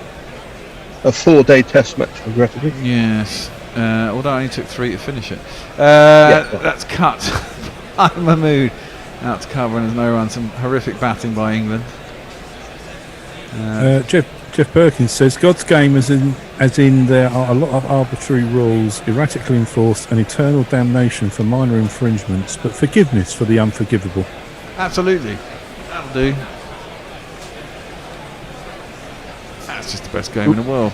By a long shot. Little is in over the wicket to Mahmood, who pulls that, strapples it really up to mid-on. Then doesn't set off too quickly. There's a shot at the stumps, but he gets home and then gets himself a single. 9. He's got 9. That's handy 9 from Mahmood. I don't know what his first class stats are like and his batting is like. If anyone knew, that would be handy. Can't be asked. Sorry. Oh, I see what you mean about Root there. With his sort of pensive look on his face, he does look a bit like Joe Root. Yeah. Yeah, I love it. Yep. Yeah. It's only under the helmet though. Yeah, it's one of these helmet oddities. Sterlo. He's lost a bit of pounds on during COVID. That's pulled, strappled down. No, not strappled, pulled, but mishit down to long leg by Tom Curran. He moves into 30 or 47. Now, Neymar Butlins is asking me to read out his hot mic tweet because he thinks it's good. But Neymar, are you under a different name or something there? I can't see you. Can you see it there on hot mic, Neymar Butlins? No, not down at the bottom, certainly. And this hasn't come up yet. Some bloke, David Brooke, is with us. Pulled by Saqib Mahmood, but straight to mid-wicket, and there's no run. 316 for 9. There are 13 balls left. And England, I think, probably got enough runs already. Yeah. No, I can't see anything with the name up. I can see Michael Canning. No, I've read them out. Or did we read that earlier? No, that's not Neymar. Yeah. Well, you wouldn't have thought so. He signed up to Neymar Butlins. That's clipped out to the leg side by Mahmood, who gets himself a couple. There's been a chance for a decent run out if the throw had been any good, but it was wayward by Delaney, and they got through for an easy 2 in the end. 318 for 9, 12 balls left. I need under 336.5. So how many runs? I've got 18 runs to play with. Yeah, you're looking pretty good. Michael Canning says on Hot Mic, Newport is indeed a fine spot. Galway, however, is probably best experienced while under the influence of certain hallucinogenic pharmaceuticals. Indeed. Wow. And Neymar Butlin says, "Oh, okay, I see the chat feature now." So I don't know what he'd been typing. He'd been typing into the ether or something. Oh, right, okay. I'd like to see Neymar in Butlins. Yeah, I'd like to think he'd take a holiday there with the billions that he earns. You know, just with the family. Well, Young is going to bowl a 49th over, and it's in the block hole, driven inside mid-on. He's up inside the circle. I think that looks like Sterlo, just looking for the outline there. And it's gone all the way to the boundary corner there. It's me, says she. It's me, says she. That's not what I need first ball when I've only got 18 runs to play with, man. What's your bet there? I'm 336.5. It's looking quite fine when the 9th wicket fell. Okay, quick quiz question for the pair of you, nobody else. Lancashire are playing Leicestershire. Where? So Lancashire at home. That's pulled out to deep mid wicket. It's 1. They're not going to go for 2. Saki will be on strike. I don't even know where their outgrounds are, so I only know Old Trafford. Well, Lancashire, obviously Old Trafford is being used for internationals. Leicestershire was in some state of lockdown, so it's been played at Worcester, obviously. Of course, yeah. Yeah, and Leicestershire need 97 runs off 10.2 overs with 9 wickets in hand. Ooh, that's interesting, isn't it? Straight ball defended back down the track by Saki, and no run. 3 balls left in the over, 9 balls left in the overs. And here's Neymar's tweet that he liked. Hot Mike needs a good spokesperson. How about the man with the penis on his arm? Hello, love. Just talk into the mic. Did you see that story, Fred? No. I shall recap it. Oh, that's pulled. That's going to be. Oh no, just short of mid on. Attempted to pull one, moved massive top edge, sprang out towards mid on. Didn't quite carry. He could have made a little bit more effort, but a little dive may have done it. It was up near the splice for all the time. No, possibly not. And they get through for a single. Tom Curran back on strike, 2 balls left in the over, 324 for 9. And it's a pretty decent score, really. Slower ball.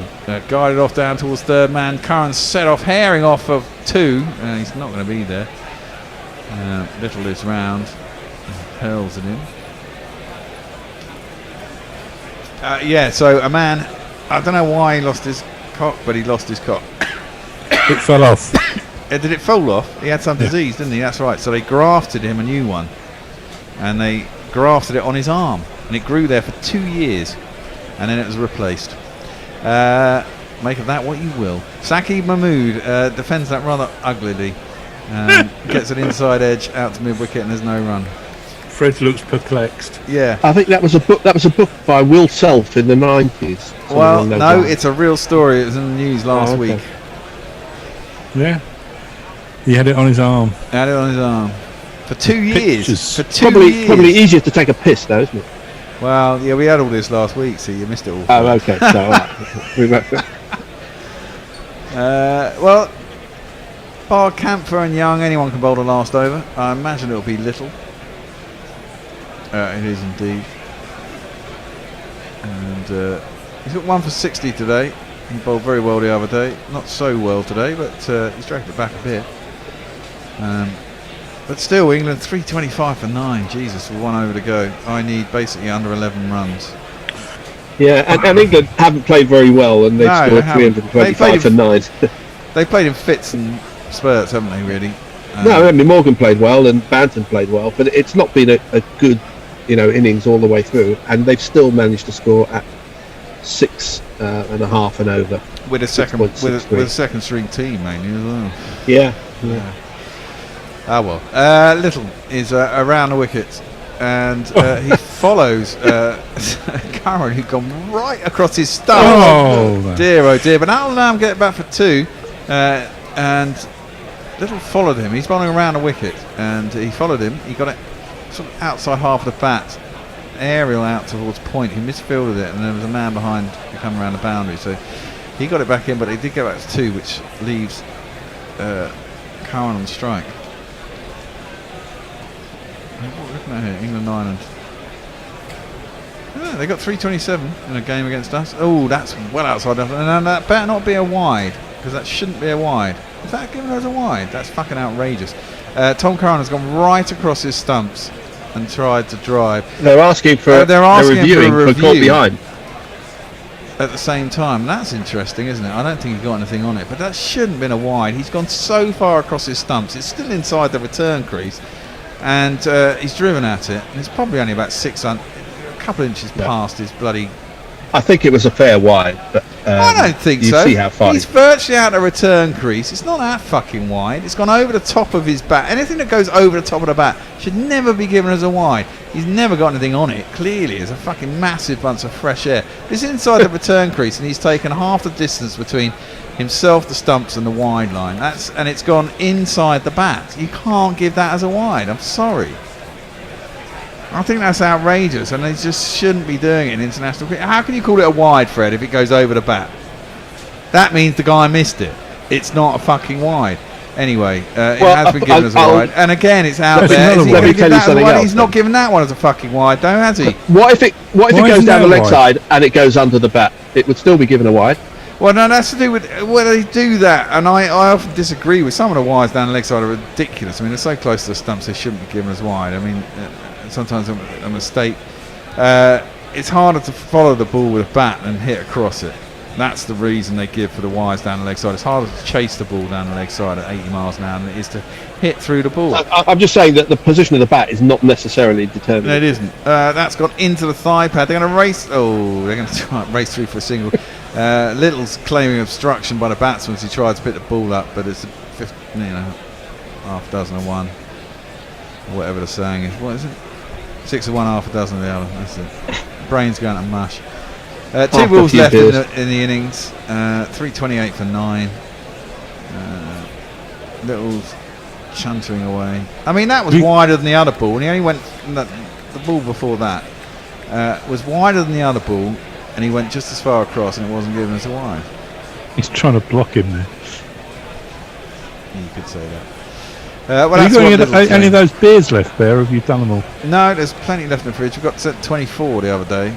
I don't think Knackle's drunk too many, and I drank most of them, but it's still about 8 or 9. Something to look forward to for the listeners later on in this evening. I'm in for the first innings. I'm going home to cook roast chicken after this. Some coke, you say? No, roast chicken. 328 for 9. 2 balls left in the innings, and Mahmood is facing up, and he gives it a big heave. It's gone straight up in the air. Is it going to be out? Is it going to be out? It's going to be out. He is out. The Bears made his money. I have made my money, but Bernie's caught it. Mid-off. He tried to give it a big heave-ho. He is number 11. England have got 328. Should be enough. And there is a wicket. And so we'll have a jingle. So get on your bike and take a hike right out of here.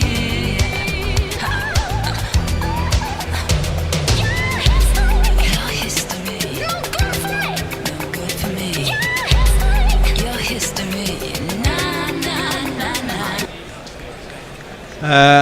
so England end up on 328 all out, and the scorecard went like this. Jason Roy was out for 1, and another poor innings for Jason Roy, 3rd in a row of 4 balls caught in the slips by Balbirnie, bowled young.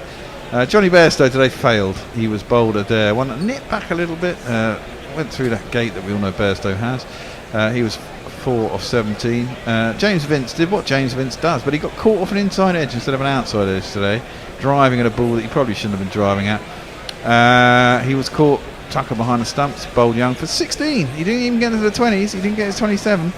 Then Owen Morgan and Tom Banton put on a big innings. Owen Morgan got 106 off 84 deliveries. He was caught Tector off a skewed outside edge, bowled by Little. And Banton was LBW, bowled Delaney. It was a good ball. Probably went straight on, maybe an attempted googly. It didn't get up at all and pinged him right in front of the stumps. But he got 58 or 51. It's his maiden ODI international 50. Sam Bennings didn't get runs today. He was caught there, bowled young for 19 off 18. Moeen Ali has had a shocker of a series as vice captain, was caught for 1 off 5 deliveries. by Sterlo, a leading edge. David Willey got a 50. He batted well off 42 deliveries. Was eventually caught by Balburney off Camphor. Tom Curran was not out. It's a bit of a scratchy innings to start with. Got a little bit of a fluent at the end, but he only got 38. It took 54 balls to get there, but it's probably the right thing to do. Adil Rashid ran himself out. An inside edge by Tom Curran went through to Tucker, and Adil Rashid can be the only one who called that because it was daft, and he was about 2 metres out. He was 3 off 3, and Sakib Mahmood was the last man out. Caught by Bernie bowled little for 12 or 15. England 328 all round. The bowling figures: Young 10 overs 1 maiden 3 for 53, well bowled. Adair 7 overs no maidens 1 for 45. Little 8.5 overs 2 for 62. Camphor 10 overs 1 maiden 2 for 68. Andy McBride got a bit of tap off his 8 overs, none for 61, and Delaney bowled 6 overs 1 for 29. It bowled pretty well, and that's the innings. Thoughts, guys? Where's this going to go? England. It's going to go to England, but it's not absolute guarantee. I mean, as I said, Ireland have 2 or 3 batsmen who, if everything goes their way, could make this a very close game. So don't go away. Tune in for the second innings. Indeed. I don't know, Knackle, what are we doing? Do you want some tweets to finish up? Yep, go for it. Before the break, Jeff Perkins just says, better to be a dick arm than a dick head. And Grits and Grats says, apparently that man with the cock on his arm is a world record, 2 years, beating previous record holder Katie Price. And Jay Grover says, Coke Chicken Bear, even back in the day I missed that one. Well, no, it might be Coca-Cola you're thinking of. So I think it might be. Knuckles got some wibbling about Pakistan, England. Yeah, I think we're gonna have a little preview of the. Okay, well, Jono is here. Gary is not. Jono has joined us. We'll wibble about the series against Pakistan. Yes. And it should be a goodie, shouldn't it? Really? Yeah, they're one of those sides, Pakistan, aren't they? That you never quite know what kind of a side's going to turn up. They've got some very talented players. Obviously, Misbah's no longer playing. It's coach now, though. Arms here, huh? Coach now, though. So the obviously it was that famous thing, wasn't there, last time when they beat us pretty convincingly at Lords, when the England bowlers didn't at all bowl the areas that Pakistan made. The Pakistan attack made England's attack in that test at Lords look woeful because they hit the right lines and lengths for an entire test, and the England lads just kept bowling too short. Absolutely. But yeah, I mean, look, if Misbah's the coach now, then he's played a lot in English conditions. Azhar Ali's now the captain. Babar Azam they've got as vice captain, who's a fantastic cricketer. He is really good. Played in T20 leagues around the world. And has done. I can't remember. He played in England, hasn't he? Did he play for Somerset? You're asking the wrong man when it comes to county cricket, mate. County cricket. Where's Annie when you need her? Yeah, well, exactly. I watch an awful lot of international cricket. I don't pay attention or get to see much county cricket. I'm always in here. But I mean, I've always liked Pakistan. They come over, they always give us a good game. They do seem to unearth bloody quick bowlers left, right, and centre over there. Good seamers. You've got, is it Mahmood Abbas? He's quality. Yeah, so there's Shaheen Afridi, he's quality, and who's the new guy? I was reading this morning. Imam Al-Haq is Inzi's nephew, I believe. Yeah, he's a decent bat as well. He'll open the batting. He needs to get some contacts, though. I really don't understand how people at that level can bat in glasses. Well, it depends on your eyes, mate. I used to have contacts, and actually, if you've got the wrong type of eyes, contacts don't really sit on the lens very well, and actually, you get better vision through glasses. I played with contacts from probably mid-teens through to mid-20s, and eventually I just gave up on playing them because I got better vision in my glasses. And if your eyes are like that, you either get them lasered. I mean, personally, I wouldn't laser my eyes. I just think, I mean, everyone says, yeah, it's great, but I've heard horror stories, and I just think, they're my eyes, they're my view on the world. I'd rather wear glasses than ruin them. You don't want to mess around with it, yeah. Yeah, I mean, the Pakistan squad is Azhar Ali, is captain, Babar Azam, vice captain, Abid Ali, Asad Shafiq, Fawad Alam, who's a good player, Imam Al-Haq, Kashif Bhatti, Mohammed Abbas, Mohammed Rizwan, Naseem Shah, Sarfraz Ahmad, who's obviously relinquished the captaincy, Shadab Khan, Shaheen Afridi, who's obviously, I think, the cousin or nephew of Shahid Afridi, who's that real good left armour. At times bowls brilliantly, but at other times doesn't so much. Shan Masood, Sahel Khan, who's another good bowler, and obviously Yasir Shah. If a wicket's offering any kind of turn, we've seen before. Well, he's destroyed us in the past. He has destroyed us in the past, and of course, the thing is, the first test is going to be in obviously at Old Trafford. England have just played 2 tests there, and exactly how the wicket's playing, and have also got 3 competitive tests in the bag. I do wonder. England have a massive advantage going into the first test. I'm sure once they get in the series, if Pakistan can get themselves at a hump of they might have had a good warm-up period, and they might have had a good training camp. There's a whole different ball game when you get into the central arena of the main event, you know. And England have an advantage. They have a 3-game head start.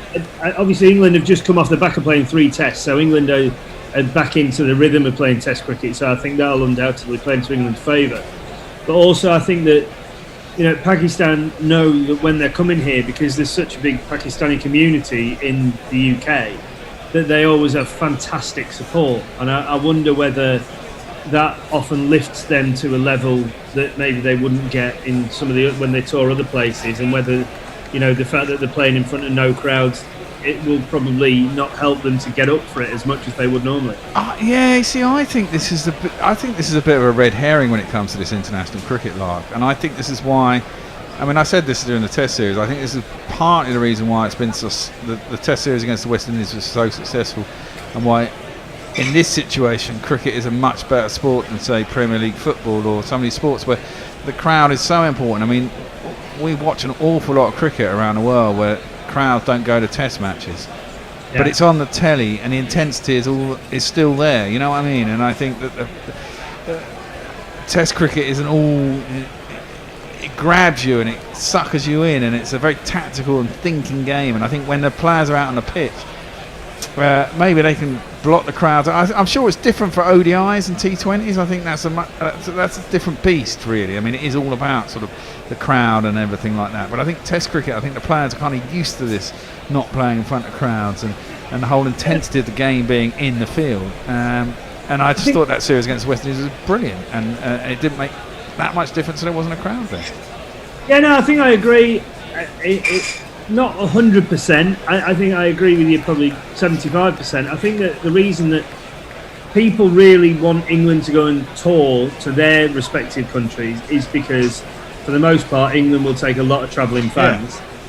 But I also think that when they enjoy coming to England, probably because they know we sell out Test matches. Yes, and there is a big diaspora here. So if you're Pakistani, you get a big, you get it's like home support too.